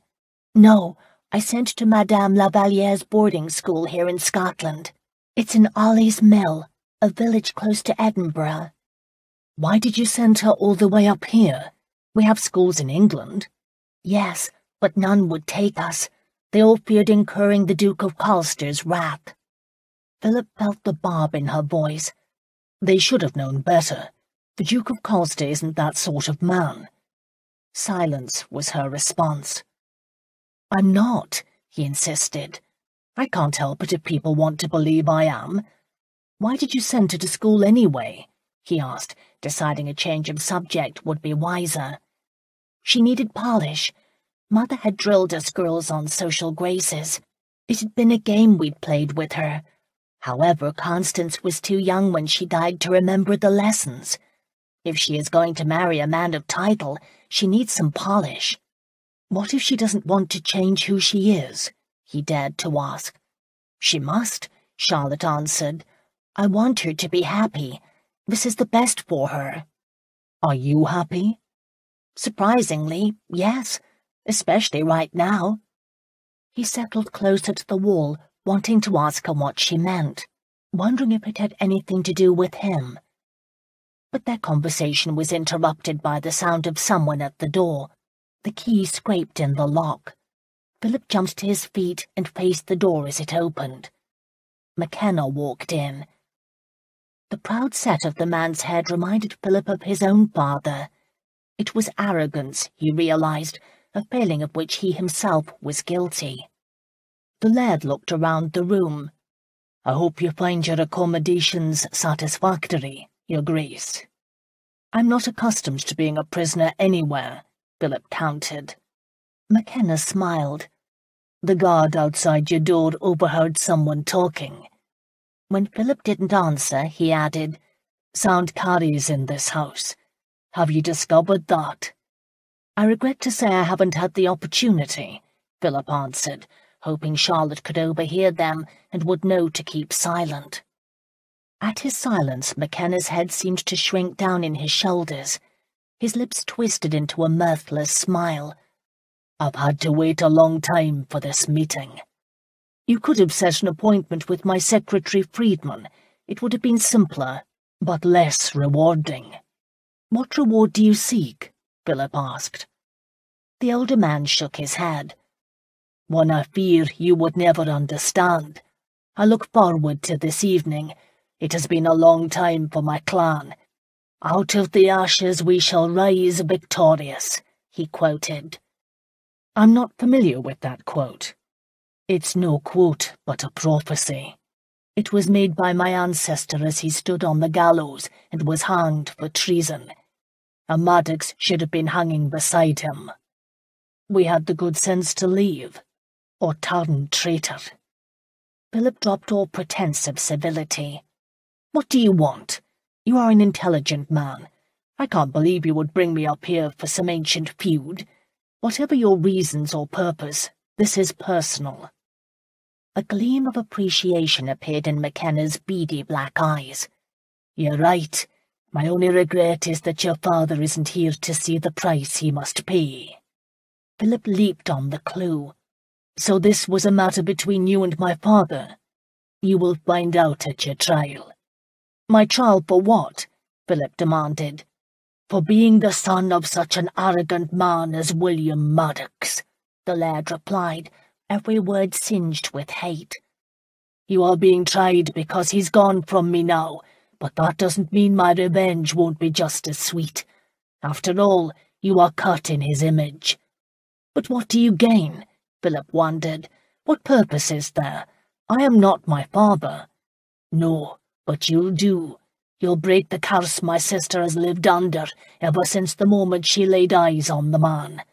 The curse of what? Philip pressed. Of what your father did to her, McKenna barked out. He stared as if he could see the words in the air. When he focused on Philip, he appeared a man possessed. Your father ruined her. He used her in the coarsest way and tossed her aside. She was so young and beautiful back then, but he broke her. His brogue thickened with each word. We were schoolmates, and he ridiculed me about his conquest in front of my mates. You see, she'd fallen in love with him. She tumbled into his arms like a silly milkmaid. I warned her to avoid him, but he sought her out.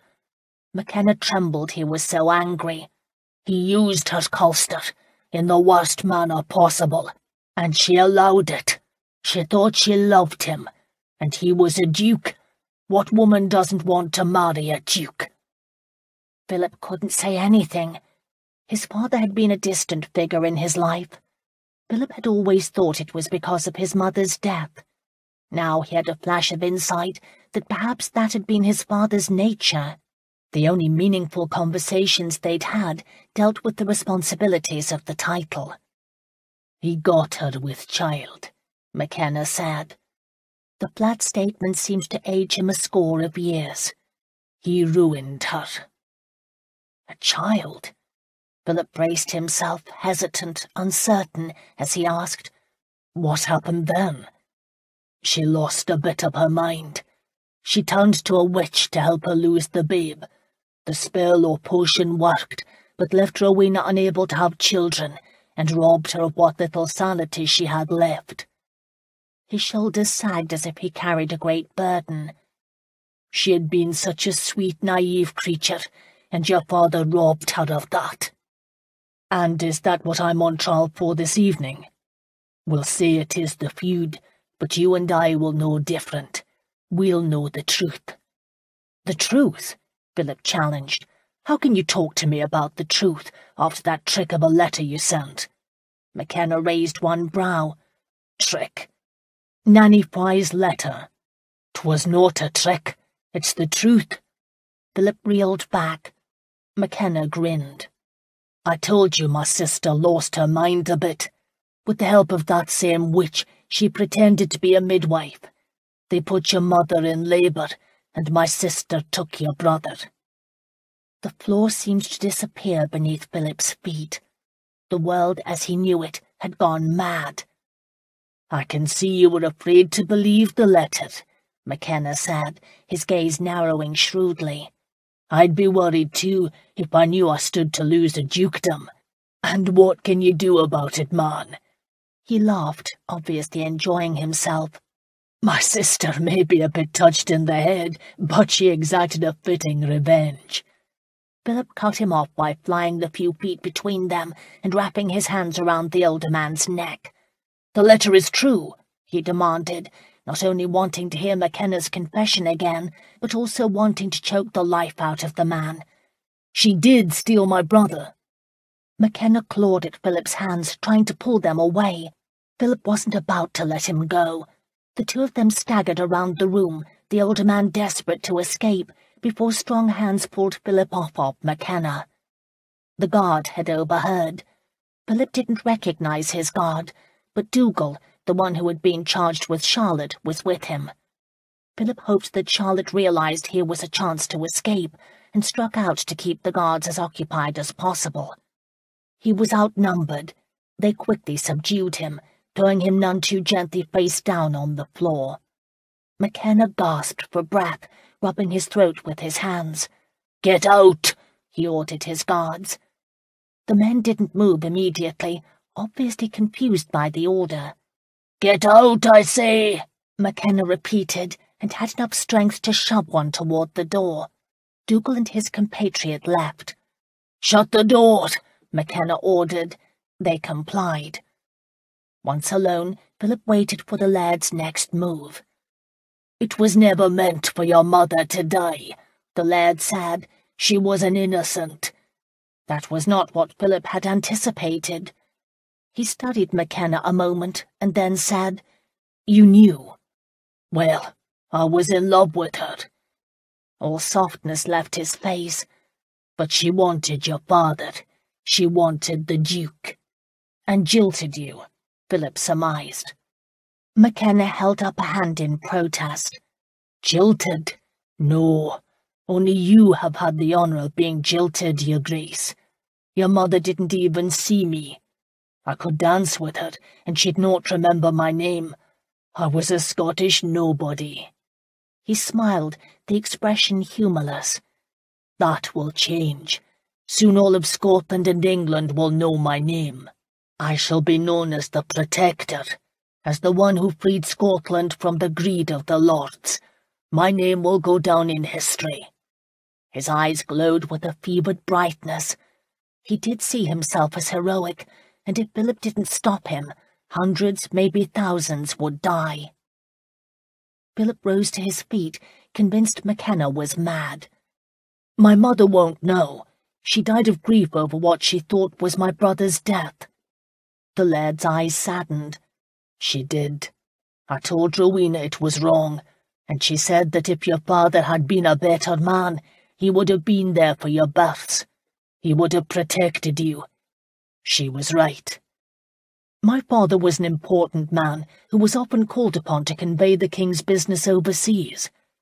When his wife entered the bathing room to give him an air, his place was outside her door. He would have recognized Rowena if he'd been there. You can't hold him blameless." There was truth in his words. Philip focused on what was important. "Where is my brother?" "Do you mean where is the true Duke of Colster?" McKenna laughed. "He's where I want him." Philip struggled with the urge to throttle the Scotsman again. "I want to meet him." "You will, soon enough. But first we'll have our trial." McKenna moved toward the door. "A trial over what?" "Over your crimes, your grace. Over the wrongs that have been done to my people." "And I'm to answer for all of England?" McKenna nodded. "If you are found guilty." He opened the door. "Rest, your grace. You will need your strength and your courage." "Send Miss Cameron away," Philip said before the laird could leave. "She is not a part of this." The laird laughed, the sound bitter. "No, she wasn't. If I have ever misjudged anyone, I have misjudged her." "Why is she even here?" Philip asked, wanting the answer. "I liked her. I fancied her. I wanted her here for my moment of triumph. Women have a habit of making fools out of us men, don't they, your grace?" On those words he left the room. The guard shut the door and locked it. A terrible coldness settled over Philip. McKenna was no more right in his head than his sister. If the story in the letter was true, what sort of fate had his brother suffered all these years? He walked over to the fireplace and knelt. "Charlotte?" "Yes?" "Did you hear what was said?" "Very little," she confessed. "Was that McKenna? What did he say?" He told her a quick synopsis of what had transpired. There was a long, thoughtful pause before she said, "Colster, be careful." "Wiser advice has never been given," he answered, and heard her laugh. It helped to have her here. Already he had confided more in her than in any other person in the world. The realization made him think about his father. When exactly had he become as cold and distant as his sire? Or was it the title that did that? The weight of responsibilities and of expectations? "What are you thinking?" she asked through the stone.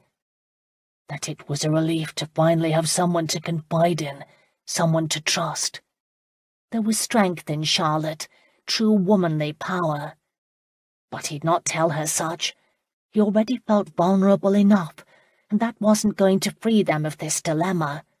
No, he needed to think, and to be ready to act when the time came. He wasn't beaten yet, and McKenna was about to discover that Philip could be a formidable opponent. "My brother is alive," he answered. "The letter wasn't a fake?" "No." "What shall we do?" He liked the way she said the word we. "I want you to get some rest," he advised.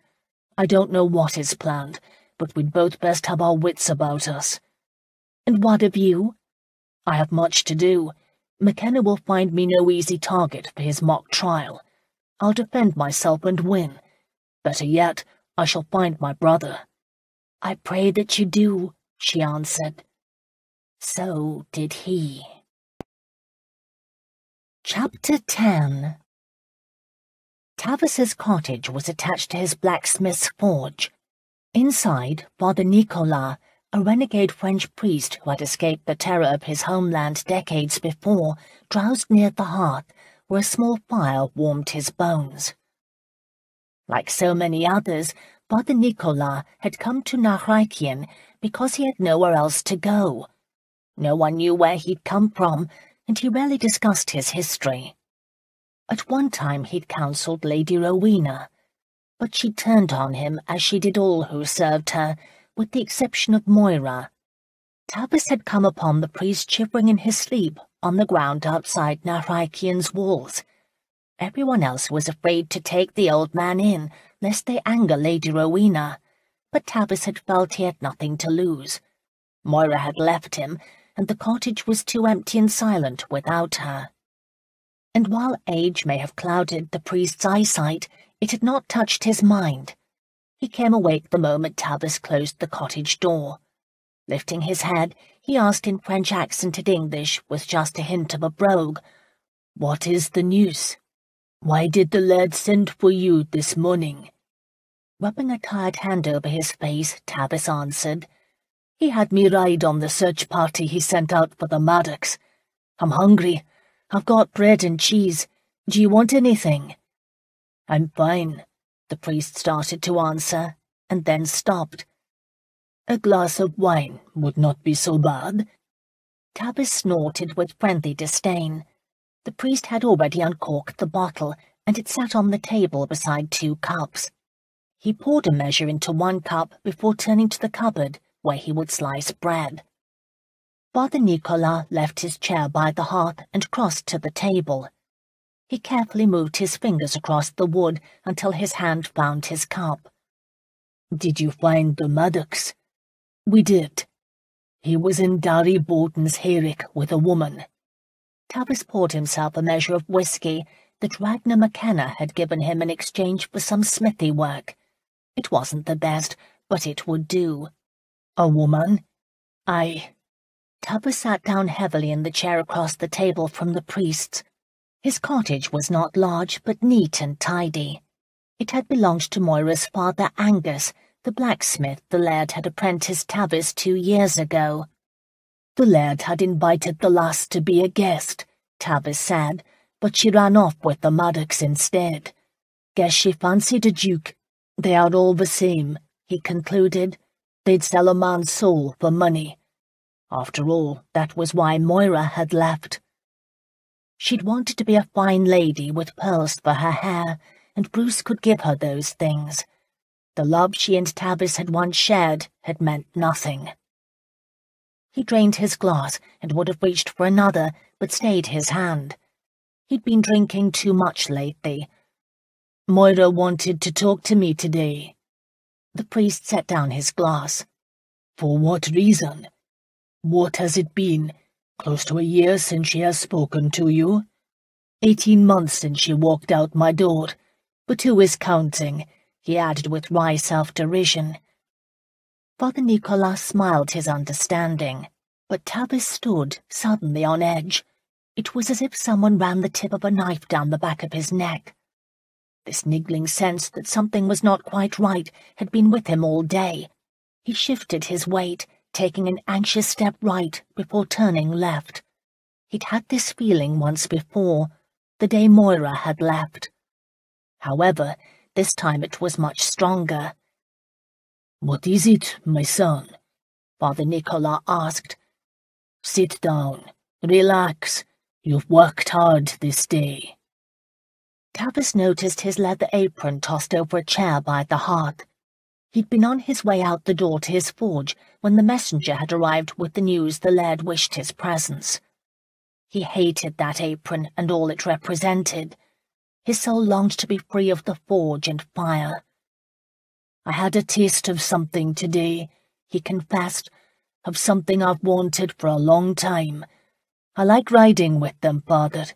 I like being one of the warriors, even if they made me ride butter and do all the grunt work." It had felt as if he should have been one of their number all his life. "Of course I may have botched my chance to ever do it again." "What happened?" Father Nicolas asked. "I confronted Bruce." Tavis told him the story. "Being dragged all the way to Nachikian would have killed the man. Of course Bruce is angry. I humiliated him." "Are you sorry?" "No," Tavis answered stoutly. "The man took my wife. The laird bought my divorce. He paid for it with his own coin because he favours that worthless sow, Bruce. But matters will be different in the future. I shall not be so gullible." He clenched and released his fists at his side. "Not now that you have taught me to read." "You were a very apt pupil," Father Nicolas demurred. "It was an easy matter. I was surprised how quick your mind is." "Why? Because I am nothing but a smithy. I learned quickly. I've always learned quickly, but I've not had the chance. And now perhaps I can win Moira back. Perhaps now she will see that I'm every lick as good as that bastard Bruce. Mon fils, she betrayed you." Tavis's chest tightened. She was lured away with pretty things. If she wasn't so pretty herself, Bruce would never have looked at her. The priest shook his head. "You forgive too easily. Bruce could not have persuaded her if she had not been willing. I'll win her back." Tavis looked around at his cottage's humble furnishings. It all appeared so poor now, when in truth there had been a time when he thought himself the richest of men, because he'd had Moira. They'd known each other since childhood. He'd always loved her. Father Nicola leaned forward. "Do not be blind. I know they were lovers," Tavis answered, waving him away as if he could make any protests disappear. "But that was Bruce's fault. Moira is too sweet to understand such evil. No, she just cuckolded you." The words were damning in their truth. They ripped Tavis's breath from his body. "No one has dared speak to me thus. I say what is whispered behind your back," Father Nicola said calmly. "Sometimes a man needs to hear it." Tavis's response was to bring his fist down on the table in a rare show of temper. The tabletop caved in. The wine bottle went flying. For a second, Tavis stared at the damaged table. He never gave free rein to his anger. Orphans learned to keep their feelings close. The priest was unimpressed. "So you have a temper, mon fils. No one questions that. We question your wisdom." "Temper?" Tavis shook his head. "I have a rage inside of me, father. There are times since the laird and Bruce took Moira away from me, but I could have torn down this whole fortress with my bare hands. They had no right to take a man's wife, not my wife. She was all I had. She left willingly." Truth made his words cruel. Tavis didn't stay to hear more. He picked up his leather apron. "I've got work to do." He slammed his way out of the cottage. Work waited for him at the forge. He stoked the fire. The flames leaped to life. He envied them their freedom. Angrily, he picked up the tongs and used them to shove a bent plough blade into the fire. He'd pound that blade into submission. He'd mould it back into something useful.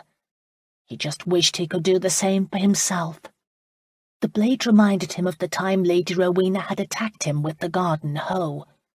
He'd been a lad of no more than 6 and already living under Angus's roof. He'd been sent on an errand, but had met some boys who wanted to play a hiding game with them. The temptation to join them had been powerful. He'd been anxious to set aside the errand and searched for a good hiding spot. He found it in the laird's garden, and that was his first memory of Lady Rowena. She'd been the one to ensure he knew he was an outsider. Lady Rowena wasn't a true lady. The title was a pet name from her childhood. They said she'd insisted on keeping it. As she'd grown more troubled in life, the courtesy title seemed to give her comfort. The child Tavis hadn't known any of this. He'd seen her from afar, of course, on holy and fair days, but he was stunned by her beauty upon seeing her so close. She had golden hair and eyes that mirrored both the sky and the sea, a blue-green the likes of which she'd never seen. She wandered amongst the flowers and the shrubs designed for her pleasure, and stepped close to where he hid beneath some bushes, close to the hole in the garden wall. She was singing, the sound high-pitched and nonsensical, but Tavis had liked it, until he made a sound. She caught him spying on her. Her beautiful eyes had gone wide and wild. She'd started pulling at her hair and calling him names. He'd been too frightened to run, certain he would be in trouble no matter what he did. But he took off as fast as he could when she picked up a garden hoe. She swung it at him, calling him the devil child. Her aim was true, and she'd hit him on the temple, but Tavis had kept running. It wasn't the blood from the cut on his face that had scared him as much as the expression on hers. He'd avoided her after that. She'd calmed down some over the years, but then few saw her, and when they did, it was like today, only for a wee bit, and she didn't seem to recognize him. However, Tavis had learned an important lesson that day. He didn't stray from his errands ever again, and he kept quiet. Now Rhikian was the only home he'd known. There was no place else for him, especially if what Lady Rowena had said was true, and he was the devil's child. He pulled the plough out of the fire and carried it with the tongs to the anvil. The devil's child. The reason he had let the laird arrange a divorce was because he'd been afraid to leave. Now he wished he had. He wished he'd taken Moira, kicking and screaming if need be, away from here. Having her for a wife had been the only good thing that had ever happened to him. And he hated knowing Father Nicolas and the rest of the clan were right. He hated knowing that she had willingly left him. "Hey!" The boy's shout startled Tavis from his dark thoughts. He turned and was so surprised to see Ian Munro standing there, he almost dropped his hammer. "I didn't mean to startle you, Tavis," Ian apologized. "I thought you saw me approach, but you didn't say anything." "I was wool-gathering," Tavis admitted. He liked Ian. The lad was all of 13, skinny as a pole, with a pinched face and a thatch of red hair on his head. He was also the man of his family. They'd once lived on Sutherland land, the Duke of Sutherland, a man who spent most of his time in London, just like the Maddox, and had tossed aside his responsibilities as chieftain of his clan in return for profit. He was one of the strongest supporters of the clearances, and probably never lost a wink of sleep while families lost their homes. Ian's father had died trying to protect the family's home after the troops had set fire to it. The lad's mother was not faring well. She was heavy with child, her 6th, and Tavis had overheard gossip that she might not last through this pregnancy. "What is it, Ian?" The boy held a sickle with a twisted blade and a broken point in his hand. It was dull with rust, so had been out in the elements for some time. "I found this. Someone threw it aside. Can you fix it, Tavis?" Tavis examined the tool. He understood what a good find this was for the boy. Those burned out by the clearances escaped with little more than the clothes on their backs. With a sickle, Ian could help cut hay and earn food for his family. Of course, there was a reason this one had been tossed aside. To fix it would mean creating a new one. Tavis looked at the boy and said, "You know I can. It will be better than new when I'm done." His expression determined, Ian said, "I can pay you when I get work." Tavis shook his head. "Pay me? For this little bit? Why, I'd feel a scoundrel for taking money for doing nothing more than pounding the rust off and doing a bit of straightening." Ian's face relaxed at his good fortune. "Will it take long? I can help the others on the morrow if I have my own tool." "I'll have it done in an hour." The boy was so happy he could have jumped up and down, except he wasn't a boy. Not any longer. He was a man. Careful to contain his enthusiasm, he said, "I'd been to the other smithies, and they said I'd have to make new." "You should have come to me first," Tavis told him. "That's why I'm the best." "You are," Ian agreed. "I feared you'd be too much for me. Thank you, Tavis. Thank you very much." "Go on with you. I'll see you in an hour." Ian ran off, but when he thought he'd gone around the corner and Tavis couldn't see him, he jumped in the air, punching it with one fist. And Tavis felt like a hero. Father Nicolas had come out of the cottage and now came up behind. "You can't keep giving your work away for free." This was an old argument between them. "I thought you all had taken a vow of poverty," Tavis answered. "Yes, but you haven't, and I prefer a full belly." Father Nicolas laughed at his own humour and sat in a chair beside the forge. "Are you still angry with me?" he asked. "'Tis not you I'm angry at," Tavis said, putting the plough blade aside and setting to work on the sickle, "but myself." A new thought struck him. "The laird is going to make the Maddox stand trial this night." Father Nicola frowned. He didn't like these trials the laird liked to hold. He said they had nothing to do with the court of law. They were more for McKenna's ego. Usually the clan gathered to listen while the laird lectured. The evening would end with the defendant being lashed. Many enjoyed these events. Tavis and the priest did not. "He wishes me to stand by his side this evening," Tavis said. "Why would he do that?" the priest asked, as surprised as Tavis had been by the request. "To irritate Bruce, I imagine. Ever since Gordon has arrived, Bruce cannot be certain he will be laird." But the priest wasn't interested in the struggle between Gordon and Bruce. Instead, he surprised Tavis by asking, "What do you think of the Maddox, as a man?" The picture of the Sassenach's stubborn pride rose in Tavis's mind. Something about him made Tavis uncomfortable. "Well?" Father Nicola prompted. "I didn't like him." He pulled the sickle blade from the fire and began pounding the hot metal, an effective way to end that topic of conversation. A moment later, knowing he was being ignored, the priest rose from his chair and went inside. "Would your brother look exactly like you if he were your twin?" Charlotte asked from her side of the wall. Darkness was only an hour or two away. She'd let Philip work, but now she wanted these moments to talk to him, and he was willing as well. "I don't know," Philip answered. "Some twins don't look anything alike, and the McKenna clan seems to have an aversion for the razor." She smiled in agreement, then asked seriously, "But isn't there some sort of connection between twins? If he was physically close, wouldn't you feel drawn toward him?"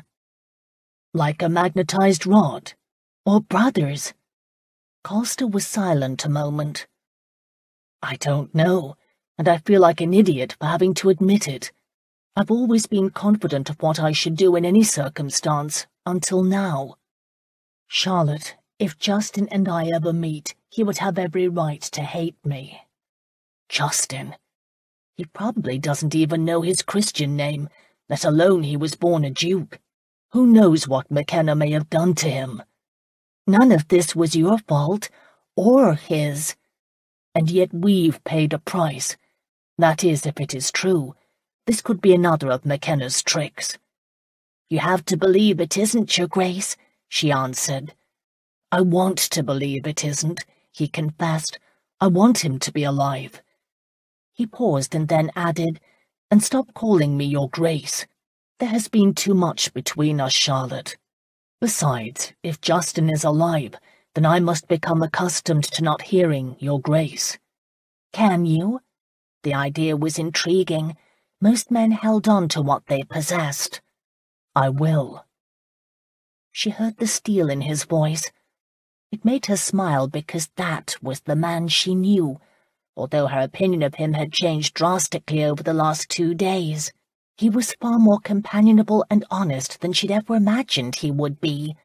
He was as mortal as the next, perhaps more so because of the weight of the title. He was not allowed to make errors, not with everyone watching his every move. "Philip," he said. "What?" she asked, mystified. "My name is Philip. Say it. Let me hear it from your lips."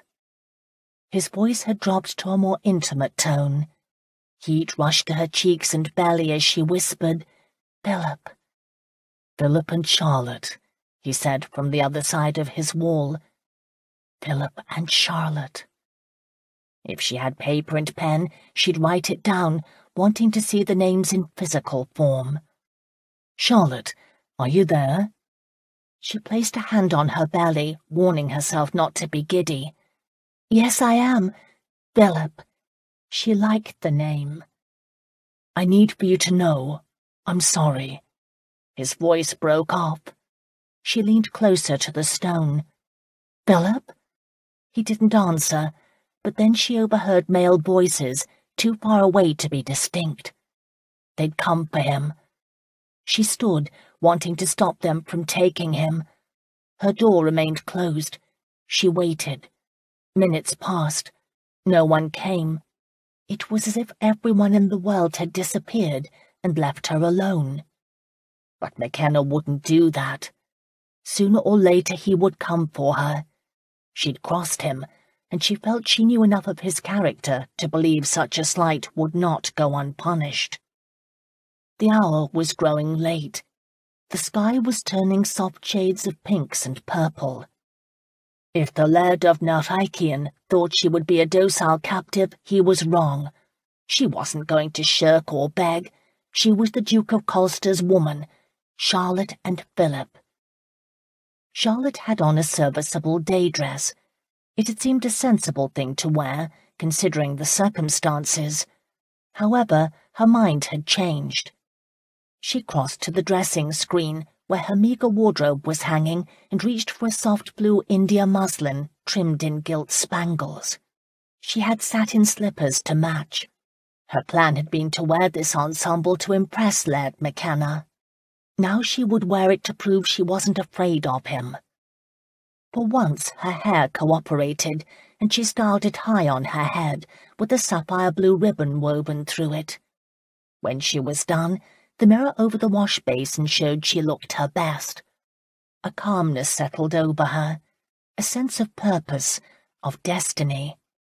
She sat on the edge of the bed and waited to be summoned, and then remembered Nanny Fry's letter and Philip's coin purse in the hidden pocket of her skirts. They were both still there. There was no pocket in the blue muslin. Charlotte searched through her belongings until she found the small purse designed for evening. It had a long golden silk cord. She poured the coins out of Philip's purse into her own. He had 4 guineas, more than enough to take them where they needed to go at the moment. She folded them in Nanny Fry's letter, and then put the purse around her neck, tucking it beneath her gown for safety. It made a strange necklace, but she doubted if anyone would notice. At last she was prepared to wait. Shortly after sunset, a knock sounded on the door. "Yes," she answered. The door opened and Gordon Lachlan entered, flanked by 2 guards. His sharp gaze flicked over her evening finery, and his brows lifted in surprise. There was a note of respect in his crisp musical brogue as he said, "Miss Cameron, are you ready to go downstairs?" "I am, sir." "Then please come this way." Charlotte stood and moved forward. She feared for herself. She feared for Colster. But she was ready to do battle. Chapter 11. The Laird enjoyed ceremony. It was a testimony to his growing power and stature among the Scots, and he used it well, or so Tavis thought. For this evening, Laird McKenna had ordered a platform built beneath a silk canopy of green and gold. What seemed to be 1,000 torches lit the night.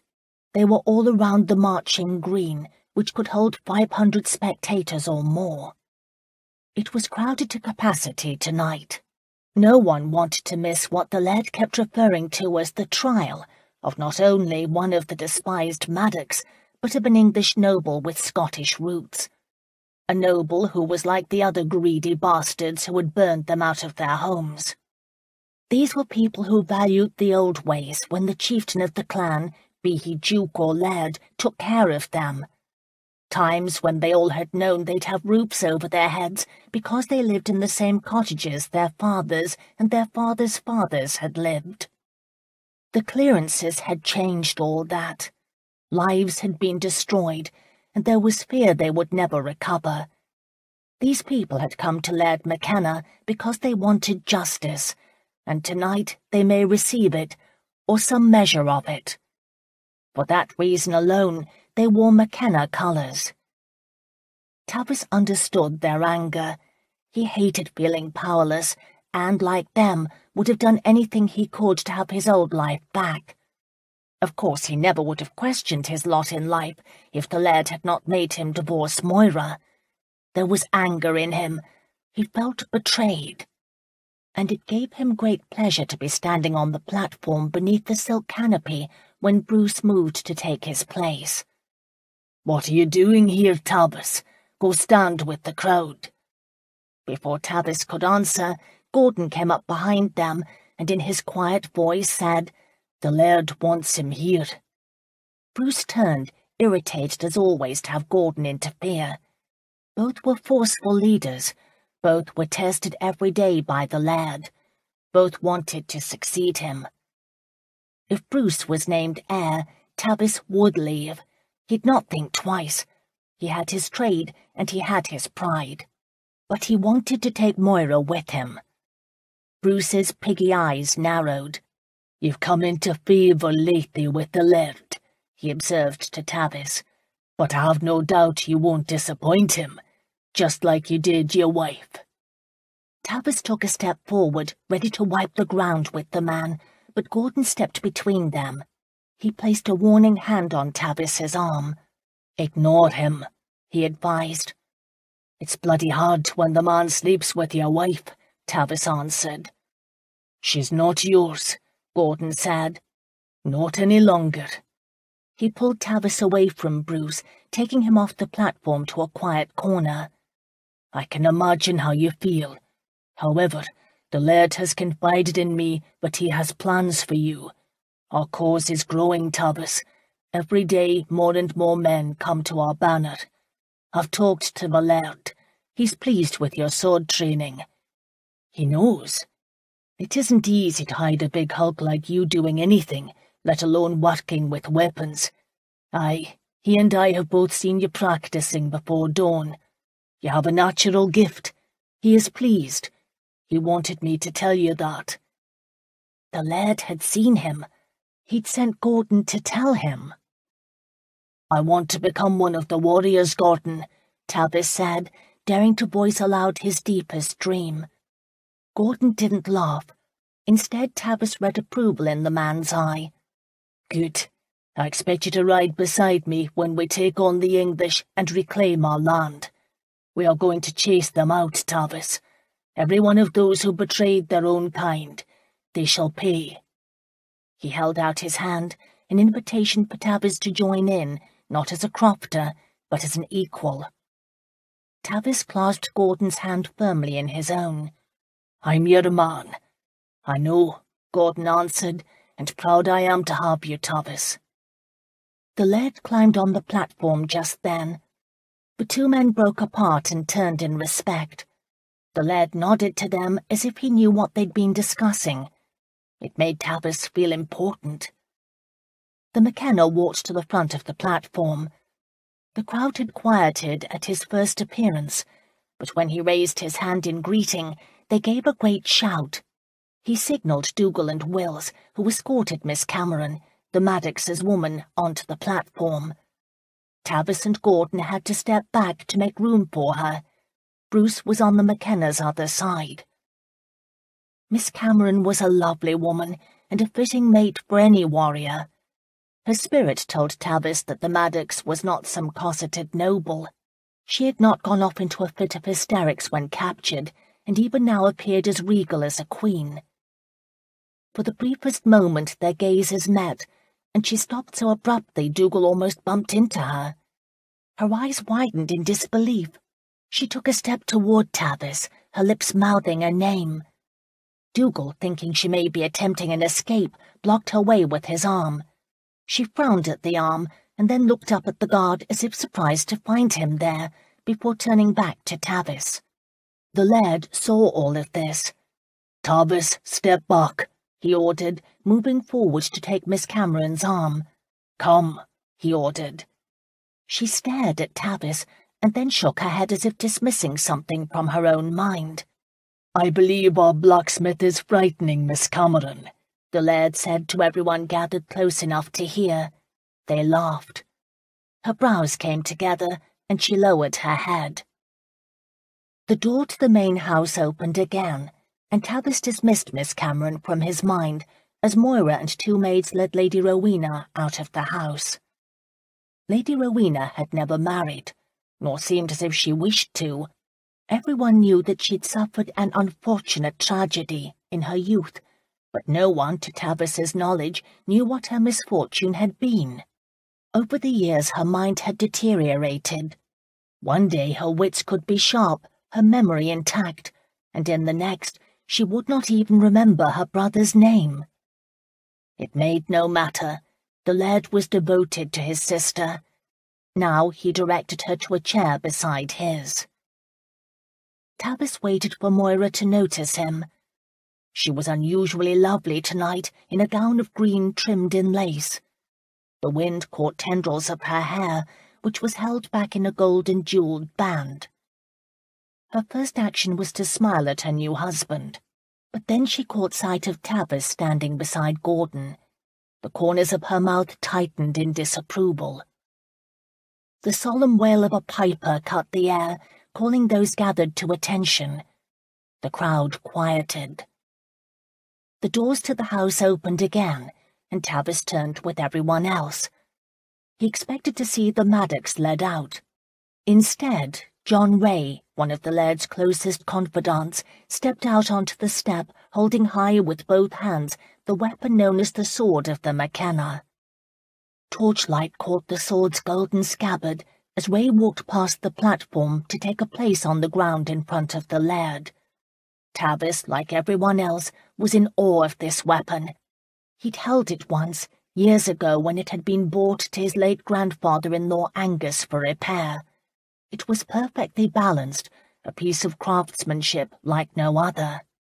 This had led McKenna men into battle since time remembered. Few had ever seen it, but every lad from the age of 3 and up knew of its handle covered in scarlet leather and hilt set with rubies.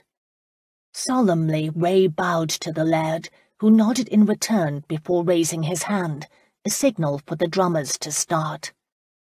Again the doors to the house opened. Two of the McKenna's strongest men marched out, with the Maddox between them. He carried himself well. Like Tavis, he was a tall man, although not as muscular. He wore the shirt, breeches and boots he'd been captured wearing. A beard shadowed his jaw, but his head was high, the set of his shoulders straight. In spite of his hands being tied together in front, he appeared every inch a duke. As the piper joined the drummers, the crowd erupted into hoots and challenges of the sort any good Scot would use against an enemy, as the Maddox was marched to the front of the platform and a position to the right of John Ray. The Duke took it all in stride. He surveyed them coolly, showing no fear. "You know, Tavis, he looks enough like you to be your brother," Gordon whispered as if surprised. Tavis frowned. He saw no resemblance. And then he felt Miss Cameron staring at him. He turned and frowned his displeasure, but she didn't look away. Instead, her eyes slid back to the Duke, and he knew she was drawing comparisons. Was that the reason she'd acted so surprised earlier?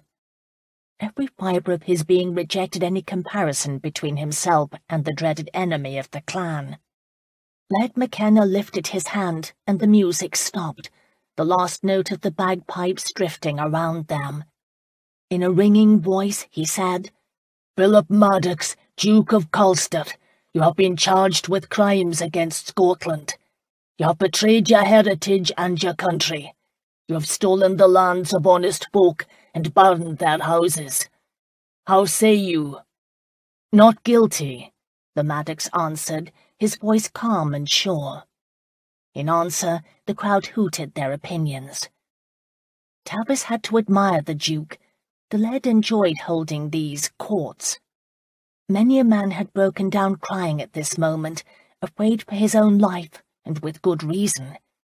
In Naraikian, Laird McKenna was the law. He held more power than the king, and no one would gainsay him. Few in Britain cared about the comings and goings of this distant part of Scotland. Of course, if they had, the laird could not have built his army. He was often fond of saying that some day all of Britain would know the name McKenna, and Tavis believed it would be so. But the Duke of Colster was not like the laird's usually frightened victims. With a spirit that was admirable, he said, "In fact, I welcome a trial. The time has come for us to speak as men about the problems our great country. If you have a complaint, you don't take the law into your own hands. You carry it to London. You carry it to the king." "The king won't hear us," a man shouted from the crowd. "He only listens to his lords." "The McKenna is our king," another threw out, and his words were quickly seconded. "Then try and be damned," the Maddox answered. "But know that the eyes of God are watching here, that justice exacts a price on those who are cowardly." His was the sort of bravado the Scots liked, and Tavis noticed it had no small impact. Many yelled what they thought should be done with the Duke, but others were impressed. "And try me too," Miss Cameron declared suddenly. She shoved Dougal aside to say to the people, "His Grace is innocent of all those charges, and you all know it." The Duke turned to her, shaking his head. "Charlotte, no." "Yes," she answered, cutting him off. "I can't stand to watch this mockery of a trial without speaking out." Laird McKenna stood. "Silence, Miss Cameron, or I shall have you carried away, possibly if I must." The Duke immediately seized the moment to be contrary. "She has the right to be heard," he said, "or do you censure that too?" He turned to the crowd. "You've put yourselves in the hands of a tyrant. He's preparing for a very foolish and costly war. Do you not see that? Do you not fear for your children and their futures?" The laird too addressed the crowd. "You came to me because there was no one else. Those who have great power have an obligation to see to the welfare of the less fortunate," he quoted. "Do you know those words, Your Grace?" The Duke frowned. "Those are my words." "Yes, you gave a speech I had the privilege of hearing. When I returned to Nachaikean, over 500 of these people had arrived at my gates. They'd lost their homes, their livelihoods, and their dignity, all while you were making a pretty speech. Tell us, Your Grace, you are one of those in power. Have you seen to the welfare of those less fortunate?" Soberly, the Duke said, "My estates are well taken care of." "That is not enough," the laird said. "You've had opportunity to address the Scottish question, haven't you, Your Grace? It has been brought up in the House of Lords. What was your response?"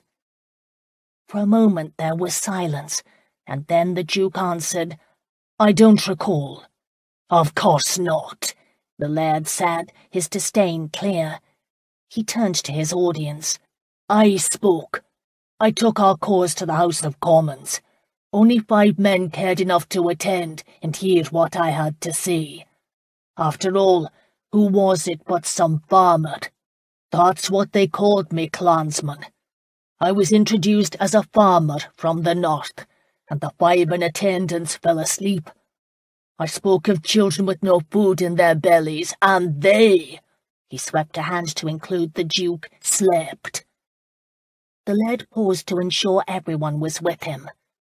He was a dramatic speaker, and not a soul moved as he looked down and asked, "Your Grace, Duke of Colster, have you ever been so hungry that your stomach is cramped from it?" The Duke didn't answer. There was no purpose to it. But he appeared surprised when the laird continued, "When only last week you were challenged by one of your peers to end the clearances, what was your response, Your Grace?" The lines of the Duke's face tightened, as if he was surprised by how specific the laird was in his charges. In a quieter voice he said, "I said that Parliament must not tell individual landowners what they can and cannot do with their property." He faced the crowd, unafraid to plead his case to them. "What belongs to a man is rightfully his. If Parliament can take what they wish when they wish it, then all property rights are no longer sacred." The silence from the people as they listened was deafening. They shared the laird's opinion.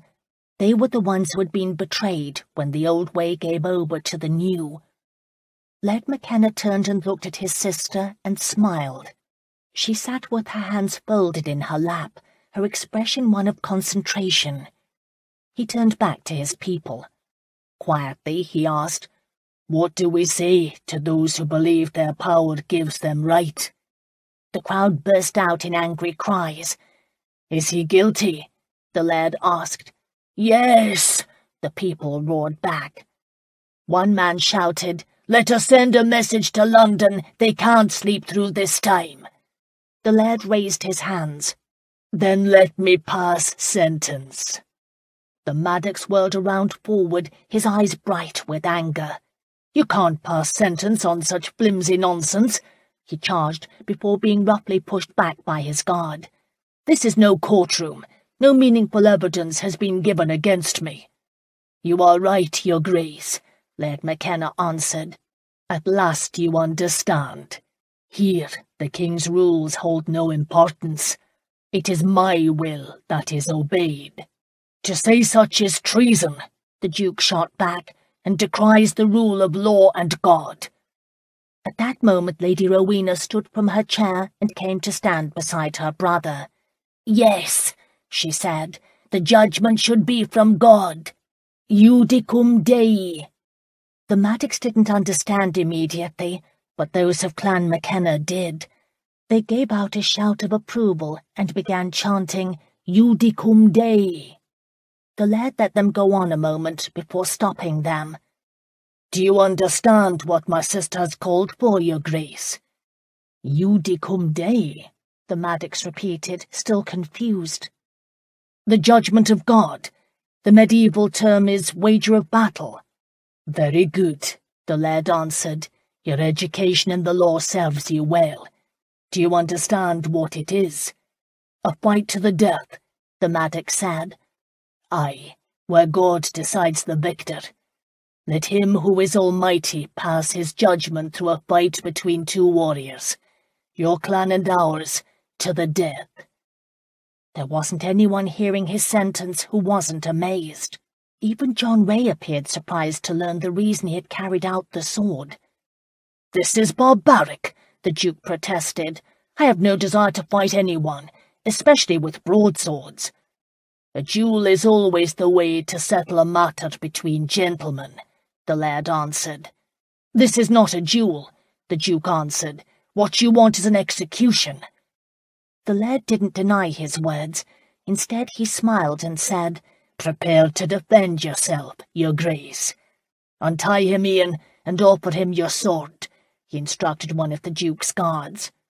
"No," Miss Cameron cried, but she was quickly shoved aside by Dougal, and no one paid attention to her after that.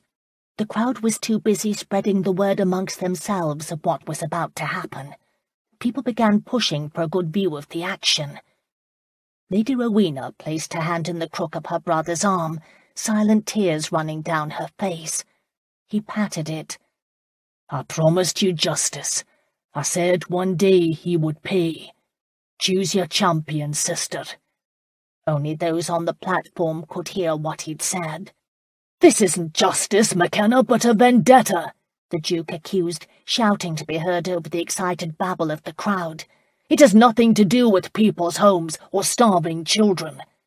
"On the contrary, Your Grace, it has a great deal more than you can imagine to do with those matters," the laird answered. "John, bring the sword of the McKenna forward. My sister is to choose who shall fight for our clan's honour." The crowd went quiet, waiting to see whom she would choose. Tavis didn't understand any of this. The laird was a student of medieval architecture and customs. Nahrakian's design was a testimony to that, but he had never invoked Judicum Dei before, although he'd long had a fascination with it. Tavis had the niggling thought that the Duke of Colster's accusations could be true. While John held the scabbard, Lady Rowena drew the sword out. It made no sound as it slid from its golden sheath. She raised it high, so that sharp, wicked blade could catch the torchlight. Any man claiming to love Scotland could not help but be affected by the sight of the lady and the sword. She looked around. Bruce stepped forward. "I shall fight." "And I," Gordon quickly offered. The other warriors straightened, ready to defend their clan and Scotland. But Lady Rowena refused to consider them. Instead, she moved with stately grace along the front of the platform. She turned, and her gaze landed on Tavis, standing not far from her on the dais. She approached him with the sword. "You, Tavis, will you be my champion?" Tavis was stunned. She smiled. Her eyes were clear and her brow unworried. "I need a warrior," she said. "You are the only one who will do." He dropped his gaze to the sword hilt she offered, aware that all watched. This was the moment of his dreams. However, the Duke was right. The Laird didn't want a fight. He wanted an execution, and Tavis didn't know if he had the skill or the nerve to kill another. Not in this manner. The crowd had started shouting his name over and over, growing louder with each repetition. Tavis looked around, stunned to be, at last, the centre of so much attention. And then he saw Moira standing not far beyond Lady Rowena. Even she repeated his name. He took the sword.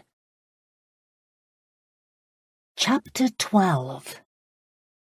The blacksmith? They wanted him to fight the blacksmith? This didn't make sense to Philip. He shook his head. Like any gentleman, he had trained with swords. He'd even played around with broadswords, although he had no desire to do battle with them. But expecting him to fight the blacksmith was ridiculous. Philip would kill the man, and he'd not have that on his conscience, especially since the blacksmith had saved his life. He ignored the sword his guard Ian held out to him, more worried about what was happening to Charlotte than his own life.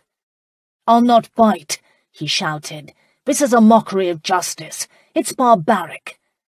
"Barbaric?" McKenna questioned. He looked around at his people. "This is how they think of us. There is no justice to them, save for their justice." To Philip he said, "This is our custom for solving disputes. Our way, Englishman. You fight or you die." His words whipped the people into a frenzy. "Fight or die!" the crowd shouted, and Philip realized he had no choice. Tavis stepped off the platform, the man's earlier reluctance having disappeared. He whipped the air with his weapon, and the sword of the McKenna seemed to sing. Ian shoved the blade of his sword into the ground at Philip's feet and backed away to join the others, forming a ring around the two would-be combatants. Philip looked to Lady Rowena on the platform. Her eyes were bright, her fingers curled like claws, as if she were a hawk ready to pounce on her prey, and appearing more animated by the second. It was as if she'd waited for this moment, plotted for it. He curled his fingers into his palms, refusing to touch the weapon. "Take up the sword," Tavis ordered, his own strain over the situation etching his voice. "Pick it up." Philip shook his head. "I won't kill an innocent man." "Strike him down," McKenna ordered. Tavis raised his sword and pressed the tip under Philip's chin. In one smooth movement he could slice Philip's throat open. Charlotte's voice cut through the air. She'd managed to free herself and was running to the edge of the platform. "No, Tavis, don't! He is your brother! Do not kill him!" Laird McKenna whirled and savagely backhanded her across the face. She went flying across the stage to land on her side on the ground. She didn't move. Philip would not fight for himself, but he would fight for Charlotte. He'd murder McKenna with his bare hands. "Get out of my way," he ordered the damn blacksmith. "Fight," the man said. Philip's temper snapped. "Fool!" Raising his voice, he announced, "I'll fight, and when I'm done I'm coming for you, McKenna. I'll send your black heart to hell." No one struck his woman. In one fluid movement he wrapped his hand around the hilt of his sword and brought it up to cleave Tavis in two. But the blacksmith was lighter on his feet than one would have thought. His shirt was ripped clean open, and the crowd gasped, but Philip could barely see or hear anything in the haze of his temper. He had to get to Charlotte. Tavis knew his advantages. He was about the same height as the Maddox, but far stronger. Even as the point of the Sassenach's weapon sliced his shirt, he brought his own up with a twist of his wrist, almost flipping the Maddox's sword from his hand. A flicker of disbelief appeared in his opponent's eye. Tavis used that momentary surprise to attack. His blade should have run his opponent through. It didn't. The Maddox seemed to anticipate his move and leaned to the left. Tavis's sword harmlessly stabbed air, bypassing the other's body by a hair's breadth. The thrust also brought Tavis in close to the fight, and the Duke used it to his advantage. A warning flickered through Tavis a beat before the Maddox buried his fist in his gut. This Duke was no soft nobleman, and he was stronger than he appeared. His fist would have doubled over a lesser man than Tavis, but it wasn't the fist Tavis had to watch out for, but the elbow to the chin. A flash of lightning went through his brain. He stumbled back, but the punches cleared his mind. He understood this sort of fighting. Their duel would be no genteel meeting, but a battle of bruisers, and let the best man win. However, the Maddox didn't want to stay and fight. He started toward the platform, turning his back completely upon Tavis. Certain he was going after the laird, Tavis reached out and grabbed a handful of the Maddox's shirt. The man turned, bringing his sword down toward Tavis. Steel met steel. Once, twice, 3 times, the air rang with the clash of metal. The Duke's blows reverberated with enough force to make Tavis's arm ache. Tavis answered back in kind. Whoever said the English were weak were wrong. Then again, Tavis fought well too. He managed to stay between the Duke and the laird, so that Maddox had no choice but to fight. The tactic made the Duke angry. He wanted Tavis out of the way, something that Tavis not only sensed, but seemed to experience. It was as if he could feel his opponent's frustration. If the Maddox feinted left, Tavis had already anticipated the move. If he went to thrust, Tavis knew to step back. And the same could be said in return. Time and again the Duke responded to Tavis's attack, almost before Tavis made the move himself. At one point in the fight, Tavis thought he had him. He found an opening and swung hard. His opponent surprised him by dropping to the ground and somersaulting like an acrobat at the fair, back onto his feet. The crowd gasped in approval. Some even clapped. Tavis was stunned. He'd known that was what the Maddox was going to do. In his mind's eye, he had imagined it, and even felt his own body tense in preparation. Something was not right. There was a force here he couldn't understand. It was in the velvet of the night air and the dancing flames of the torches. Gone was any pretense of the art of swordplay. They hacked away at each other, each blow stronger than the last. The minutes dragged on. Both dripped with sweat, and their breathing grew laboured with the exertion. They no longer were aware of anything other than themselves. The crowd, even the laird, no longer held importance. Up and down along the parade ground they battled. Tavis's arm was numb with exhaustion, and still they fought. This was not like any of the other contests Tavis had witnessed. This was a brawl for survival. By the time this contest was over, only one would be a victor. The other would be dead. And then Tavis felt himself trip. The crowd had not backed away quickly enough, and he'd stumbled over someone's big foot. It was a stupid mistake. His feet tumbled over each other. He lost his balance. His guard came down, and the Maddox shoved him to the ground. The sword of the McKenna went flying from his fingers. Tavis reached out, wanting it back. His hand grasped its hilt as he turned to face the Maddox, who stood over him with his sword raised, ready to be dropped in a death blow. Beneath Tavis was a cool spring grass. Above him the heavens and the stars, but held answers to questions he'd long asked. In the end, it was not such a bad night to die. The moment Tavis went down and Philip raised his sword was electrifying. It was as if the world had come to stop, but not for Charlotte. She'd regained her senses. Like the others, she'd watched the battle between the two men with a fascinated intensity. However, this moment broke through the haze in her head. These men weren't two strangers. They were brothers. She'd noticed the resemblance, although it was more than the beard that distinguished the two men in looks. No, Philip and Justin were not identical twins, but there was a very strong connection nonetheless. It had been the glance that Justin Tavis had given to her in passing, a look so completely Philip it had caught her by surprise. And now Philip was about to kill his brother.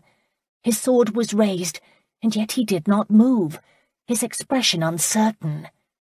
Perhaps he'd realized? Charlotte started toward the front of the platform, just as Justin's fingers found the hilt of the sword of the McKenna. He raised the weapon. Philip was wide open to a mortal blow. She drew up short, certain she would witness his death. And yet neither moved. The two men stared at each other in apparent surprise. It was as if they knew. Lady Rowena went frantic. She screamed, "Kill him!" Neither swordsman moved. She turned to Laird McKenna, who appeared as fascinated with the battle as everyone else. "Make them die, brother," she demanded. "Make them kill each other." And Charlotte had her proof. Her imagination had not played her false. She raced down the platform steps and placed herself between the men, shielding Justin with her own body. Every muscle about Philip was tense. Sweat covered his brow. The same was true for his twin. "Please, Philip, no," she said quietly. "He's your brother. Your brother." Philip frowned at her, as if having trouble comprehending her words. Justin went to push her away, but she'd have none of it. "You don't understand, do you?" she said to him. "You have no idea. But look at Colster. Truly look at his face. It's your face." "We look nothing alike." Both Justin and Philip started at the same time. They stopped, wary. "See, you felt it, haven't you?"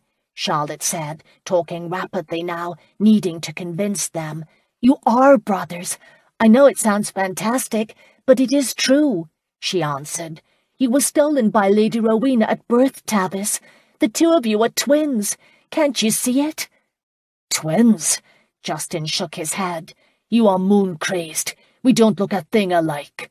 He moved away from her, coming to his feet. She wasn't about to give up. Rising with him, she said, "You have the same hair color, the same eyes, the same nose, and the stubborn nature." Those overhearing her started laughing. A few jeers were called. Someone said, "Get on with the fight." For his part, Philip appeared as wary as Justin was. Charlotte turned to him. "You must see it." He glanced at his brother, his doubt plain, but then he looked to Laird McKenna. "Is it true?"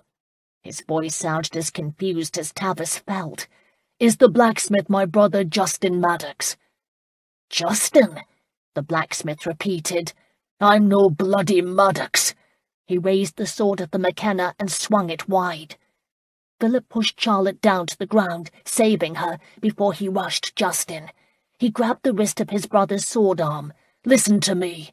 I know this is the wrong way to hear this news, but you are being used. We are both being used to pay for what our father did to Lady Rowena.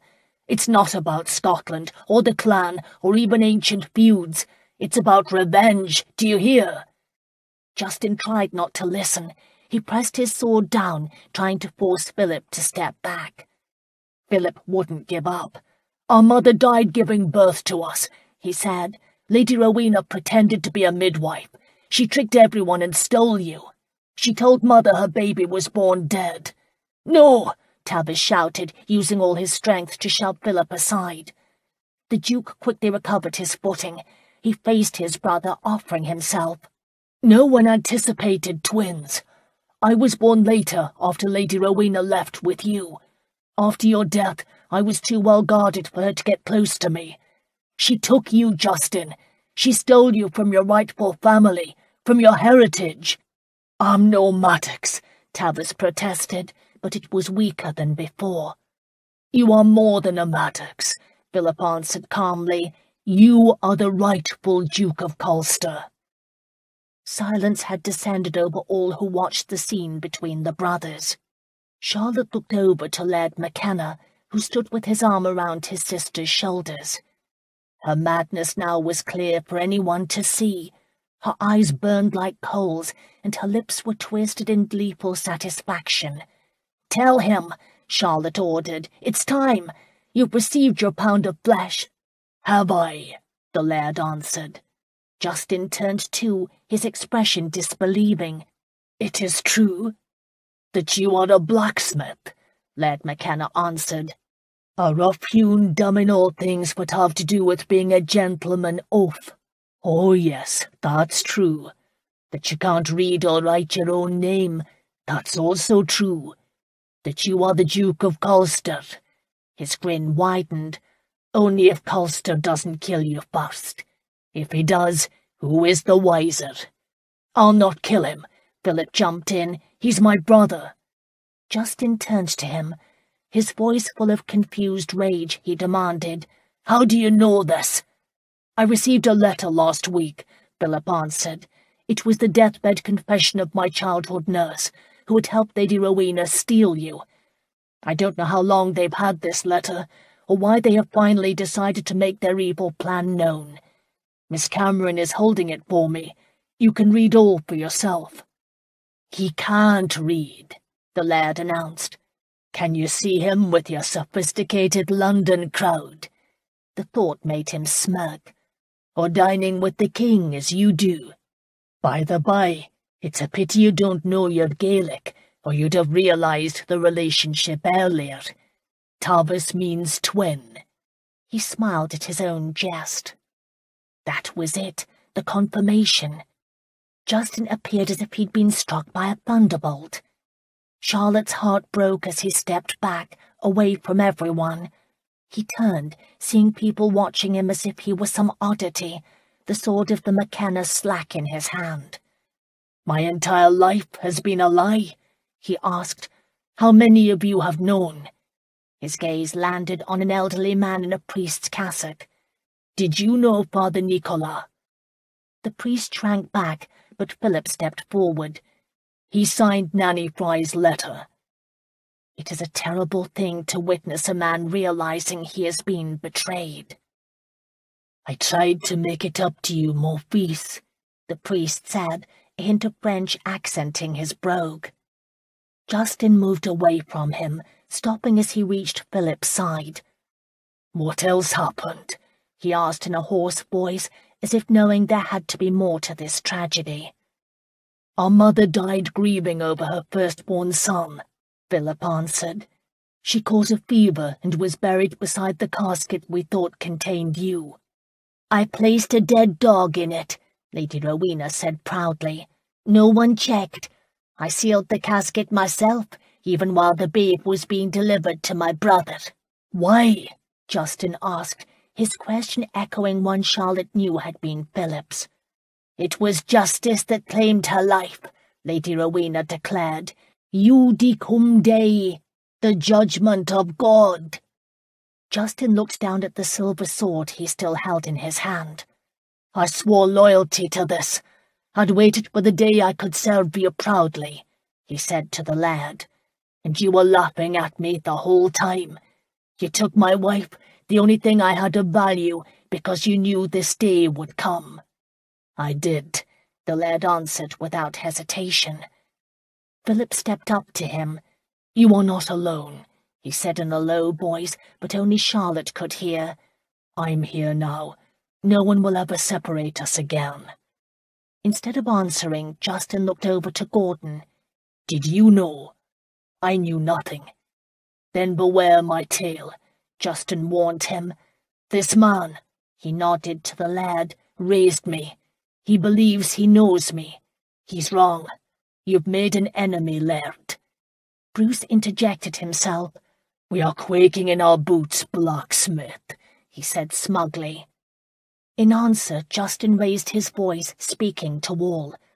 I can't read, he said. The laird is wrong in believing I'm a stupid oaf. Perhaps that is the gift Father Nicola gave me, and now in my hand I hold the sword of the McKenna. With a sweep of his arm, he used the sword of the McKenna to knock down the poles holding the silken canopy in place. The fabric came down over the heads of those on the dais. Lady Rowena started screaming as if she'd been attacked by banshees. "Run!" Justin ordered, and went racing around the platform. Neither Philip nor Charlotte had to be told twice. Chapter 13. Lady Rowena's hysterical screaming sounded as if someone were being murdered, and the confusion of the moment allowed Philip, Charlotte, and Justin the opportunity to escape. Several men jumped in their paths to stop them, but both Justin and Philip were good with fists and a sword. Justin jumped a hedge and went running across a garden. Philip waited for Charlotte, sweeping her up in his arms and placing her on the other side. "Keep running," he ordered, even as someone grabbed his shirt. He dispatched his pursuer with a jab in the nose. The man dropped, and Philip jumped over the hedge to where Charlotte waited. "I said run," he told her. "I am. Now," she answered as he took her hand, and they followed Justin. He knew his way well. There was no light save moonlight. He led them to a garden wall and stopped. Philip had been expecting a gate. "What now?" he demanded. "We climb." Justin lifted himself onto the wall, easily scaling it 7 feet. On top, he bent over and offered a hand. "You're next," Philip said to Charlotte, who took Justin's hand and was easily lifted to the top. Philip climbed the wall himself. The rim was a foot wide and overlooked roiling sea and jagged rocks. "Come," Justin ordered, and started running along the wall without any apparent fear of losing his balance. Charlotte stood frozen in indecision, her hand holding her long skirts, which could trip her. "I can't," she whispered. She looked to Philip. "I'll fall. It's dark." Philip didn't hesitate. He swung her up in his arms, juggling both woman and sword. She started to panic. "What are you doing?" "Carrying you. You can't do this with your skirts." "And you can see where you are going better with me in your arms?" Philip grinned at her. He stood at a precipice on top of the world. One misstep could mean death, and yet he had no fear. "With you in my arms, I can do anything." It was the truth. The boredom and futility that had dogged him in London was gone. He'd rather be fully alive with an army of mad Scots on his tail than experience ever again that listless sense of being alone. "Come on," Justin urged them in a hoarse whisper. He waited for them at the end of the wall. Philip didn't weigh the outcome, but began moving toward his brother. Each time he set his foot down, he expected it to be his last, but miraculously he didn't falter. He handed Charlotte over to Justin, who lowered her to the ground without incident. They stood on the landing of a stairway in front of a small loft door. Justin opened the door. "This way." All was pitch black inside the room, but the air was filled with the smell of hay and horses. "Where are we?" Philip asked. "The hayloft. It runs down the centre of the barn above the stalls. The laird designed it himself. He likes his hay stored high. It lasts longer that way. Be careful. There are drop holes over each stall to feed the horses. You don't want to fall through one." He gave his warning just as Philip was finding out for himself. His feet gave out from under him. He dropped his sword in surprise. Charlotte gave a cry as he broke his fall by grabbing the edge of the loft floor. For a moment he hung there, his feet dangling in the air. His sword hit the ground. The horse in the stall startled and began dancing. His warning nicker was answered by another on down the line. Justin squatted down at the edge of the opening. "I told you to watch yourself." "I'm not a quick learner." His brother snorted his agreement. "Well," he said with resolution, "we all have used that way sooner or later. Go on, let yourself fall the rest of the way. Wait, which stall is it?" He leaned over.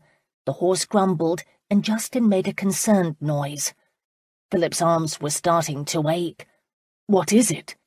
"That Cyclops' stall. A mean one. He'll crush you with his hooves." "Are you kidding?" Philip demanded, his arms ready to fall off. "Yes," Justin said, a trace of humour in his voice. He gave Philip a shove, and Philip fell, his landing softened by a pile of hay bedding. The horse in the stall, a black shadow in the darkness, moved out of his way and whinnied in alarm, but did not attack. "Catch her," Justin said, a beat before he dropped Charlotte into Philip's arms. "What about you?" Philip asked his brother. "I'm going to use the ladder," Justin's droll voice answered. "Very funny," Philip said. His brother laughed, but he wasn't joking. The sound of his footsteps moved away from them. "Here's the door," Charlotte said. She had been investigating, running her fingers lightly over the wood walls. "I've got the latch." She opened it, and the horse was the first to run out, knocking Charlotte back into Philip's arms. He tightened his hold for a moment, but then his toe hit his sword. "Finally, good fortune," he muttered, picking the weapon up. Justin appeared beside them, another moving shadow. "I've bridles in my hand. Can you ride, Miss Cameron?" he asked. "I will," she said. "I'll do anything to get out of here alive." "Good lass. Let's see if we can tack up some of these horses. I want the one you let escape. Her name is Butter. She's a demon, but the best mare in the barn." "Why not take another horse?" Philip suggested. "Because she throws beautiful foals, and she's the least the laird owes me." His voice broke off, just as they all noticed a crack of light by the barn's main door. The men raised their swords. The door creaked as it opened.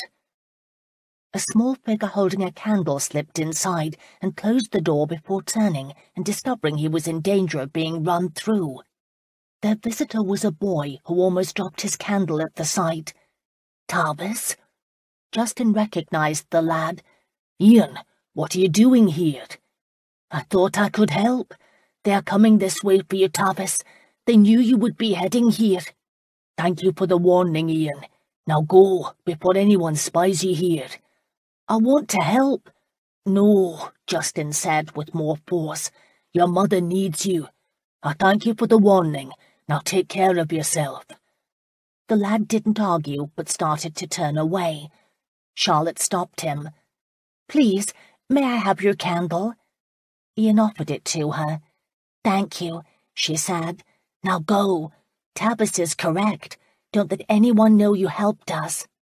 The boy turned, but before he left, Justin said, "You are a brave, brave lad, Ian. I'm proud to know you." "I'm proud to know you, Tavis," he answered, and left. Charlotte faced the men. "We need to create a diversion. It's an Indian trick. I say we set the barn on fire." Justin's jaw dropped. "You want to set my barn on fire?" he asked incredulously. "Yes," Charlotte said, without remorse. Philip could have kissed her. Was there another woman in this world with Charlotte's ingenuity? "She's right. It's the only way we will escape."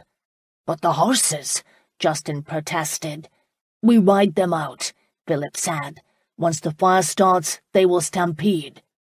"This sounds like a good way to get our necks broken," Justin answered. "It is," Philip said, clapping him on the back and aping his earlier cheerfulness when he'd fallen through the hayloft. "But it is the only plan we have." He opened the nearest stall, set aside his sword, and started putting the bridle Justin had given him over the horse's head. It was Homer. The animal nickered a greeting. "Charlotte, it is Homer. He's coming with us." Justin had stuck the sword of McKenna in his belt while he bridled Butter. Charlotte busied herself by walking up the aisle and opening stall doors. Horses stuck their noses out, uncertain whether to leave or not. This was not their routine, and they were leery. "I don't want one of the horses hurt," Justin insisted. "They won't be, and the barn should do well too, if McKenna and his men set to work and put the fire out," Phillip said. He had started moving hay and straw out into the aisle. "We'll start the fire here. It will take longer to spread on the dirt floor." "No, we can't do this," his brother objected. "Justin, we have no choice," Phillip said, only to have his brother grab his arm and whirl him around. "Stop calling me Justin. I hate the name." "And this is all madness," Phillip agreed. He looked into his brother's angry face. "I know it seems insane, but right now we don't have time to sort it out. It's either this or the three of us end up hanging. Now let's go." Justin didn't argue. He bridled a bay and lifted Charlotte onto its back. She sat astride and reminded Phillip of a warrior princess. He was so proud of her. He gave her hand a squeeze. There was no time for anything else. She handed him the candle. He took up his reins and hurried his horse and the candle to the front of the barn. Minutes were like seconds. McKenna's men would be upon them at any time. Justin hustled the horses out of their stalls, directing them toward the door. "Go," he ordered. Phillip started to open the door. "No," Charlotte said. "Start the fire first. We need them panicked, and we'll ride out with them." "That's madness," Justin objected, even as Phillip was already heading to the back of the barn. "Get ready," he said, and tossed the candle into the pile of dry hay. It burst into flame. Heavy smoke filled the air. Now the horses were alarmed. They shoved against each other as they rushed to the door that Justin threw open. The animals charged out of the barn. Charlotte's and Justin's horses ran with them. Phillip had barely mounted Homer before he was on his way following the others, and almost running over McKenna's men in his flight. They were only a hand's width away from him. Phillip didn't know if they had just arrived, or if the stampeding horses had scared them back. He did know he'd been seen. A shout went up for him to stop. A shot was fired. Phillip heard it whistle through the air. It struck the horse in front of his. The animal screamed and stumbled. Homer almost toppled, but regained his footing and charged ahead, wanting to leave behind confusion at the barn. It was at that moment the Scots realized the barn was on fire. Charlotte had been right. The diversion worked. A cry went up, and McKenna's men had to contain the fire lest it get out of control and spread through the whole fortress.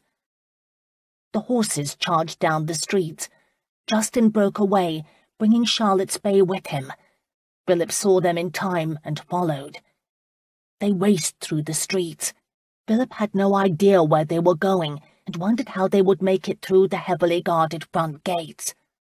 Justin took them down a side street. It was dark here and quiet. Justin stopped at the fortress wall and dismounted. Puzzled, Phillip followed suit, helping Charlotte down. Justin led them to a group of hedges. He pushed them aside to reveal a door-size hole. "Does McKenna know this is here?" Phillip wondered. "No," Justin answered. "He taxes every sheep and sack of wool that comes in and out of Nahakian.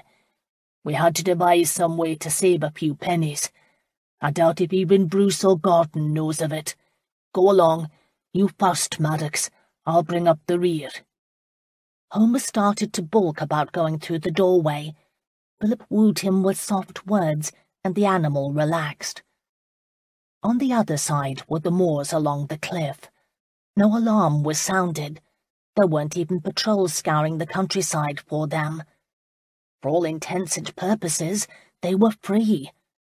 Charlotte had trouble getting her bay to go through the door. Justin prodded from his end, and the horse obeyed. Phillip helped her remount and climbed back on Homer. Justin closed the door behind him. He stabbed the sword of McKenna in the ground and grabbed Butter's mane, preparing to mount when the door opened again. Both men turned, ready to do battle, but it wasn't the laird's men who stepped out into the moonlight, but Bruce's dark-haired wife, the one who attended Lady Rowena. Justin paused. "Moira?" "Tavis, you can't leave," she said, coming toward him. "I don't want you to." His brother shook his head as if he couldn't believe his ears. Phillip readied his sword. Justin held up his hand. "It's all right. She's my wife." "Your wife?" Phillip had not imagined his brother married. He should have. It made sense. And he'd also heard the touch of eager vulnerability in Justin's voice. "If she is coming with us, let's go," he warned. "We don't have time to waste." "Is that why you're here, Moira? You want to leave with me?" Justin asked, reaching out for her. She caught his hands. "Tavis, I don't know. You are in so much danger. Please, give me the sword of the McKenna. Let me see if I can persuade the laird to forgive you." "Forgive?" Phillip repeated. "It's McKenna who should be asking forgiveness. He stole Justin's birthright." But she ignored him. Instead, she said, "You can't be the Duke, Tavis. Your place is here at Naraikian. Give me the sword, and I will do everything in my power to protect you." To Philip's amazement, Justin appeared to waver. This woman knew his brother better than he did, and it galled him. But he was not going to give up Justin without a fight. "If you love him, come with us." "She loves another," Justin said, his voice heavy. "I don't really love Bruce," she claimed. "You gave me up too. You could have wooed me back. The laird told me it was what you wished." "Moira, I begged you to stay. Have you forgotten?" "I was given little choice," Justin said bitterly. Phillip could literally feel Justin's pull toward this woman. He sensed their history. For a flicker of a moment, he understood her power over Justin. She cooed to him now, her voice more seductive than a siren's call. "I know. I should have listened. I've been so unhappy without you. Come with me. Let us return together." She placed her hand on the hilt of the sword of the McKenna. Justin started to speak, but Phillip wouldn't let him. "No," he said. "You must come with us." He nudged Homer toward his brother, but was stopped by the sound of voices from the other side of the wall. "They are coming," he warned. "Justin, get on your horse." "Come with me, Moira," Justin said. "I love you." His words were interrupted by Charlotte's warning. "She has a knife." Phillip turned in time to see Moira stab Justin in the shoulder. It would have been his heart, save for Charlotte's warning. Moira pulled the sword of the McKenna out of the ground. She gripped it with both hands and raised it to attack Justin again. A savage anger came over Phillip. He kicked Homer forward and grabbed Moira by one arm, giving her whole body a shake. The sword dropped. Phillip lifted her up. She kicked out at him, but at that moment 2 men started out the secret door. Phillip bodily flung her at them. She screamed as her weight knocked them down. Meanwhile, Charlotte was ordering Justin not to attempt to pull out the knife. "Leave it in. It will stave off the bleeding." "How do you know?" he demanded. "She knows," Phillip assured him. "Let's go. Charlotte, ride on. Ride on. Justin, come." His brother picked up the sword of the McKenna. "This is mine."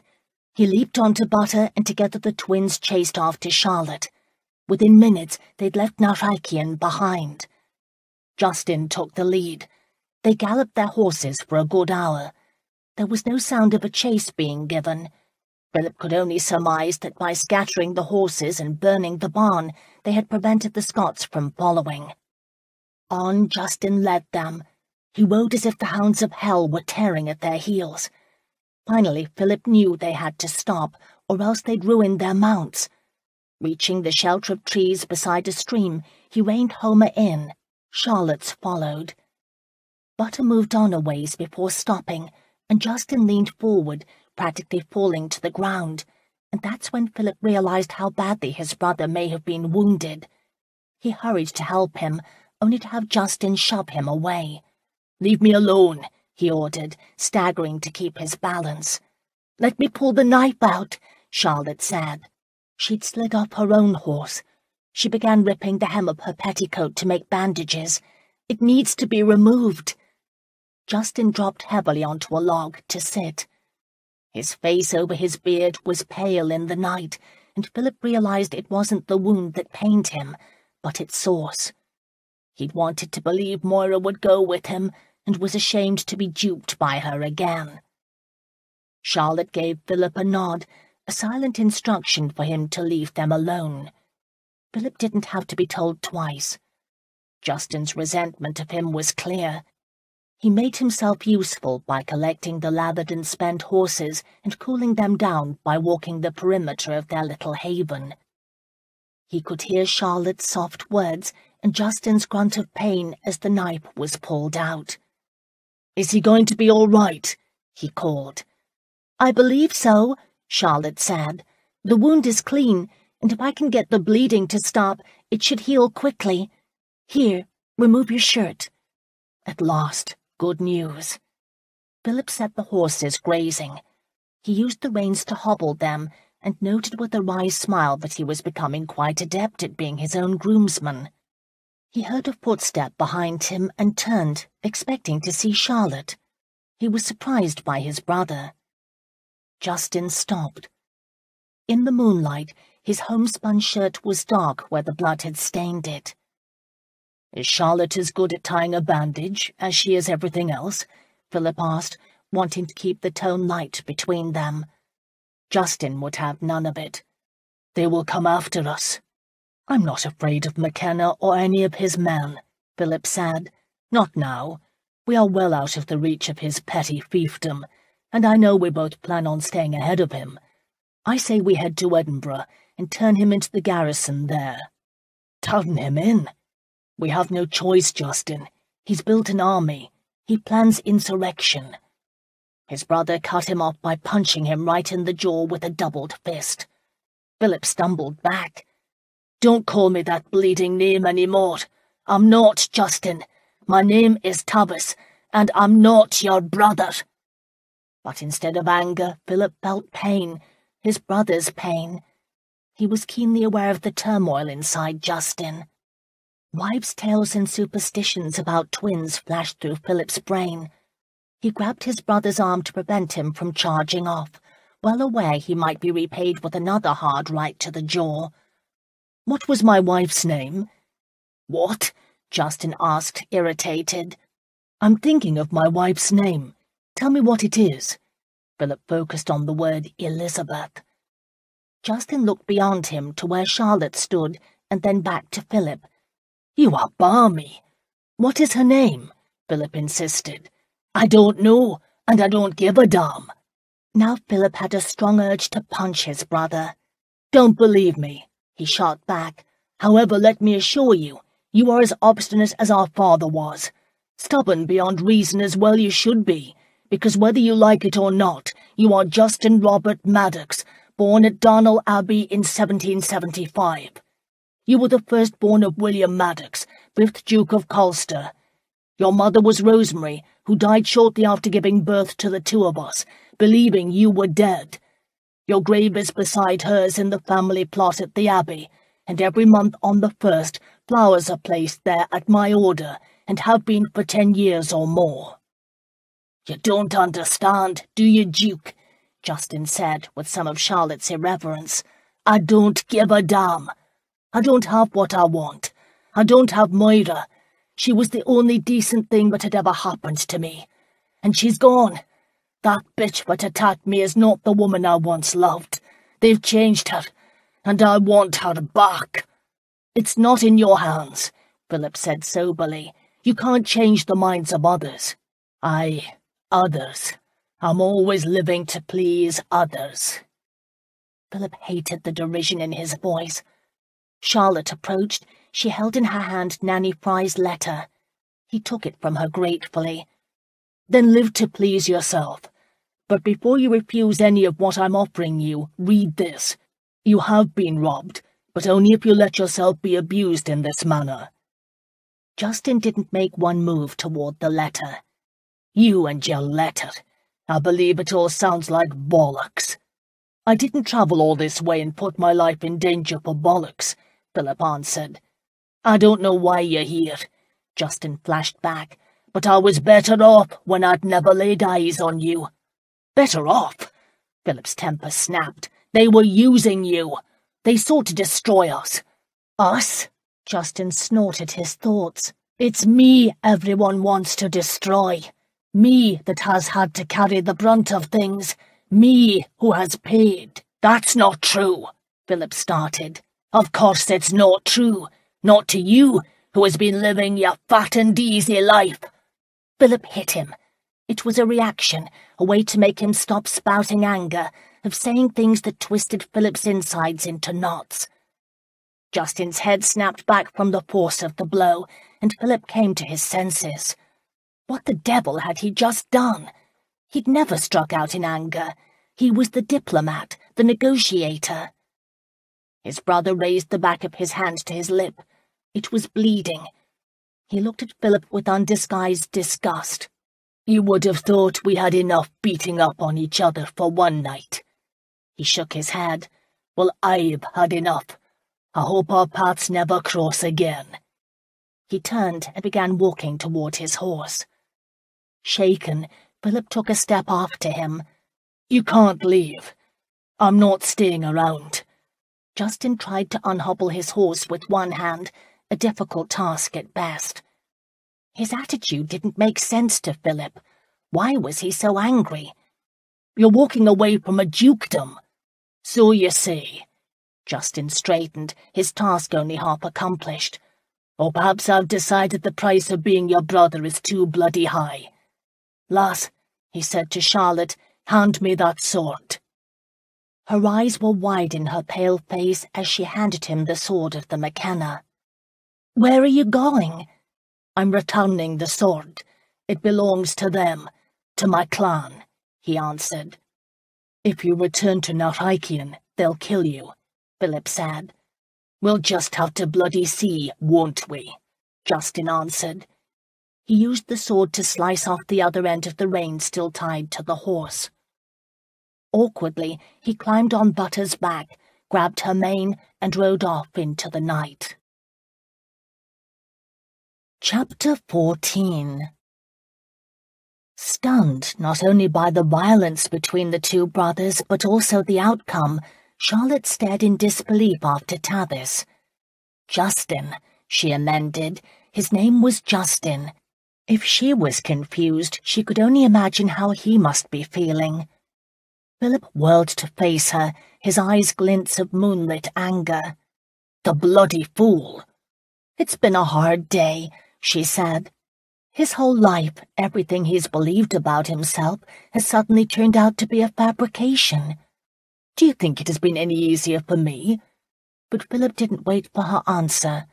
Instead, he took a step after Justin, as if he would chase him, then stopped, his body rigid with tension. He's nothing more than a dumb beast anyway, he muttered, speaking more to himself than to her. He can't be the Duke. He turned to Charlotte.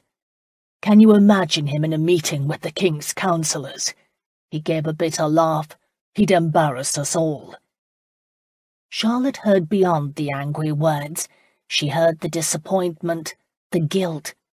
She wanted to do nothing more than to wrap her arms around both him and Justin and pull them close, and yet she couldn't. She was the outsider. Instead, she crossed her arms against her chest, holding herself tight, and finding herself unable to not at least offer a comment. It's not your decision, Phillip. It's his. Yes, it is, he agreed, stepping back, his hands forming hard fists. And he made it, didn't he? He's going to get himself killed.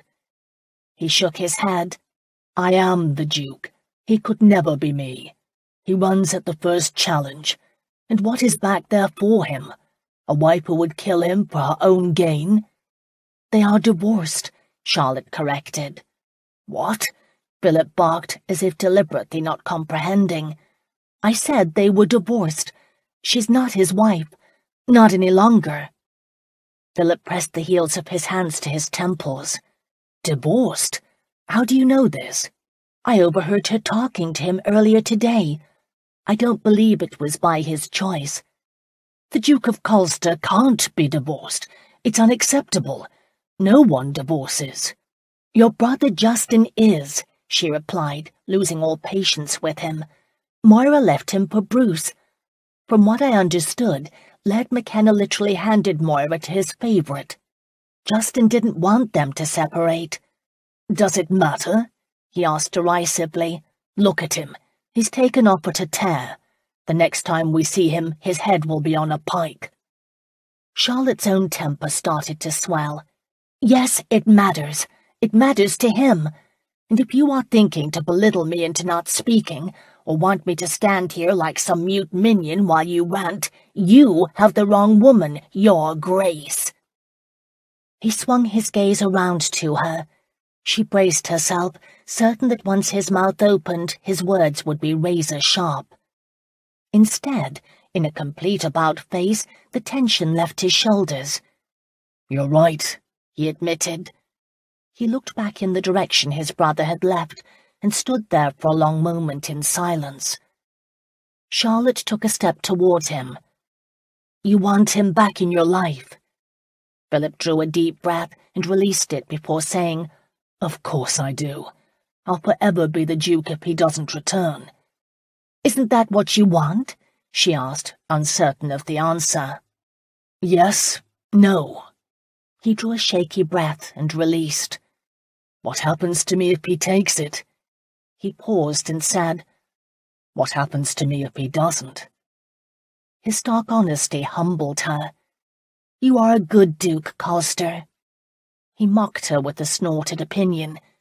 Are you coaxing me out of my black mood? A second ago I was arrogant. He sounded tired, disappointed. She took a step toward him. You are always arrogant, Colster, Duke or no. You are also honest, loyal, and really quite wonderful for leaving everything you had behind to come find your brother. He doesn't see it that way. Charlotte nodded agreement. Please, listen to someone who has suffered siblings for years. They rarely do what you wish they would. They do what they must. She placed her arms around him, letting her body say what she dared not speak aloud. I am here. Let me comfort you. Let me love you. I've made it worse, he whispered. I thought to save him, and instead I've made it worse. I thought the same with Miranda, but once I let her free to make her own choices, she found her happiness. Suddenly he wrapped his arms around her and held tight as if he dared not let her go. A sense of rightness filled her. In his arms was where she wanted to be, where she needed to be. She craved his touch, his warmth, his very being. Tears came to her eyes. She struggled to hold them back, but Philip felt her slightest movement. He leaned back. She feared looking at him, feared him knowing what was in her deepest heart, feared being so vulnerable. But Philip knew. Thank you, he whispered. Thank you for knowing me better than I know myself, and still liking me. She more than liked him. She loved him with a fierceness that grew with each passing moment. He leaned his head close to hers. And you're right, I must let him go. I need to take care of you, and I need to inform the proper authorities that McKenna has built an army. He wanted to take care of her. Philip stepped back, lacing his fingers with hers. No gesture could have commanded her attention more. She could feel the energy radiate through his fingers into hers. Are you all right to ride? I'm tired, she admitted, but I know we must keep moving. His teeth flashed in his smile of approval. That's my darling, he said. Come, the horses are rested enough. Let's put as much distance as possible between Nurhaikian and ourselves. He didn't have to make the suggestion twice, although she was weary of riding. Her bottom was numb, And yet, what choice did she have? Philip knew what she was thinking. As he gave her a leg up onto the bay's back, he said, "You've been so good, Charlotte, over these past days. Just a bit more, and then you'll never have to get on the back of a horse again." "Promise?" He laughed. "Promise." He mounted Homer, and they set off in the opposite direction Justin had taken. 15 minutes later, they came upon a good road running southeast. Philip decided to travel east. "They won't be expecting that," he assured her. "We can go south later, after we are certain we are far away enough to lose them." Charlotte didn't argue. She was too tired to waste energy on words. The road began following the winding curve of a rushing stream. The sound of running water was a potent lullaby, and dawn was only a matter of a few hours away. Charlotte had just yawned for the 7th time when they rounded a curve and came upon a bridge over the stream. On the other side was a nestled group of cottages around the rambling building of a small inn. A sign hung over one of the doors. Philip dismounted and started for the door. "Perhaps we should keep going," Charlotte said. "There can't possibly be anyone awake." "I'll wake someone. We can't continue travelling, not without sleep. Do you have my coin purse?" She pulled the embroidered purse from its hiding place and removed the silk cord from her neck before handing it to him. Philip pounded on the door. He had to do it a 3rd time before someone finally came. The door opened a crack, and a man in a nightcap stuck his head out. "Yes?" the sleepy innkeeper inquired. "We need rooms for the night," Philip answered. "The night's almost over," came the response. "I know," Philip said. "I only have one room." "'Tis all we need," Philip said, and he named a price he'd pay for the room that was enough to make the innkeeper throw aside caution and open his doors. She should protest, her common sense told her, while another part of her was perfectly amenable to the arrangement. After all they'd been through, sharing a room with him was the least of her worries. And the truth be known, she wanted to lie beside him, even just for one night. The innkeeper lit a candle and led them up the stairs to the first room at the top. Charlotte was so tired, all she could do was put one foot in front of the other. "What are your names?" innkeeper asked. "Smith," Philip said. "Mr. and Mrs. Smith." He didn't look to Charlotte for permission, nor did she challenge him. It was easier this way.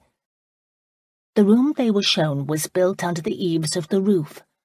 A narrow bed took up most of the floor space, and there was one window, shuttered closed against the night air. The innkeeper lit a stub of a candle on the room's only other piece of furniture, a bedside table. "The privy is outside in the back," the innkeeper said. "I don't do pans. We passed the back door on the way up the stairs. There's a rain barrel next to it for washing." With those words, he and Philip's money were gone. Philip looked around and said, "Well, it's serviceable." Charlotte nodded and crossed her arms, very aware that they were alone. Mr. and Mrs.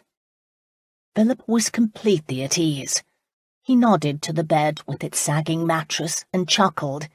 "The mattress has seen better days, but if it had been fluffed goose down a mile high, I couldn't be more happy to see it. I have to see to the horses. Do you wish to go outside now for the privy accommodations?" He acted as if the two of them alone was the most natural thing in the world. Mr. and Mrs. But it wasn't. Charlotte knew that, and, standing in this room with him, knew she was accepting it. This was a complete reversal in her life, a defiance of her moral code. She'd been the guardian for her sisters, especially in later years, when their father's drinking had made him incapable of protecting them. Her life's mission had been to regain the heritage her mother had tossed aside for love. Charlotte had been the one to remind her sisters that they were ladies, granddaughters of an earl. They had a birthright, and they weren't going to compromise it by giving their virginity to any frontiersman or hapless soldier. They were going to marry dukes. and here she'd given hers up for a duke. Mr. and Mrs. Charlotte forced herself to set aside pretenses. There would be a price for her actions. She did have the power to end this now. At her continued silence, he offered, "If you don't want to come out now while I take care of the horses, I'll come back and take you downstairs later." He smiled, and her heart skipped. Any protest died. It was as if he cast a spell around her. He was her dreams come to life. He was so handsome, even in shirt-sleeves and several days' growth of beard shadowing his jaw. Few men were as masculine as Philip, and was it so wrong to live the dream, or to want to believe there was more between them? "I'll go down now," she murmured. "Come along, then." He held open the door. She practically ran out of the room. Philip knew Charlotte was tense. He thought he knew why. He picked up the candle stub and followed her. In the few days they'd been together, she had challenged, defied, and tested him in a way no other had in his life, male or female. Only she had the courage to speak up to him when others would be silent, with the notable exception of his brother. But now she hurried down the dark stairs as if being followed by the devil, and in a way he was. She had a moral code. He'd taken her innocence, and sooner or later they'd have to discuss the future. He didn't know if he relished that conversation any more than she would. The night air felt good. He offered her the candle. "You keep this. I shall see to the horses." She didn't speak, but took the candle from his hands. Their fingers brushed, and she pulled away as if she'd been burned by hot wax. He didn't think she had. It was he who frightened her. His presence but had turned her skittish. Once again, Philip hobbled the horses and turned them loose to graze in the back of the inn. There was water in the stream and plenty of grass. They would be fine. He was only gone 5 minutes, but when he returned to the back door, Charlotte was gone. She'd left the candle for him by pushing it into some soft earth. She'd not waited. In a way, that may be just as well. Perhaps he and Charlotte should keep their distance. He snuffed out the candle, pressing the hot, soft wax between his fingers, aware of a deep-seated disappointment and a sense of relief. What could he offer Charlotte? In truth, right now, he was a duke who might not be a duke if his brother claimed the title. He was a man who had just had everything he'd believed about himself shaken. The world was no longer black and white. The old code, the one he'd lived by, that everyone he knew of means and substance valued, might not accept his brother or himself. The only thing he'd thought he'd had was Charlotte, but she'd gone on ahead. The room was pitch black when he opened the door. He opened the shuttered window, letting in moonlight and a breeze that eased the staleness. Charlotte slept on the far side of the bed, hugging the edge. Her hair spread out over the counterpane. With her upturned nose and sweep of dark lashes, she looked like an angel. She'd not undressed or slipped under the covers. He didn't know if this was due to exhaustion or if she was keeping all barriers up between them. He suspected it was a little of both, and the latter made him angry. He wasn't some ogre who jumped on unsuspecting women. Well, he had used her to his advantage, but Charlotte hadn't been unwilling. Certainly she knew she could trust him now, didn't she? As if to prove his trustworthiness, Philip gently removed her shoes. She didn't wake. He undressed, managing to pull off his boots himself. He left on his breeches and climbed under the covers. There, that should please her. Folding his arms under his head, he lay on his back and tried to think of anything but the woman by his side. He resisted the urge to touch her hair or gather her close. He would not offer her protection, not if she didn't want it. She turned to him, her hand moving up to rest on his chest, her palm flattened over his heart. Philip didn't move. He didn't dare breathe. His body went hard with a force that was staggering. He wanted her this close to him. In fact, he needed her, but not, he realized, just for the act of sex. He wanted her closeness, her warmth, her trust. And now, here she was, snuggling close to him, as open and guileless as a child, her body curved to accommodate his. God must be laughing. Her lips brushed his neck. Philip held himself still, thinking he was imagining this, praying he wasn't. She traced her soft kiss with her tongue. He rolled her up onto his chest. Her eyes opened and met his. Her hair created a curtain around them. "Do you know what you are doing?" he asked. "I'm not stoned, Charlotte. I don't want to be." "I'm not either." "And yet," he prompted, "speak to me, love. What is it you fear?" The tension in her body fled. Her eyes softened. "You called me love. Do you mean it, Philip?" He didn't hesitate. At this moment she and this bed were the center of his world. "With all my heart." Her lips came down on his, kissing him deeply. Philip didn't resist. He kissed back. Theirs was a passion that had to be obeyed. He surrendered to it now. Whatever the future held was unimportant at this moment. Nothing mattered save the feel, taste, and texture of this woman in his arms. He threw back the covers and began kissing the tender skin right below her chin. She sighed with pleasure, the sound music to his ear. He ran his hand down over the curve of her waist, turning her toward him and giving himself the access he needed to unlace her dress. She stroked his side, running her hand up over his shoulder and around his neck. She slid her tongue across the line of his bottom lip. The sensation of it went straight to his groin. Philip tossed aside seduction in favor of pure, unbridled lust. He had to have Charlotte, and soon. He pulled at her bodice, not caring if he tore her dress or not. He wanted to touch her breasts, to hold their weight and taste them. She was perfectly formed for him, a goddess. "Beautiful woman," he whispered, "warm, willing woman."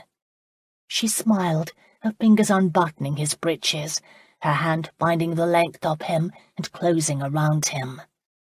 All the blood left Philip's brain. He couldn't think, let alone reason, when she held him like this, and yet he'd not have her release him for any amount of gold. Philip slid her dress up over her head and tossed it to the floor. She wore nothing but her garters and stockings and looked delicious. He kissed her shoulder, her breasts, her stomach, causing her to release her hold. He didn't want them to go too fast. He wanted this to last. She squirmed as his whiskers tickled her belly and giggled when he nibbled soft, soft skin before dipping lower and kissing her intimately. Charlotte sucked in her breath in shocked surprise. She started to pull away, even as her legs parted for him. Philip placed his hands on her hips, insisting that she let him, that she trust him. Elizabeth would never have let him attempt such a thing. She might have shut her bedroom door to him altogether. But this was Charlotte. There were no doors between them, or boundaries. Charlotte whispered his name, sounding a bit panicky and yet amazed. He smiled. If ever there was a way to bind a woman to a man, it was this one. Her pleasure gave him his. The sheets pulled as she curled her fingers in them. Her breathing grew rapid, more urgent. He could feel the tension coiling inside her. Taste the building pressure. She twisted as if seeking a moment's respite. He wouldn't let her escape. She whimpered, the sound ending on a moan. His name became her plea, a prayer begging him to help her seek release. It drove Philip, maddening him with a desire to see her fulfilled. And then she gave a sharp gasp. Her hips raised, and he could feel deep muscles contract. He knew where she was, and that he'd been the one to bring her there.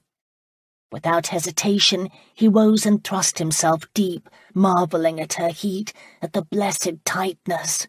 Was there ever a woman as magical as Charlotte? His release was immediate, and even more intense than hers, more intense than any he'd ever had before. Her heat fused them, joining him to her forever. The moment was broken when the man in the room next to theirs pounded on the wall. "Would you keep it quiet in there?" a thick Scots accent said. Philip frowned, brought back to the here and now by the man's rude interruption. He barely recognized his surroundings, had to think a moment to realize where he was. It was as if he had journeyed to the heavens and back. The world had changed. It looked the same, but it wasn't. No, his life would never be the same. He looked down at Charlotte, and she appeared equally startled. A thin coat of sweat covered both of them, and he still held her hips in his hands. An instant's panic flashed through him. She was vitally precious to him. What right had he to be here with her now? Charlotte had wanted a duke. She wanted marriage. Considering the current state of affairs, he didn't know if he could offer her either. And then she smiled, and he couldn't help but shove doubts aside. They didn't matter. Not right now. He grinned back, resting himself on top of her, the two of them hugging as if they could climb into each other.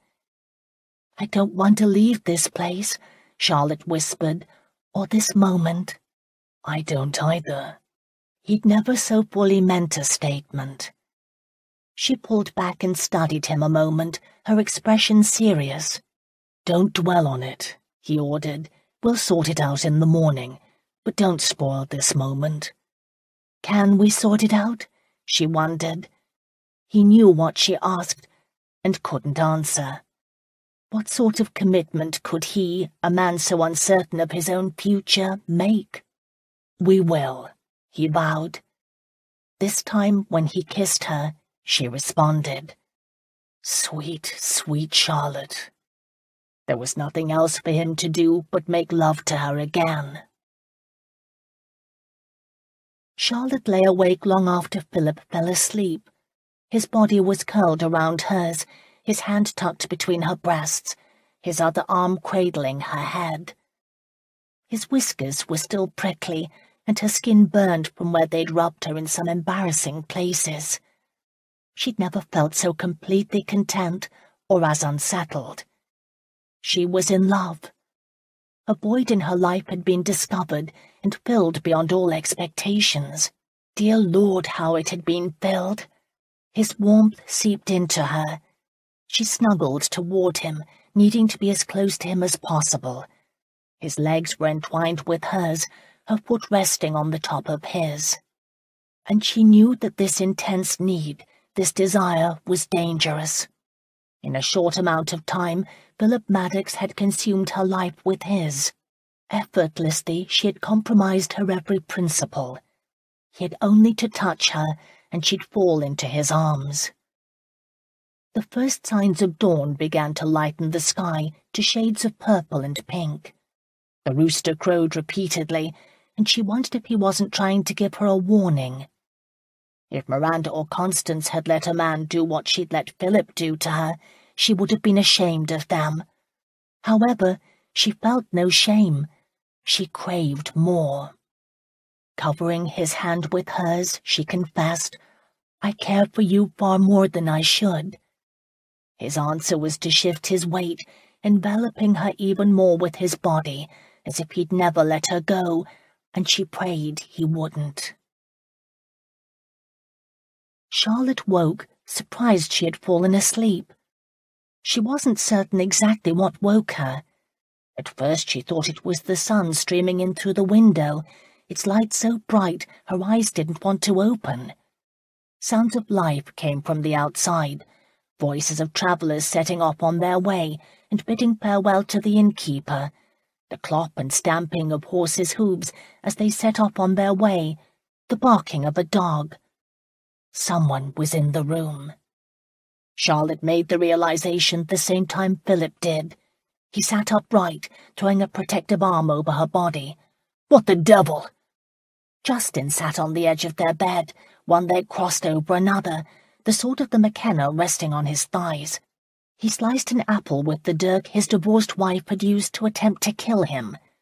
He smiled, his teeth white in his beard. "Morning, brother." Chapter 15. Unamused, Philip said, "Go away." Justin popped a large slice of the apple in his mouth before saying, "I thought you would be happier to see me." Philip ran a hand over his face. Charlotte had dived beneath the sheets. She was mortified. He could feel the heat of her embarrassment. "And I thought you didn't want anything to do with me. Would you really give me the dukedom?" Justin said, cramming another piece of apple in his mouth. "We can discuss this later. Go downstairs and wait. As you can see, your uninvited presence is not welcome." "Oh, yes, I've heard all about the two of you," Justin said, giving no indication of preparing to leave. "Apparently, you kept half the inn up last night with your caterwauling. The guest next door was demanding his money back." That was it. Philip rose from the bed naked, marched the 2 steps to the door, and threw it open. "Out!" Justin leaned back against the footboard, resting his weight on one arm, the very image of a gentleman of leisure. "Well now," he said to Charlotte, a half-smile playing on his lips, "we may be twins, but here is one big difference between us." He pinched the air, his thumb and forefinger no more than an inch apart. "My brother's pecker is a puny thing compared to my bonny." His boast was cut short when Philip grabbed him by the ear and gave it a savage twist. Justin yelped, but that didn't stop Philip. He led his brother by the ear to the door and shoved him out. "Downstairs," he barked before shutting the door in Justin's face. "What a bloody pest," he muttered to himself, and then turned to see Charlotte in the bed, her hair mussed, her lips still swollen from his kisses of last night. Thoughts of his brother vanished. "You are beautiful." The compliment just tumbled out of his mouth. He took a step toward her, but was stopped as Justin pounded on the door with all his force. "Don't keep me cooling my heels downstairs," he ordered. "I'm not a patient man." Philip answered by pounding the door back. His brother burst out laughing, and then there was the blessed sound of his footsteps clumping down the stairs. "Everyone heard us?" Charlotte said, alarmed. "He's just saying that," Philip assured her. How good it was to wake up with a woman. He liked seeing her all rosy and pink and well-loved in the morning. It's all part of his crudeness.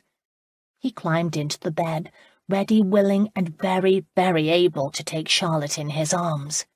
She thwarted him by sliding out the other side of the mattress, pulling the sheet with her as she went, and wrapping it around her nakedness. "We were allowed," she whispered, mortified. "A man did yell at us through the wall." "That man was jealous," Philip said. He grabbed a piece of the sheet, winding it around his hand to bring her close enough to sit back on the bed. Charlotte resisted, tugged at her sheet, keeping her breast covered. When she blushed, she turned red from her toes to her hairline. "You should go downstairs. Your brother is waiting." "Let him wait," Philip murmured, giving the sheet one hard yank and winning it from her. With a small gasp of feminine alarm, she reached for her dress, which was still on the floor where he had tossed it the night before. Philip looped his arms around her waist, pulling her down to the bed beside him. He threw a leg over hers, using it to weigh her in place while he stroked the soft skin of her waist. No woman had ever been so lovely to him. He kissed her neck. "You are the only breakfast I need." This time she didn't fight. Her lips curved into a smile. "I'm not." "You are," he promised, his voice low. "I want you every single morning, and perhaps for lunch and dinner too." She laughed, raising a hand to cover her mouth as if embarrassed. "Don't," he said, taking her hand and holding it between them. Don't ever be shy around me, Charlotte. You need never fear me, or keep secrets, or hesitate in saying what you think and need. I do nothing to harm you, ever. He pressed her palm around his arousal. Her lashes swept down over eyes darkened by anticipation. But you want to gobble me up, she protested. Her fingers caressed him. And other things, he agreed, slipping his finger inside her. Her muscles contracted. Amazing, he whispered. You are amazing. She blushed, and he was charmed. He kissed her shoulder. And if I could find a silk the color of your hair, or the red rose of your nipples, he continued, I'd swathe it over every window and chair I own. He kissed her breast. Her legs bent, an invitation, and yet she took his face in her hands, forcing him to meet her eyes. What? He asked, turning his head to kiss the inside of her arm. Please, Philip, I need a moment to talk to you. Philip didn't want to talk. However, he gave her his attention, knowing he must before he could move on to immeasurably more interesting matters than conversation. Her eyes looked troubled. What is it? He asked. She hesitated, taking a moment to wet her lips as if nervous. I could care for you, she confessed, her voice low as if fearing being overheard. I know, he answered. I want you to care for me. He nuzzled her neck and shoulder. Her breast was only inches from his mouth. Considering the matter resolved, he started to lower his head, but she pulled him back up. Her fingers curled in his hair. She made him look at her. What will happen? Perhaps we shouldn't be this involved. He didn't pretend to mistake her meaning. It's too late. We're both involved. Are you? She asked, her voice anxious. Philip settled himself on top of her, letting her feel the power of his arousal. I'd protect you with my life, my Charlotte. Do you understand? Name your price. Her expressive eyes studied him a moment. Marriage. He heard the word as if from a distance. Her heat distracted him. In truth, at this moment, he would have agreed to anything. Later he would sort it out. Later he could explain that as much as he loved her, and he did, he knew that to the depths of his bones. This was more than mere lust. Charlotte was a piece of his soul.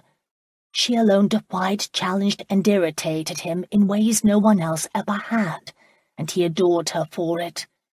She was the voice of reason, his conscience, his partner. But as much as he loved her, he could never marry her. He had responsibilities to his family's estate, to the titles, not just the ducal one, but the numerous others that had been gained over the generations. That didn't mean that he wouldn't love, honor, and support her. There wasn't anything he wouldn't do for Charlotte. But he'd learned a lesson in the aftermath of her sister Miranda's jilting. A nobleman paid a price for going outside his own class. Marriage, he murmured, clear-headed enough not to commit to a direction. Instead, he punctuated the word with a deep, soul-drinking kiss. He knew what Charlotte liked in her kisses. He knew she wouldn't resist.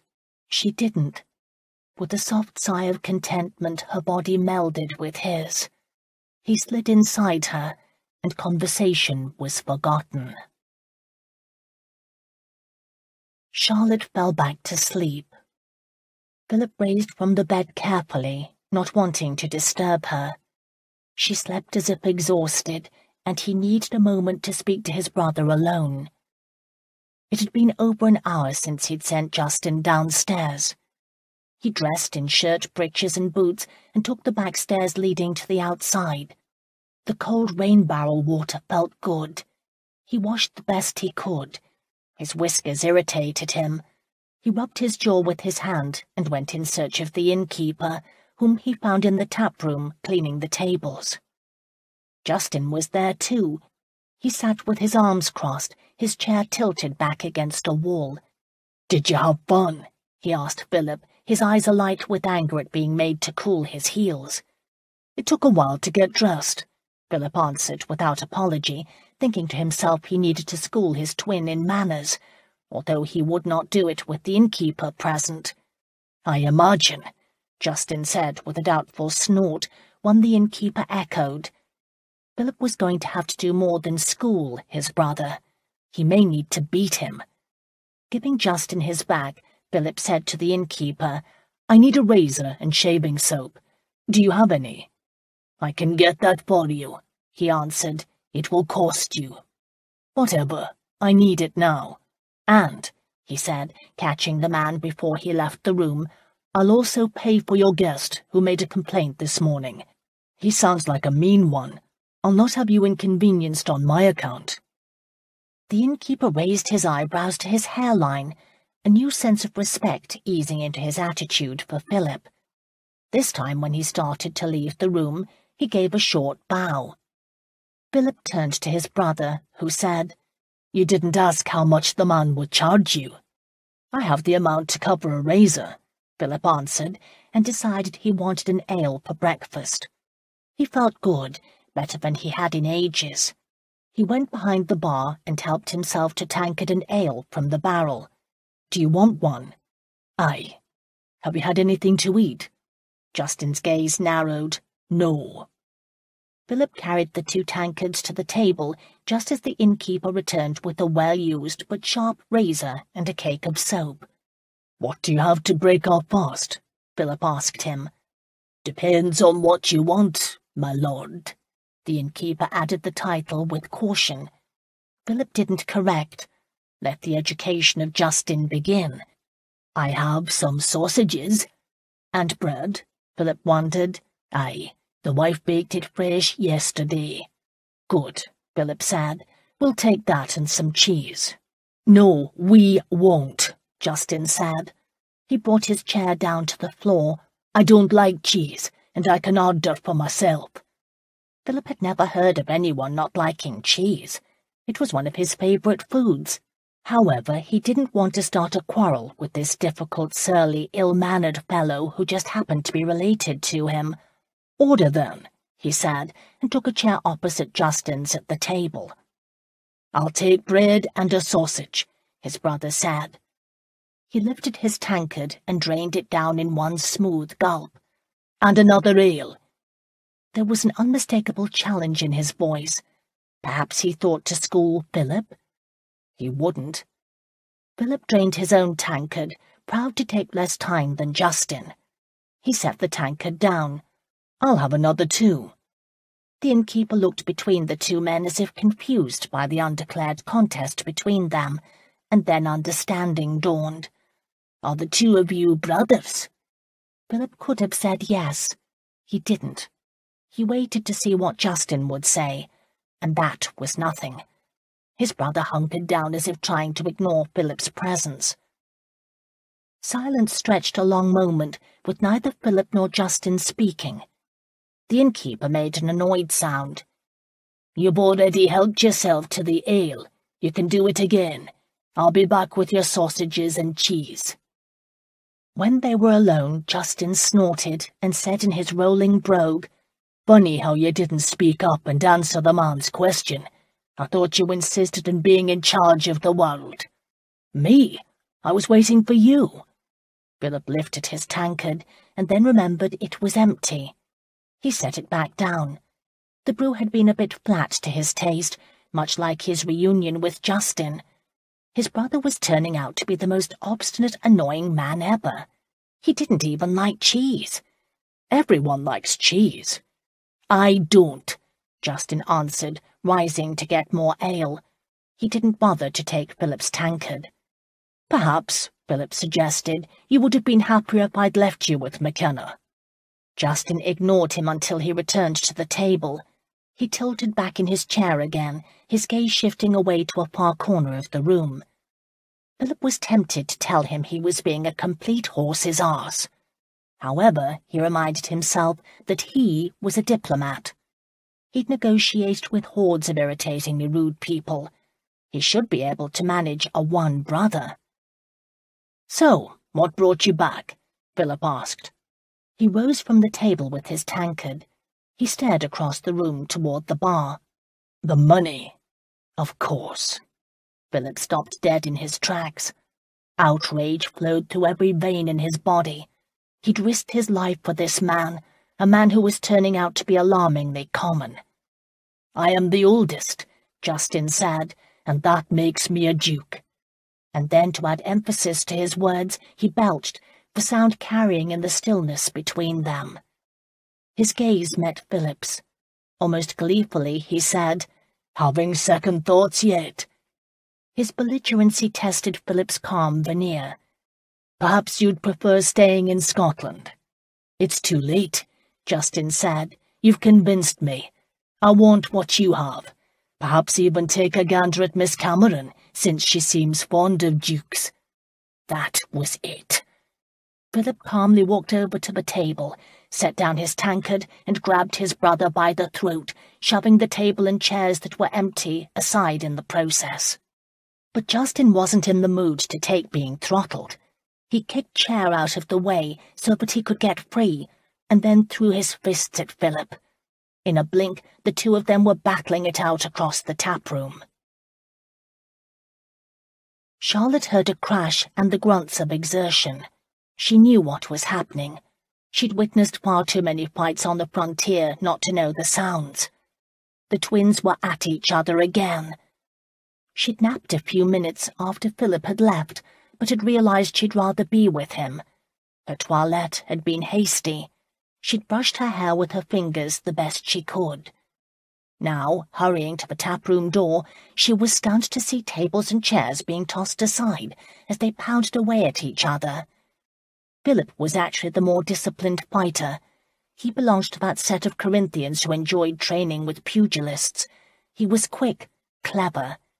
Justin was not trained, but he held his own. He was stronger, and might would win every time. Charlotte let Justin get a good meaningful punch in before she started shouting at them to stop. It was at this time the innkeeper also came charging in. He blinked in horror at the shambles they were making of his taproom and grabbed fistfuls of Justin's shirt to throw him off Philip. Charlotte hurried to put herself between the two brothers. "Stop this," she said to Philip. "Now!" Philip's eyes were bright with anger, but he pulled back. She turned to Justin and was suddenly struck by how similar his eyes were to Philip's. And she suspected they were going to learn they were more alike than either would care to admit before this day was done. "What have you done to my taproom?" the innkeeper said. "Who's going to pay for these damages?" "He will," both brothers said at the same time, pointing to each other. "I will," Charlotte said. Upstairs she'd tucked Philip's coin purse in her bodice for expediency's sake. She hadn't wanted to leave it in the room alone. She now turned and pulled it out, handing it to the innkeeper. "This should cover the damage, and I'd like a pot of tea." The innkeeper didn't take her word for it, but poured the coins into his hand. The gleam of gold made him happy. "Is that enough?" Philip demanded, a ducal sneer to his tone. "For that price we should break a few more chairs," Justin answered. Picking up a chair leg, he splintered it into pieces over the nearest table. The innkeeper was not amused. "You shall leave after breakfast." He turned and walked out, the money tightly clutched in his fist. "Did you notice he took your purse too?" Justin asked Charlotte. "Do you want me to go fetch it for you?" "You aren't going to do anything for her," Philip flashed back, the heat in his temper surprising Charlotte. "Stay back." Philip's tone obviously struck a nerve with Justin. "Oh, I will," Justin informed him. "In fact, I'll stay so far away you'll never see me again." "You said that last night," Philip reminded him. "I mean it now." He started for the door, even as Philip said, "Good." It was up to Charlotte to grab Justin's arm and swing him back. "You'll do no such thing, at least not until after breakfast." She pushed him toward the lone standing table. "Sit down. And you too, Philip, while I see if I can order some breakfast." "We've ordered it," And paid for it too, Phillip said. You paid too much, Justin muttered, but he was lifting a chair that still had all 4 legs off the floor. It's my money, Phillip answered. She can spend it how she wishes. He set a chair in place for her. Charlotte sat and waited for the 2 men to do so also. The innkeeper entered with her tea and the men's plates. "That looks tasty," she said, looking over Philip's plate, much more for the innkeeper's benefit than Philip's. "I'd like to have that too," she said to the innkeeper. "See," Philip said to his brother, "she likes cheese." "No, I don't really," Charlotte answered, a bit distracted. She amended her order. "I don't care for cheese." "How can you not like cheese?" Philip said. "I'll eat it if you wish me to," Charlotte answered, "but I'd rather not." "He has trouble understanding any desires but his own," Justin grumbled as he picked a tankard off the floor close to his feet. He rose. "I'm getting ill.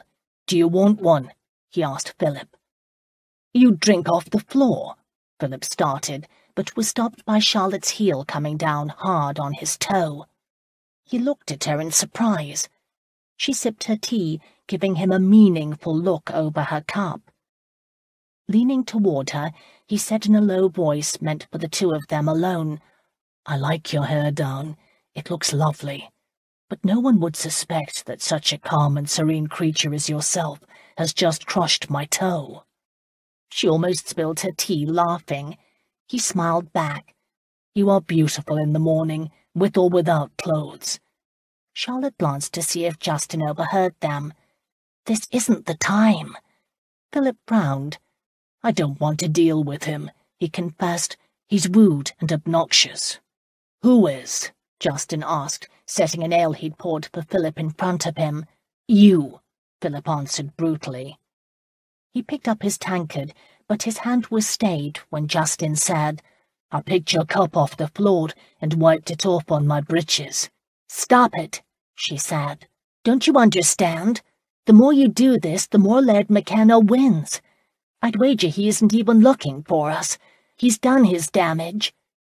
Justin gave a brittle laugh. "Exactly. I'm his revenge. Me with my big callous and hard ways. They are probably all sitting around the banquet hall table laughing at me right now." "Then don't give them something to laugh at," Philip replied. "And what do you imagine I should do?" Justin lashed back. "Eat cheese." "Please," Charlotte said, wanting calm. "I know how you feel, or believe I do," she told Justin. "It isn't easy to be between and betwixt, but you have no choice. I thought I knew what I was doing when I uprooted my sisters from the Ohio Valley to come to London. I won't lie to you, Justin. It hasn't been easy. People are cruel there, but then they've been cruel to you here. All I know is that one doesn't have any choice in life other than to go forward. Even when you aren't certain it is the direction you want to go, there is no other. And you aren't alone, not anymore. You have Philip." "That seems to be the problem," Justin answered tightly. It was on the tip of her tongue to tell him not to be so sensitive. She could understand Philip's exasperation with him. But then she noticed a razor on the floor. She rose from her chair and went to pick it up. "What is this?" "I asked the innkeeper for it," Philip said. He rubbed his hand across his coarse whiskers. "I need to get this off. The soap is over there." He nodded to where a cake of shaving soap rested alone on the floor. Inspiration struck. She glanced back and forth between the twins. Was blood thicker than water? It always had been for her. She went over and picked the soap up, knowing of only one way that could bridge the gap between Justin's defensiveness, Philip's disappointment, and her own curiosity. One moment.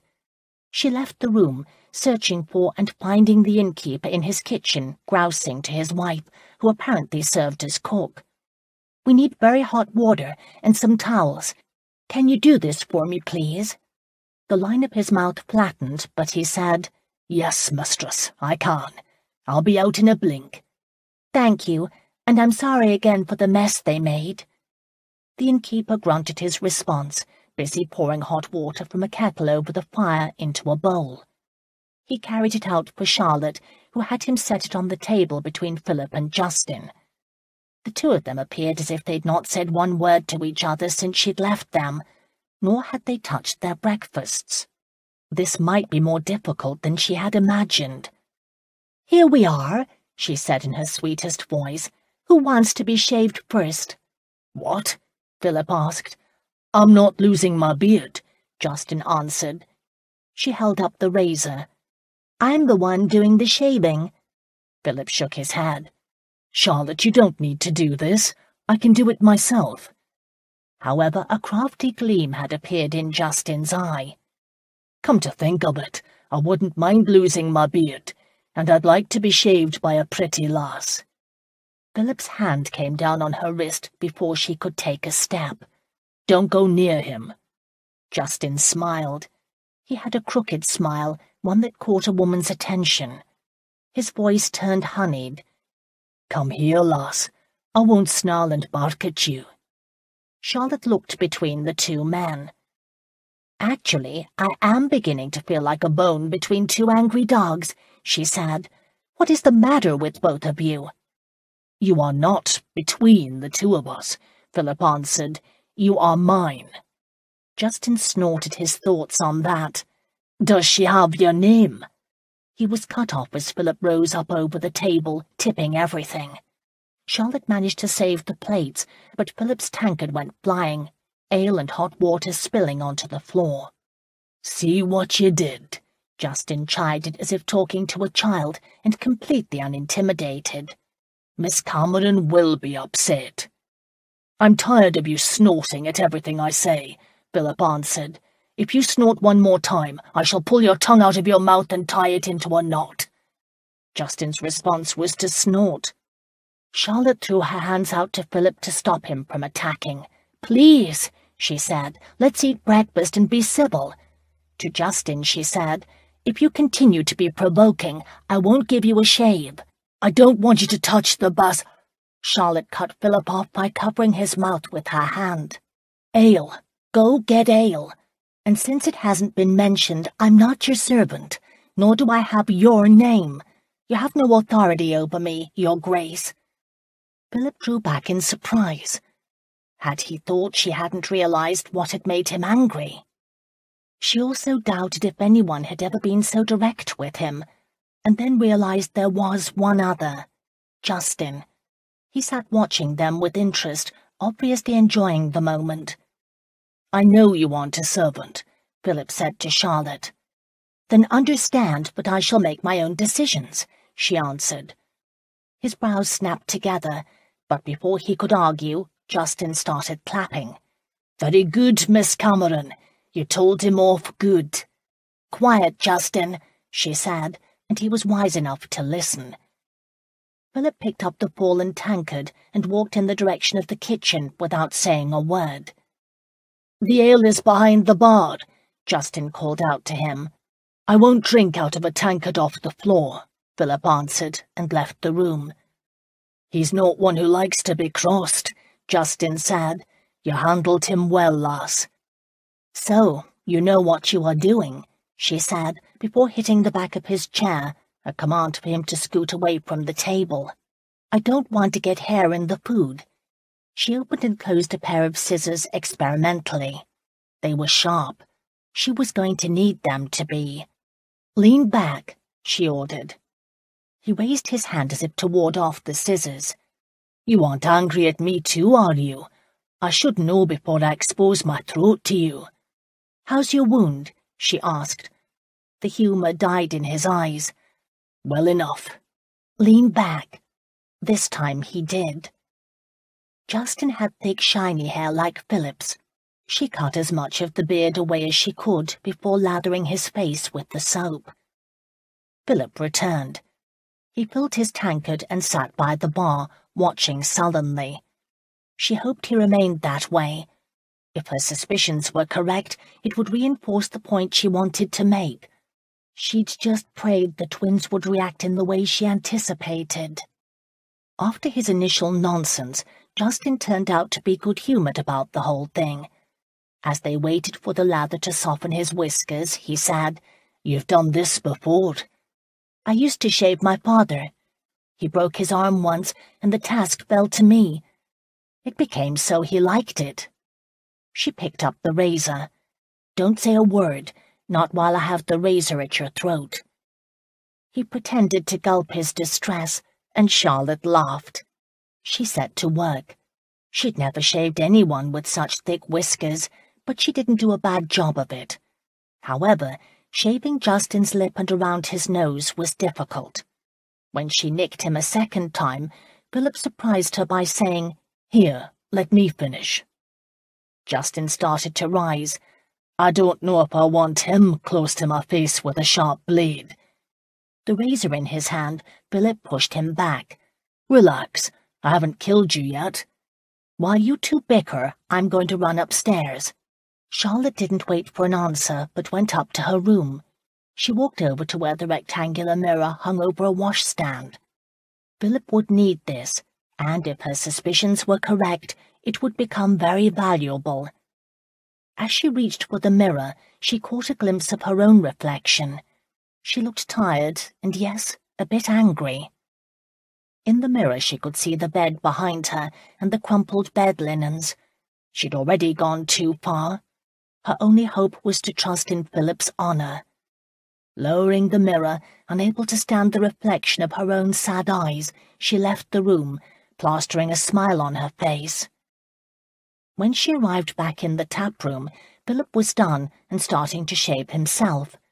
He used her mirror to make quick work of the chore. Charlotte waited until he was done, and then turned the mirror so the twins could see themselves in it side by side. "Dear God," Philip said, the words bursting out of him. Justin was speechless, and Charlotte was very pleased with herself. Her suspicions had been correct. "Do you understand now?" she asked Justin. All he could do was mutely nod in wonder. They weren't completely identical, but the family resemblance was astonishing, and any animosity between them evaporated instantly. Chapter 16. Philip looked to Charlotte with admiration. "You are amazing. How did you know when we couldn't see it ourselves?" "Only because you didn't want to see it," she demurred. "My sisters and I often don't see how close we are in looks and action." He and Justin were not mirror images. There were differences. The skin beneath Justin's beard looked silly, it was so white, and because his hair was longer, he didn't have as much grey at the temples. And perhaps he lacked some of the lines in his face Philip had. Lines received under the weight of his responsibilities to his title, his family, and his country.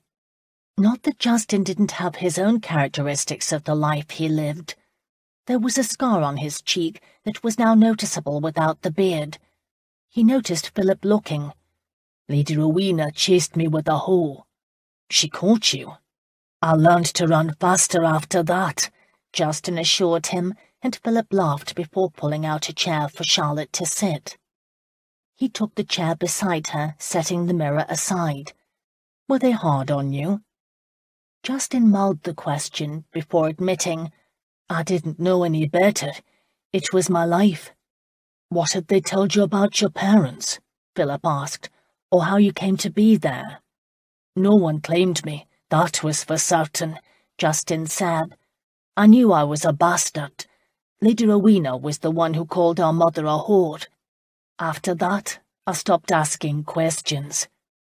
"They called our mother a whore?" Quiet rage shot down Philip's spine. "She wasn't.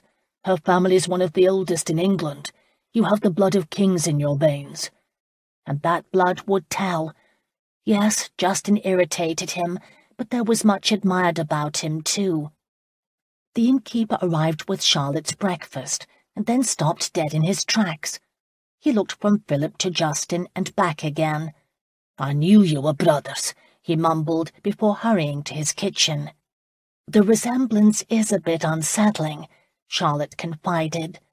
Except I'm more handsome than he is, Justin said with a wink, and Charlotte laughed, and Philip was jealous, a jealousy he tamped down. He had no cause. Charlotte was his. He forced a smile. "So why did Lady Rowena kidnap me?" Justin asked. "She's mad," Philip answered. "That's always been obvious, but the laird dotes on his sister," Justin agreed. Philip retold the story. "It's terrible what your father did to Lady Rowena," Charlotte said soberly. Philip shrugged. He wasn't a warm man. He'd never criticized his sire aloud, and it felt good finally to have those around him he could trust. It had opened something inside him, something he'd not known had been closed. He continued, "McKenna feels father took after her because of the family history.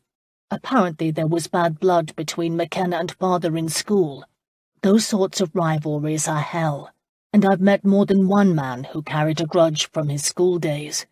I'm also certain father would have taken a bit of advantage of her. He knew how to abuse an enemy." Justin spoke. "It was whispered that Lady Rowena had once attempted to kill herself. They said she couldn't have children. She was married once, but her husband brought her back." He touched the scar on his cheek. Thoughtfully, Charlotte said, "I suppose it is a sort of rough justice. She couldn't have children, so she stole your father's." "I find it difficult to pity her," Philip answered. "There is one thing I don't understand. When she came pretending to be the midwife, wouldn't your father have recognized her?" Charlotte asked. "Father travelled," Philip said. "He was rarely home, and we came before her term. He was on a special envoy for the king to the Netherlands at the time we were born. He always pushed the limits. When he received word that his heir was about to be born, he raced back to Darnall Abbey, but of course he was too late. For that reason, I refused to go anywhere for Elizabeth's confinement." "Elizabeth?" Justin asked. "My wife," Philip answered, and then seeing his brother's surprise, he said, "She died, in childbirth, 6 years ago." Justin noticed that Miss Cameron tensed at the mention of Philip's wife, and he realized the lass's heart was involved. He knew the signs. He'd been that way with Moira. He liked Miss Cameron. By the easy way Philip rested his arm on the back of her chair, he sensed she was important to his brother. But he sensed Philip was oblivious to the depth of her feelings. And it was very possible he didn't return them. Justin was all too sensitive to the pain that lay in that direction. Moira had been the one person he'd believed loved him, and she'd played him false. Almost brutally, conscious of Miss Cameron the whole time, he asked Philip, "Did you love your wife?" His brother acted surprised that he should put forth such a question. "Of course. She and I had known each other all our lives. She was Lord Linhall's daughter. Very well connected." "Of course," Justin answered, mimicking his brother's English accent and realizing how wide the chasm between his life and Philip's truly was. Philip didn't understand.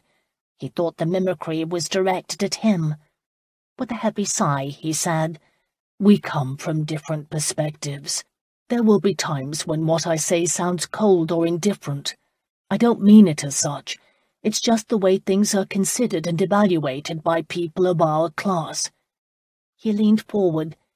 "You may have been a blacksmith in one life, but in your new one you shall find the world's perception of you very different. Are you ready for this?" Justin's concern for Miss Cameron evaporated, replaced by his own challenges. "How can I be ready for what I don't understand?" He shook his head, suddenly overwhelmed by just the possibilities. "I can't be a duke. Look at these hands. They've worked all their lives. You keep the title. I don't want it." "Yes, but it is yours." Philip leaned one arm on the table. "If you don't accept it, Charlotte is correct. McKenna wins. He'll have made a mockery of you and our family." "I'm no duke," Justin said flatly. "You aren't alone either," Phillip returned. "I'll be beside you. There's two of us now. We can see our way through this." "Two of them." Justin studied his brother a moment. He'd been alone all his life, an outsider. To be offered so much of what he could only imagine didn't make sense, not according to his experience of life. "Why include me in this? Why give up what you have?" "Why would I not?" Phillip countered. "Because you are the one who loses," Justin said. "We've both lost," Phillip answered, "but now we have the opportunity to correct that wrong." Seeing the surprise on Justin's face, he asked, "What? Do you believe you were the only one to suffer all these years?" "Riding to Scotland after I'd received the letter, I often wondered what my life would have been like if you had lived. It isn't easy always being singled out and being evaluated and judged. Father was a hard taskmaster. He offered little advice, but plenty of criticism. In the end, I tossed aside most of what he'd preached. I've tried to make right decisions, but sometimes it is hard. They come at you from all sides asking for favours, soliciting your endorsement, begging of your time. I've no true friends, but now I have a brother." "But would you give up the title?" Justin dared. "Yes, to do less would be dishonourable. This isn't your fault any more than it is mine." "How does one go about changing the title?" Miss Cameron asked. "We'll ask to rescind the letters of patent that passed it on to me," Phillip answered. "It's a matter of signing papers, nothing more, nothing less. There will be talk, a scandal." He looked down to where his hand rested on the table, inches from Miss Cameron's, and glanced up to her, his expression one of wry self-knowledge. "I've learned to weather scandals." She pulled her hand back and crossed her arms against her chest. Justin looked from one to the other, sensing an undercurrent. Phillip answered his unspoken question. "I asked for her sister's hand, and she jilted me." "Well, better to know before than after," Justin said. "Not in London," Miss Cameron corrected him. "It's a tiger pit there, with everyone using gossip to destroy people." "But you needn't worry," Phillip hurried to say. "We'll get through this." "What do I care what a few wagging tongues have to say?" Justin said. "I'll be a duke." His response appeared to shock his brother. Philip's brows came together as if he'd not ever heard anything so outlandish. "What?" Justin asked. "You can't say that you worry about idle minds." Phillip opened his mouth as if to protest, then paused. "It's different," he said at last. "Well, if you're imagining that I shall be taking stock of what gossips say, you're wrong," Justin said. "I had enough of that over Moira. My hide's thick, and you'd best thicken yours, brother. I shall not back down from anyone." He softened the words by adding with a smile, "And don't worry, I'll not be tossing you out of the ducal mansion." That made Phillip laugh, as he'd hoped it would. "I have no fear of that. After all, I will expect a very handsome recompense for my advice, brother. I have no desire to be the penniless sibling, not after I built that fortune." "I thought all dukes were wealthy," Justin said. "Not the ones who game money away, like our grandfather did," Phillip answered, "or who sank it into every investment scheme he could. Father did not have a good financial head." "But you do," Justin noted. Phillip nodded. "Helped by my wife's substantial fortune that came to me upon our marriage. Are you saying I'm a poor duke?" "I'm saying that we are family now, and we shall work together toward our mutual success. I shall become Lord Phillip, and respected because I am well connected to my brother the Duke. The only one with regrets might be our cousin, who had stood in line to inherit. But I'll be free to do whatever I wish." He said this last as if it were a new idea. Miss Cameron glanced at him. Justin knew she wondered where she would fit in his brother's schemes. However, he was struck by a new idea, one beyond wealth and titles. "I will sit in the House of Lords?" "Yes," Phillip said. I'll have power. You will." A sense of purpose filled Justin, expanding with a growing awareness of power. "I can change the clearances." "What?" Phillip said. "I will talk to the House of Lords. I will explain what they are doing to people's lives." "You will do no such thing," Phillip answered. "In fact, what we are going to do is leave as soon as we gather our things for Edinburgh. I'm going to the garrison commander there and report to him on McKenna. We'll stop his insurrection before it goes any further." "We'll not do anything of the sort," Justin said. "I know those people. I grew up with them. If you tell the Sassenachs, they'll march up there and destroy everyone." "Perhaps they deserve to be destroyed," Phillip replied. Justin was stunned. "Are you really that cold? Are you saying that the children and the families deserve to be hurt more than they have been?" His brogue was stronger. He could hear it, but he'd not hide it. "Those are poor people, and not guilty of the laird's schemes. It's harsh times for us all, and why should they not want to fight for their rights to live on their land? You English have created the problem. A man will fight for what is right. Isn't that why you came for me?" "You don't understand," his brother said. "The question is more sophisticated. The land wasn't theirs. I don't care to hear about old codes and how matters were handled in the past," Phillip said, holding up his hand to stave off Justin's argument. "This is a modern age. It's the rule of law that matters, and the land belongs to the landowners. I don't agree with what they are doing or what our father did, but the law must be honoured.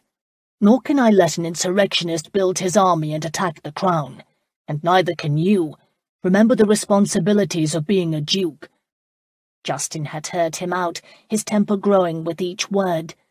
With surprising restraint, he said, "Well then, perhaps I don't want it." He stood and stomped out of the room.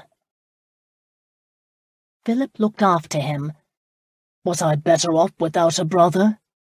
"He's a brother, Phillip, not a lapdog," Charlotte answered, knowing how difficult this was for both men. "Family will say to you what the rest of the world is afraid to speak. Do you think my sisters are any easier to manage?" "At least the three of you started off together, Charlotte. You have common values. What if I've opened a door I might want to close? I've been trained since birth for what I owed my title. He doesn't have an idea." "He has ideas, Phillip," she answered, not bothering to hide her exasperation. "And they may be different than yours. After all, he does have an understanding of the opposite side of the clearance question, one that perhaps you should listen to. People can't be chased out of their homes without wanting to turn around and fight. I saw enough of that on the frontier." "But they aren't their homes," he answered with a touch of impatience. "The landowners are merely claiming what is theirs." "But if people have lived for generations on a piece of property, if they think of themselves as family, then they believe they have rights. And they do, don't they? Didn't you just say as much to your brother over his right to the title?" Phillip rubbed his face in his hands as if he were tired. "I don't know any more. That was Monarch's argument." He stopped. "Monarch?" he repeated, as if just discovering something in his mind. "The king?" she asked, puzzled. "No, Lord Monarch. He's from Edinburgh. He wanted to talk to me about the clearances the same day I received Nanny Fry's letter. We will go see him," he said decisively. "He told me he was heading home. He can explain to Justin what is right. He knows more about the situation than I do, and he'll be able to advise us on McKenna." Phillip clapped his hands together. "The problem is solved. Monarch can help Justin understand. The three of us can come up with the correct solution." He kissed her forehead. "You are a source of inspiration. We'll set off for Edinburgh within the hour." "Should we send a messenger to this Lord Monarch and warn him we are coming?" she asked. "We will arrive before any messenger we send. Don't worry," he said in answer to her look of concern. "He'll be happy to see us. He wants to curry favour, and his house would be the perfect place to spend some time and give Justin a bit of polish before taking him to London. We'll go shopping for you too. After all, I've lost your entire wardrobe with all of this," he said, before dropping his voice to an intimate note. "Not that I don't prefer you in absolutely nothing." His hand at her waist pulled her closer. Her pulse quickened. He had that power over her. He wielded it effortlessly. But before she could answer, he was already turning away. "I'll get the horses ready. You prepare yourself." "What of Justin?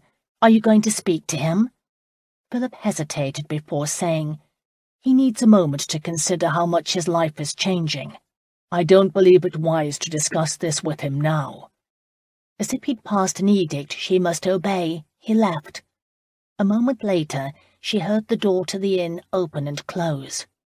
She looked down at the remains of cold food from their mostly uneaten breakfast and wondered just how far she was going to follow him. "He can be a bastard, can't he?" Justin's voice said from the kitchen doorway. Startled, Charlotte turned to him. He leaned on the door jamb. "How long have you been there?" Justin made a self-deprecating sound. "From the beginning." He straightened. "I went storming off in the wrong direction and found myself in the kitchen with an innkeeper who is not fond of any of us." His honesty made her smile. "I understand why." He moved into the room. I agree. What I don't understand is how matters are between you and Lord Phillip." She heard the mockery in his voice over his brother's new title. "He's a good man." "He is, if he can get his head out of his—" He stopped, a gleam of mischief in his eye. "I should mind my manners, not be so coarse." "You aren't a blacksmith any more," she agreed. The light in his eyes died. "What am I? A fool? A puppet?" Charlotte pushed a chair into the table. "You are what you wish to be." "Will he let me?" "Does he have a choice?" "He could slit my throat and be done with me. No one but you would be the wiser." "And you believe I would keep silent?" "Women do many foolish things for love." "Not I," Charlotte answered, offended. Justin's face split into a grin. "I've got your back up, haven't I?" "Are you saying you are deliberately being provoking?" she countered. "Aye." Charlotte leaned back, considering him. "To what purpose?" "Perhaps for my own, Miss Cameron." She nodded. "And what purpose would that be, Mr. Maddox?" The line of his mouth flattened. "I'm no Maddox. Mayhap I'll be the Duke, but that name has been burned in my soul as one of shame." Phillip said there was no shame. He defends his family's reputation. "Phillip and I disagree on many matters. We've only scratched the surface. You were right, Miss Cameron. I'm not a lapdog. Not any more." She believed him.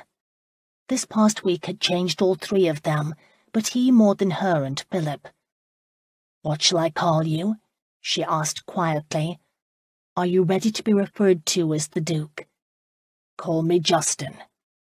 Their gazes met with understanding. "You like the name?" "Aye, the man I was is dead. I'm no fool, Miss Cameron." "Charlotte," she corrected. He smiled. "Charlotte," he said, testing the name. "I'm no fool, although I realize I've been played one for years. The laird is a sly one. He knew from the beginning what he was doing. I see that now." "What do you mean?" she asked. "Moira. He arranged my marriage to Moira when we were both too young to know better, and I was happy to stay right where he wanted me." "And then he took her away?" Justin shrugged, his expression hardening.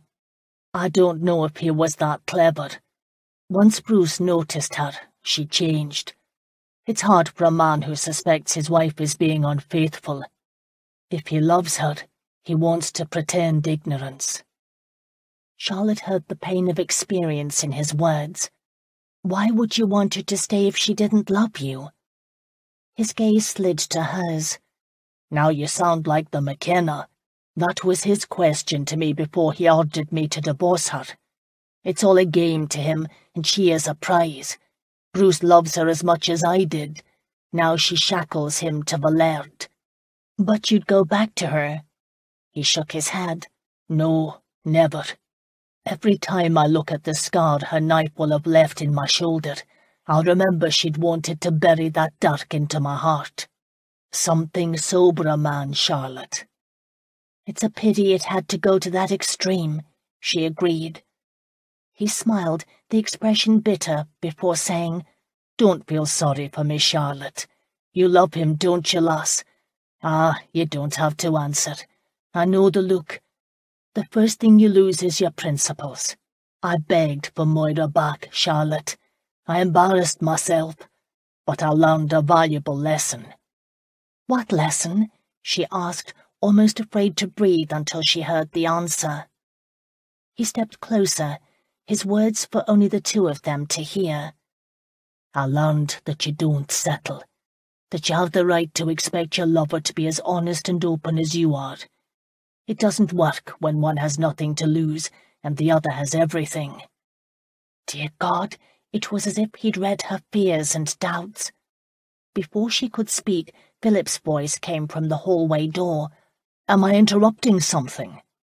Both she and Justin turned away while heat surged to her cheeks. She hated blushing.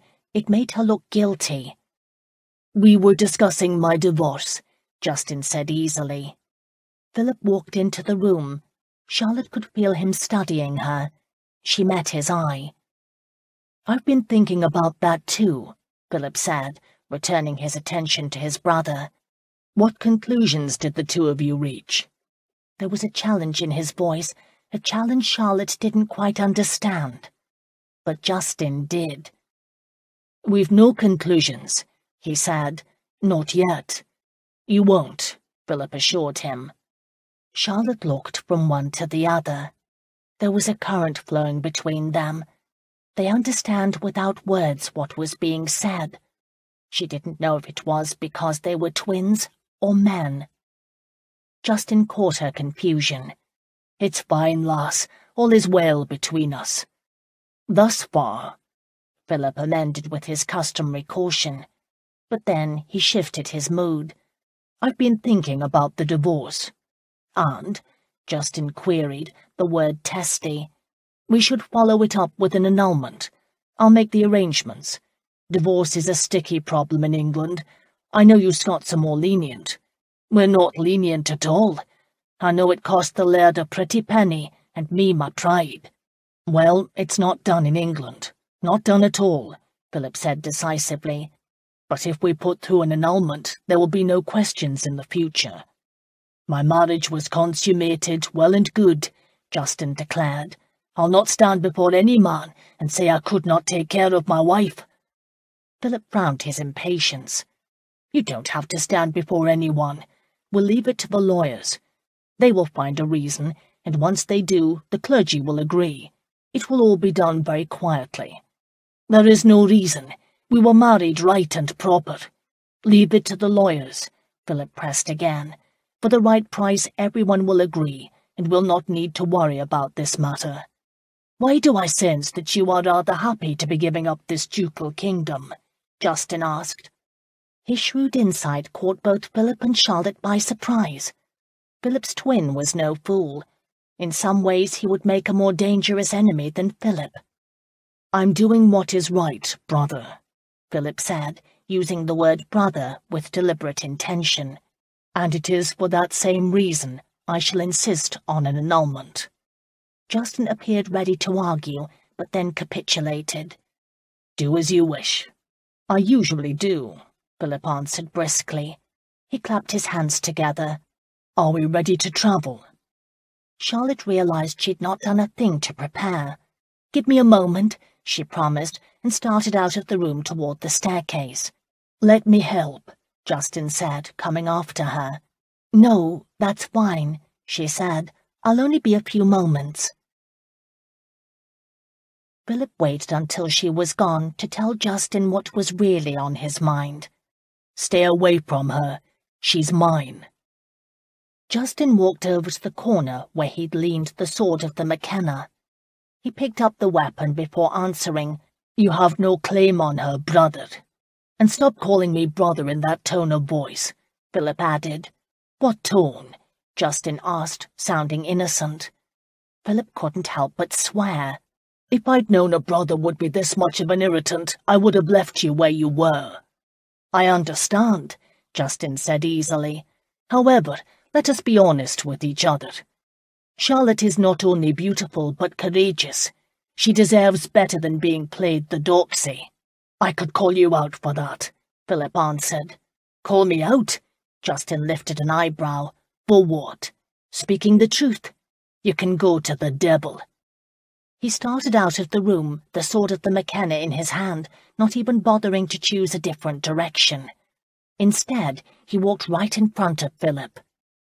Philip blocked his path with an arm across the doorway. She's mine, he said. She is yours, Justin agreed, but be careful you don't lose her. After all, every woman wants to marry a duke. He pushed his way past and went down the hall and out the door.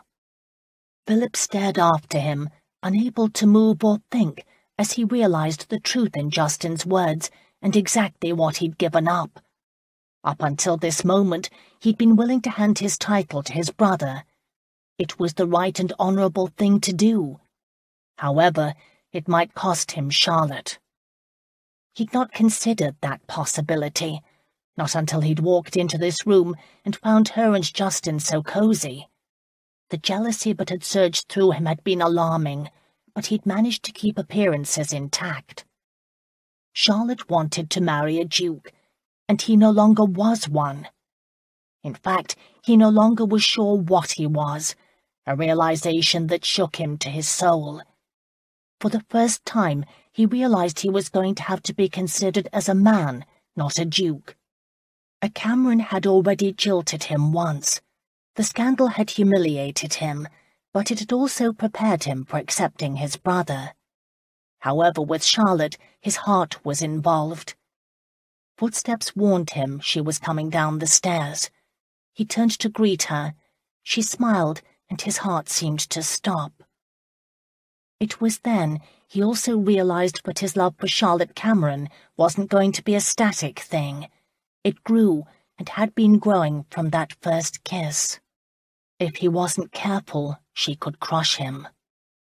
She immediately sensed the change in him. "Philip, is something wrong?" "Yes, everything." He shook his head, more to clear his senses. "No, everything is fine," he said. "Good. Is Justin waiting outside?" Justin. A man Philip had pitied because he'd been willing to trust a woman he loved, a woman everyone but he could see was mercenary. "Yes, he is," Philip answered, sounding more curt than he intended. She was so beautiful. But what if she really wanted a duke? It had been her purpose, her dream. "Are you coming?" she asked. "Yes, I'll be out in a moment," he answered, wanting to put his jumbled thoughts together. "I'm going ahead," she said with her customary independence.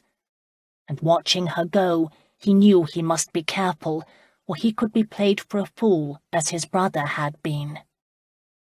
He might not be a duke much longer, but he had a duke's own pride, and a man's realization that Charlotte was the one woman who could expose all his vulnerabilities.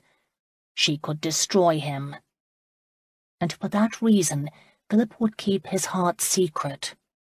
The risk was too great. Let her be the one to speak first. Then, and only then, would he allow himself the freedom of his heart. When he went outside, Justin and Charlotte were already on their horses and laughing companionably, and once again he was the outsider. "Let's go," he said curtly. "We don't have time to dawdle." He didn't wait for an answer, but kicked Homer into a trot. Chapter 17. Charlotte sensed a change in Philip, but she couldn't understand why. He'd become distant and yet more protective. He kept himself between her and Justin and frowned any time either of them laughed.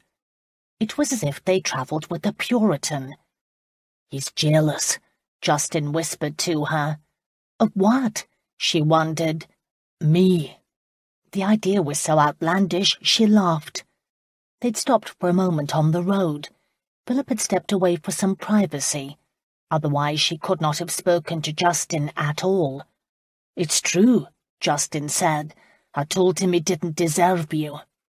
Shocked, Charlotte asked, "Why did you say that?" "Because he doesn't. You love him, don't you?"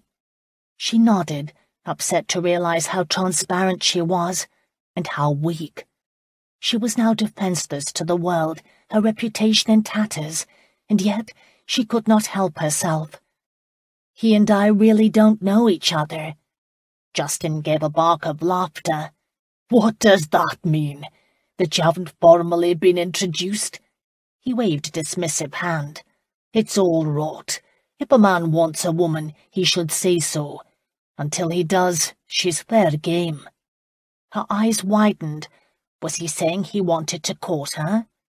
He smiled, the expression sly. "You are a beautiful woman, Charlotte," he said, his voice warm. She stumbled backward. "Oh, no, no, I'm not some game. If this is nonsense between you and Phillip, leave me out of it." This time Justin's smile was genuine. "Come along, lass. You can't expect me not to want to tweak his nose a bit." She shook her head, uncertain. Justin was completely different than his twin. Phillip was straightforward. He said what he believed. She wasn't so certain Justin did. However, before she could ask questions, Phillip returned. He took in the scene of Justin and Charlotte, and his scowl deepened. "Mount up," he ordered, and practically manhandled Charlotte up on the back of her bay. Justin caught her eye and gave her an "I told you so" smile. However, for as difficult as Phillip was being to her, he and Justin actually started to become better acquainted. She and Phillip were both surprised at how quick Justin's mind actually was. He told them about the priests teaching him to read. He didn't know Greek, but he had a smattering of Latin and a head for figures honed by years of running his own smithy. That night they stayed at a widow's cottage. Justin and Phillip paid for their board by doing chores. "Which one of those bonny men are yours?" the widow asked Charlotte. "Or does it make a difference with them being twins?" She chuckled over her own humour. Heat rushed to Charlotte's cheeks as she realized what the woman had really assumed. Charlotte prayed to God that Constance never learn of this escapade. In fact, her big worry was Constance. Constance must marry, and marry well. Charlotte would be mortified if her sister had such a relationship as the one she now had with Phillip. However, that evening, up in the widow's hayloft, when Phillip held out his hand for her, she went. She couldn't help herself. As for him, he made love to her as if this night was their last. He turned her inside out. In his arms she became a creature of passion, and yet he never spoke of a future between them. When he talked about anything beyond the moment, it was his plans to stop McKenna, or for Justin's future. He didn't mention her and him together. No talk of love, and so she kept what was in her heart secret, where it would be safe. The next morning they were up at dawn. Phillip readied the horses. "Where is Justin?" Charlotte asked. A beat later she found out when the cottage door opened. Justin came swaggering out, tucking his shirt in his breeches, the sword of the McKenna hanging from his belt, and a cloth sack in his hand. He'd not taken a step or two before the widow came hurrying out and gave him a passionate kiss. Phillip and Charlotte could do nothing but wait. At last the widow had her fill. "Godspeed, my bonny man," she said in her musical burr. Justin gave her a pat on the rear for remembrance. He mounted his horse, a grin on his face from ear to ear. Phillip waited until they were out of sight of the cottage before he said, "Did you enjoy yourself?" "Aye, and so did she. Enough to feed us breakfast." He held up the sack. "Bread, cheese, and a jar of cider." "I thought you didn't like cheese," Phillip said. "I like anything that woman offered," Justin said, and set his mare Butter off at a happy trot. They stayed the next night with the Presbyterian family. Again, Philip introduced them as Mr. and Mrs. Smith. And so, living hand to mouth, they made their way to Edinburgh. After that initial morning, Philip and Justin didn't fight, not once, and it was sounding more and more like they had known each other all their lives. The most amazing moment to Charlotte was when they had a belching contest and Philip won. Never, not even in my wildest imagination, would I have imagined you making such a rude noise, Charlotte said to Philip. He laughed, sounding more carefree than she'd ever heard him. It's schoolboy nonsense, Charlotte. I've had my share of that. And yet she sensed that he hadn't. Justin was proving to be more outgoing than Philip, more willing to play the clown and entertain.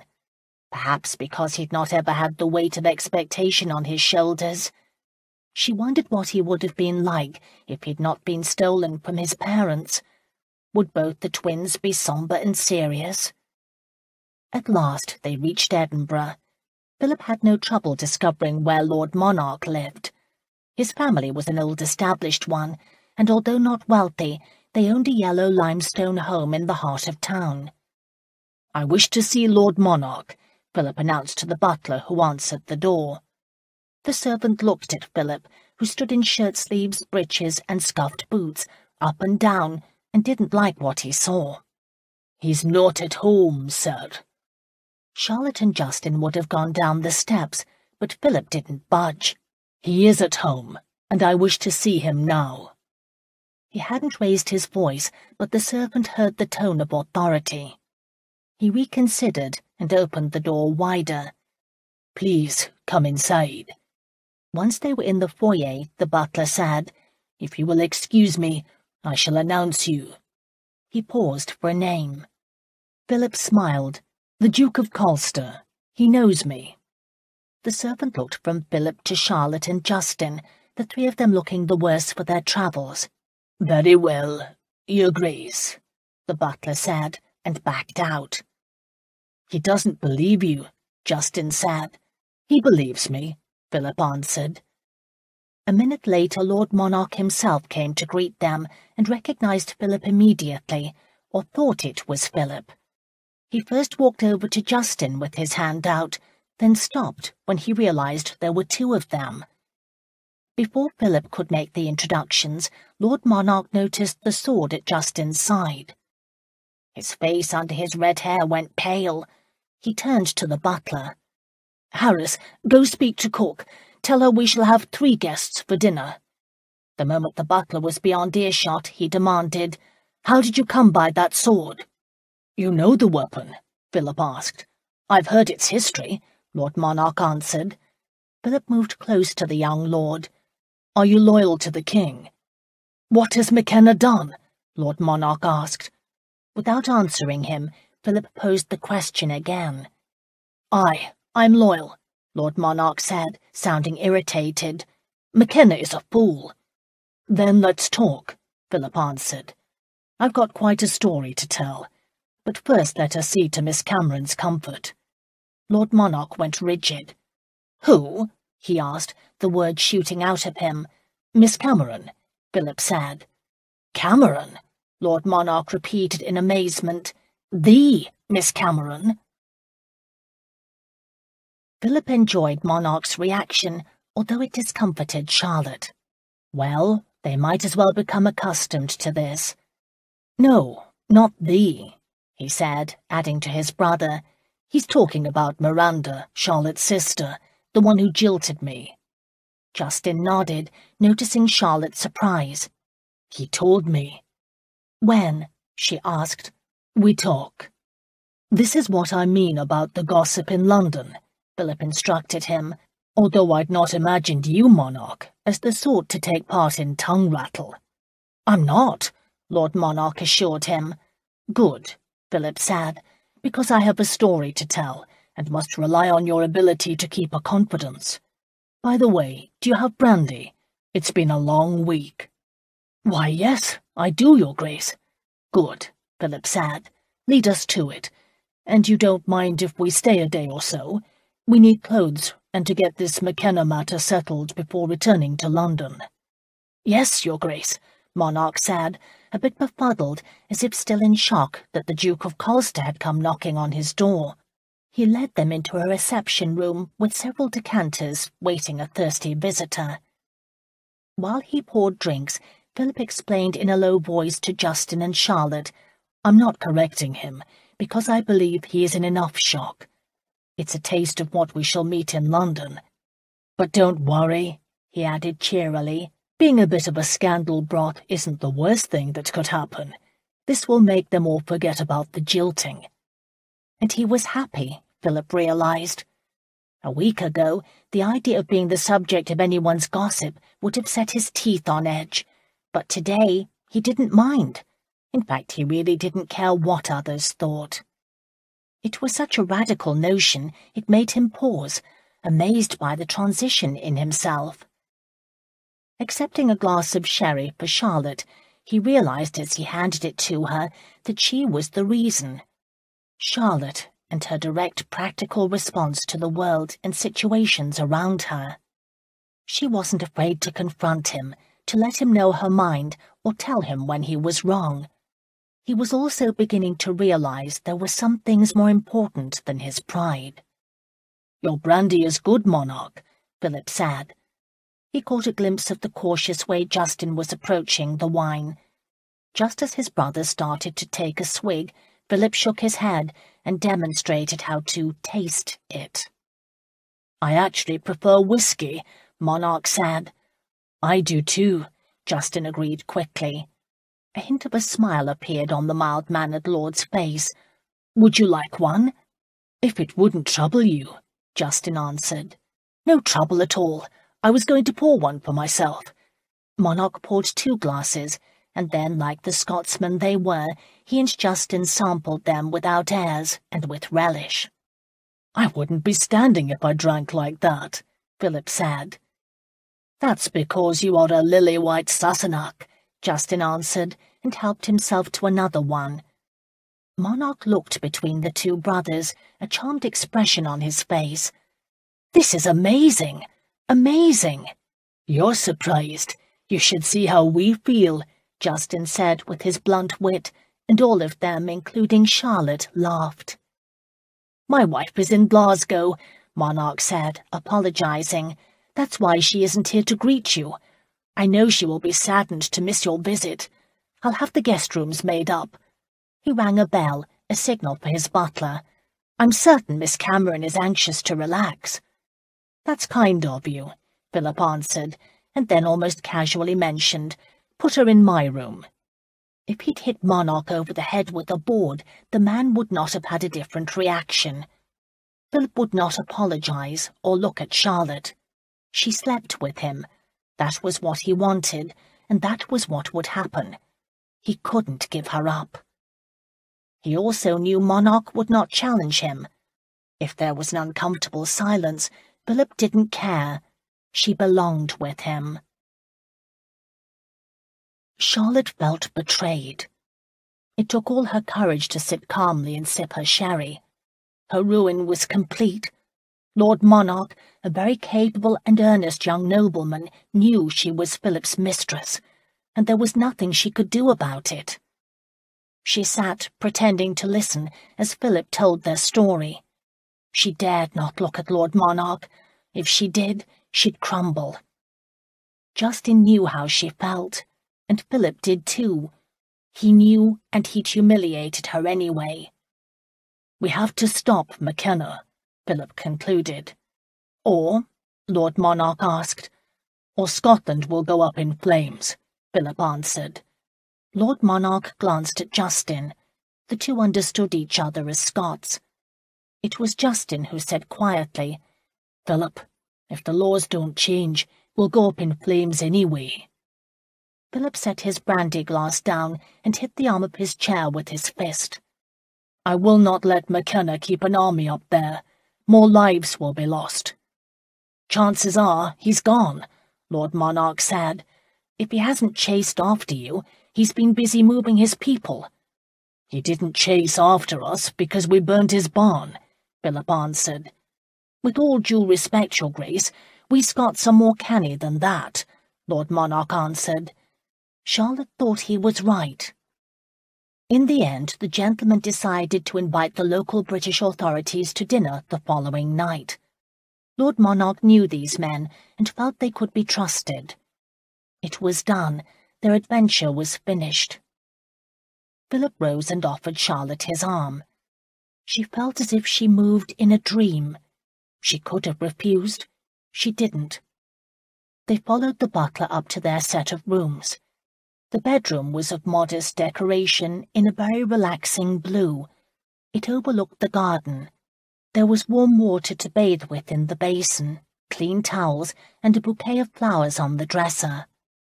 Someone had even been kind enough to provide a brush for her use. Charlotte washed, taking her time and not quite wanting to meet Philip's eye. She could feel him watching, but still she was surprised when his hand took her arm and he swung her around. Before she could speak, he kissed her. She wanted to resist. She tried, but she couldn't. Her body always responded to his. And even though she knew she had to give him up, that her pride, her sense of decency demanded it, she wanted one more night in his arms. He moved her toward the bed, and she let him. Sex, the intimacy between a man and a woman, was the finest sort of communication.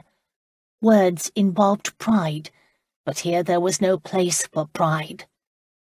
Charlotte used her body to let him know what she feared to say. She used it now to let him know she loved him. Inviting him into her, she held him tight, not wanting to ever let him go. He was her mate, a half of her soul. But then she grew angry. Why couldn't he love her? Why did he not speak to her of what was in his heart? Or was she just a distraction? She let him know what he was missing. She became demanding and furious and wicked, sliding her tongue across his skin, nipping him with her teeth. Philip didn't stand a chance. He met her every step of the way. He thrust deep and hard, and brought to her eyes tears of pure, savage joy. It would not be like that with anyone else, ever. And yet he would not love her. If he did, he would have spoken of it by now. Later, when all was done, and the house was quiet because everyone else had gone to bed, she held her sleeping lover in her arms and waited for the sun to rise. The adventure was over. Charlotte knew she had to return to the true world. She prayed she had the courage. Lord Monarch was an early riser, much like Charlotte herself. They met in the breakfast room overlooking the garden. Philip was still asleep upstairs. His lordship greeted her pleasantly enough and offered a cup of tea. "Or do you prefer coffee?" "Tea is fine," she said. She dressed the best she could in what she'd been wearing for the past 3 days, and had pulled her hair back in a modest and demure braid. He set her tea by her place on the table, while she helped herself to hot rolls on the buffet. Charlotte sat down. There was a moment of awkward silence. She was just getting ready to frame the request she'd been mentally rehearsing all night, when he blurted out, "I don't wish to insult you, Miss Cameron, but you seem a sensible young woman, and I must beg your indulgence a moment." "Yes?" she asked, stirring her tea. "My wife and 2 children are expected to return home today." Shame rolled through her. She set her spoon down, dropping her eyes to her hands in her lap. "It would be awkward if you and the Duke are sharing the same room when they return." "I know." "Thank you," he said, sounding as if it had been as difficult for him to bring up the subject as it was for her to hear it. A long silence stretched between them. She knew what must come next, what decent people would expect, and the weight of her decision was lifted. "We were thrown together unexpectedly," she admitted. She took a sip of her tea. Her hand was surprisingly steady, a sign her decision was right. "I did not anticipate the turn of events." "How could you?" He had hardly touched his breakfast, and she pitied him this awkward moment. She reached over and lightly touched his hand. "Please do not feel poorly. I appreciate your honesty. You've helped me realize I'm not good mistress material." She glanced away, not daring to meet his eyes, as she said, "I do believe he cares for me, but not enough." "Then he is a bloody fool," came Justin's blunt voice from the doorway. He too was wearing the breeches, shirt and well-worn boots of the last several days, but he'd combed his hair, and she was surprised to see that he had shaved, something he'd done every day since she'd taken off his beard. She smiled, appreciating his support. "You're right." Reaching her decision, she turned to Lord Monarch, her head high. "My lord, I don't want to move to another room." He paled. "What do you wish to do?" "I want to return to London." She should see Constance at Madame Lavalier's boarding school, especially since she was so close, but a visit to her sister would have to wait. She needed to return to her friends Isabel and Michael's house. She wanted to know if there was word of Miranda and Alex. She had to return to that life and peace of mind, the one she'd had before she'd accepted Laird McKenna's invitation. The one she'd had when she'd thought hers the most pressing problems in the world. Life takes strange twists, doesn't it, gentlemen? "Are you and the Duke leaving?" Lord Monarch asked. "I don't believe he is," she answered. His lordship set his elbow on the table and buried his face in his hand.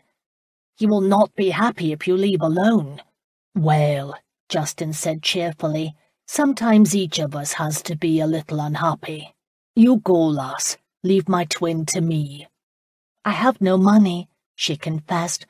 "I shall need a loan. I will pay it back as soon as I arrive, but right now I'm without funds or very much clothing." There, she'd said it, and she felt completely exposed. Lord Monarch looked as if he wished she hadn't spoken. She understood. She'd placed him in an awkward position. "Give her help," Justin growled. "I'll be the new Duke, and you and I will be the best of friends." "I suppose I don't really have to worry about him," Lord Monarch said. "No, just worry about me," Justin said, grabbing a warm roll from the basket on the sideboard.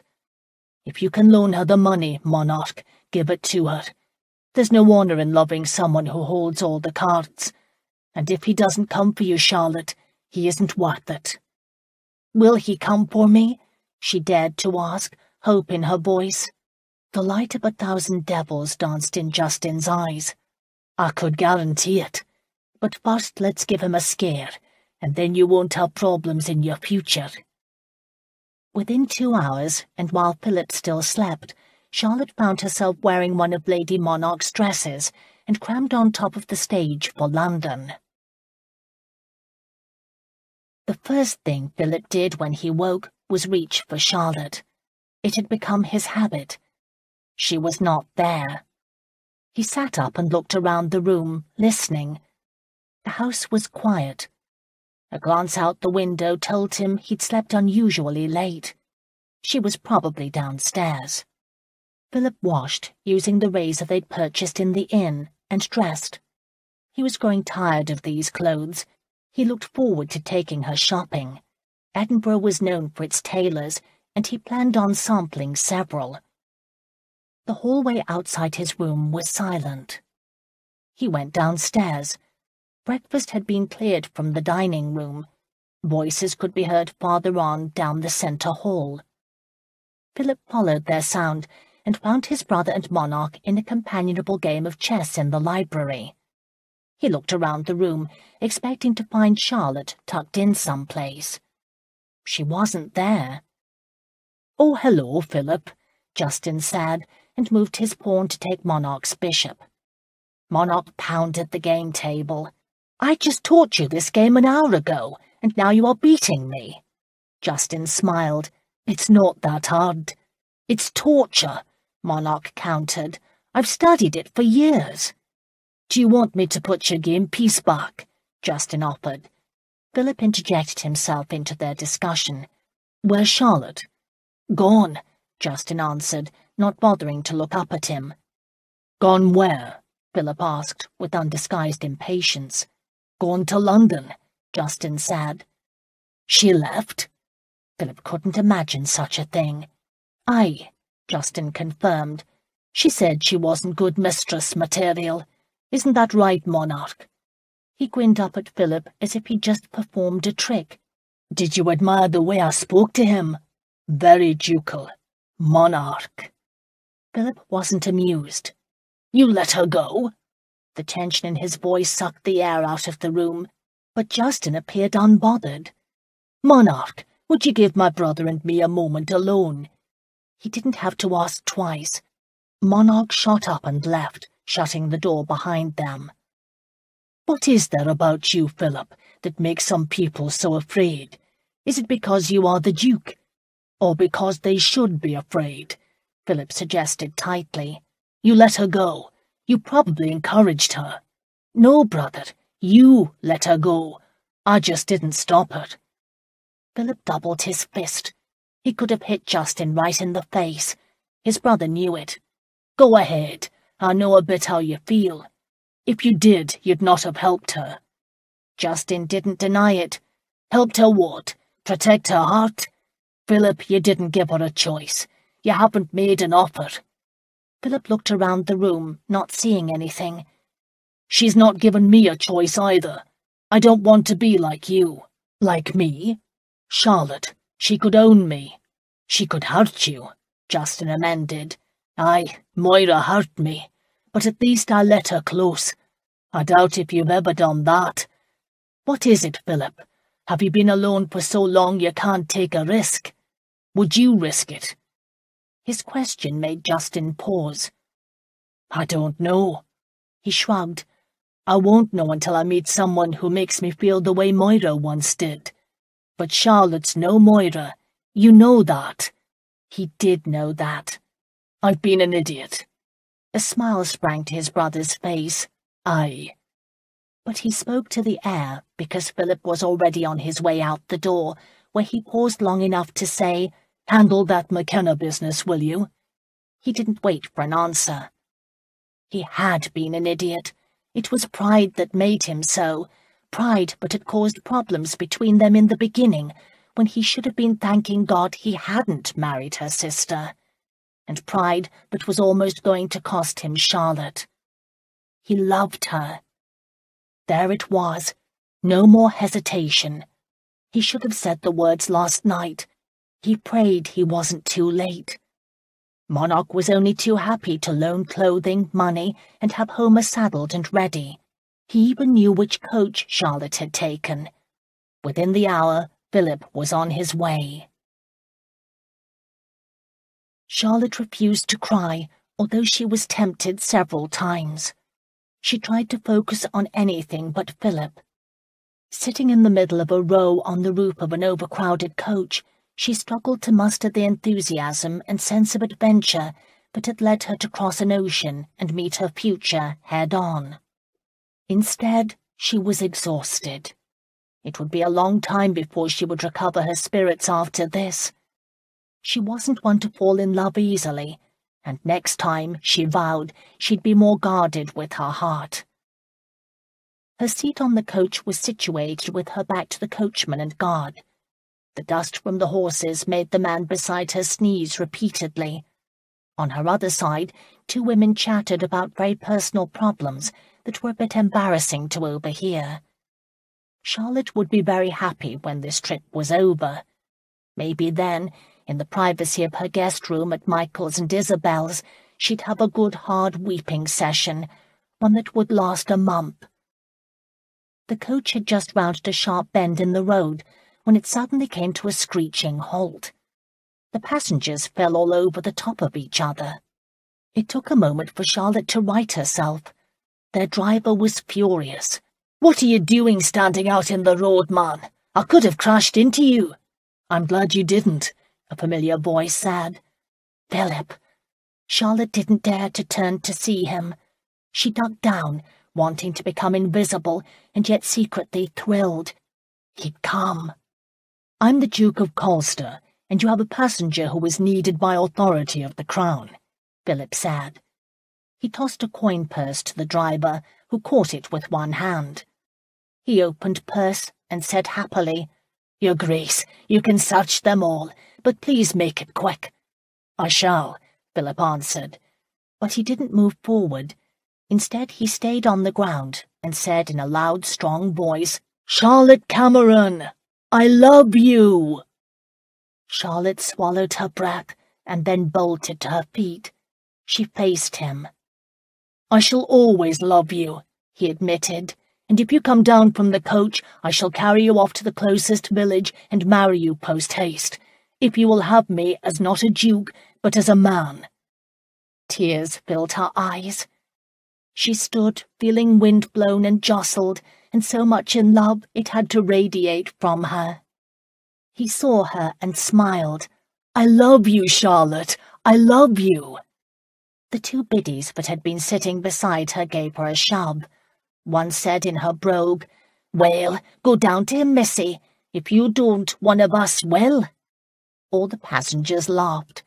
Charlotte joined them, laughing with happiness through the tears. Phillip came for her. He leaped up the ladder and offered her his hand. "Will you marry me, Charlotte?" "Yes." The word burst out of her, and being said once had to be repeated. "Yes, yes, yes, and I'll even take you for better or worse." The passengers started cheering as she climbed down the ladder with him. He swept her up into strong arms with a kiss that stole her very breath. With the crack of the whip, the coach was on its way, leaving a trail of dust. "You came," she said, when she could speak at last. He held her close. "Charlotte, I knew I loved you, and yet I—" He paused as if words failed him. "I know," she said. "I understand. I had those same fears, and yet I felt worse without you. Please, let us never let go of the other." And she realized that it was true. All her fears and doubts had been laid to rest. At last she understood. Love was what gave life meaning. It was what her mother had searched for, what Miranda had run for, and what she'd found. She prayed Constance would be as fortunate. "Come, love," Phillip said, "let us find a parson without fanfare, titles, or nonsense." And that was just perfect with her. This concludes In the Bed of a Duke by Cathy Maxwell. Narrated by Anne Flosnick. Copyright 2006 by Cathy Maxwell. This unabridged audiobook is published by arrangement with Avon, an imprint of HarperCollins Publishers, and was produced in the year 2020 by Tantor Media Incorporated, a division of Recorded Books, which holds the copyright thereto. Please visit tantor.com for more information on our growing library of unabridged audiobooks. Audible hopes you have enjoyed this program.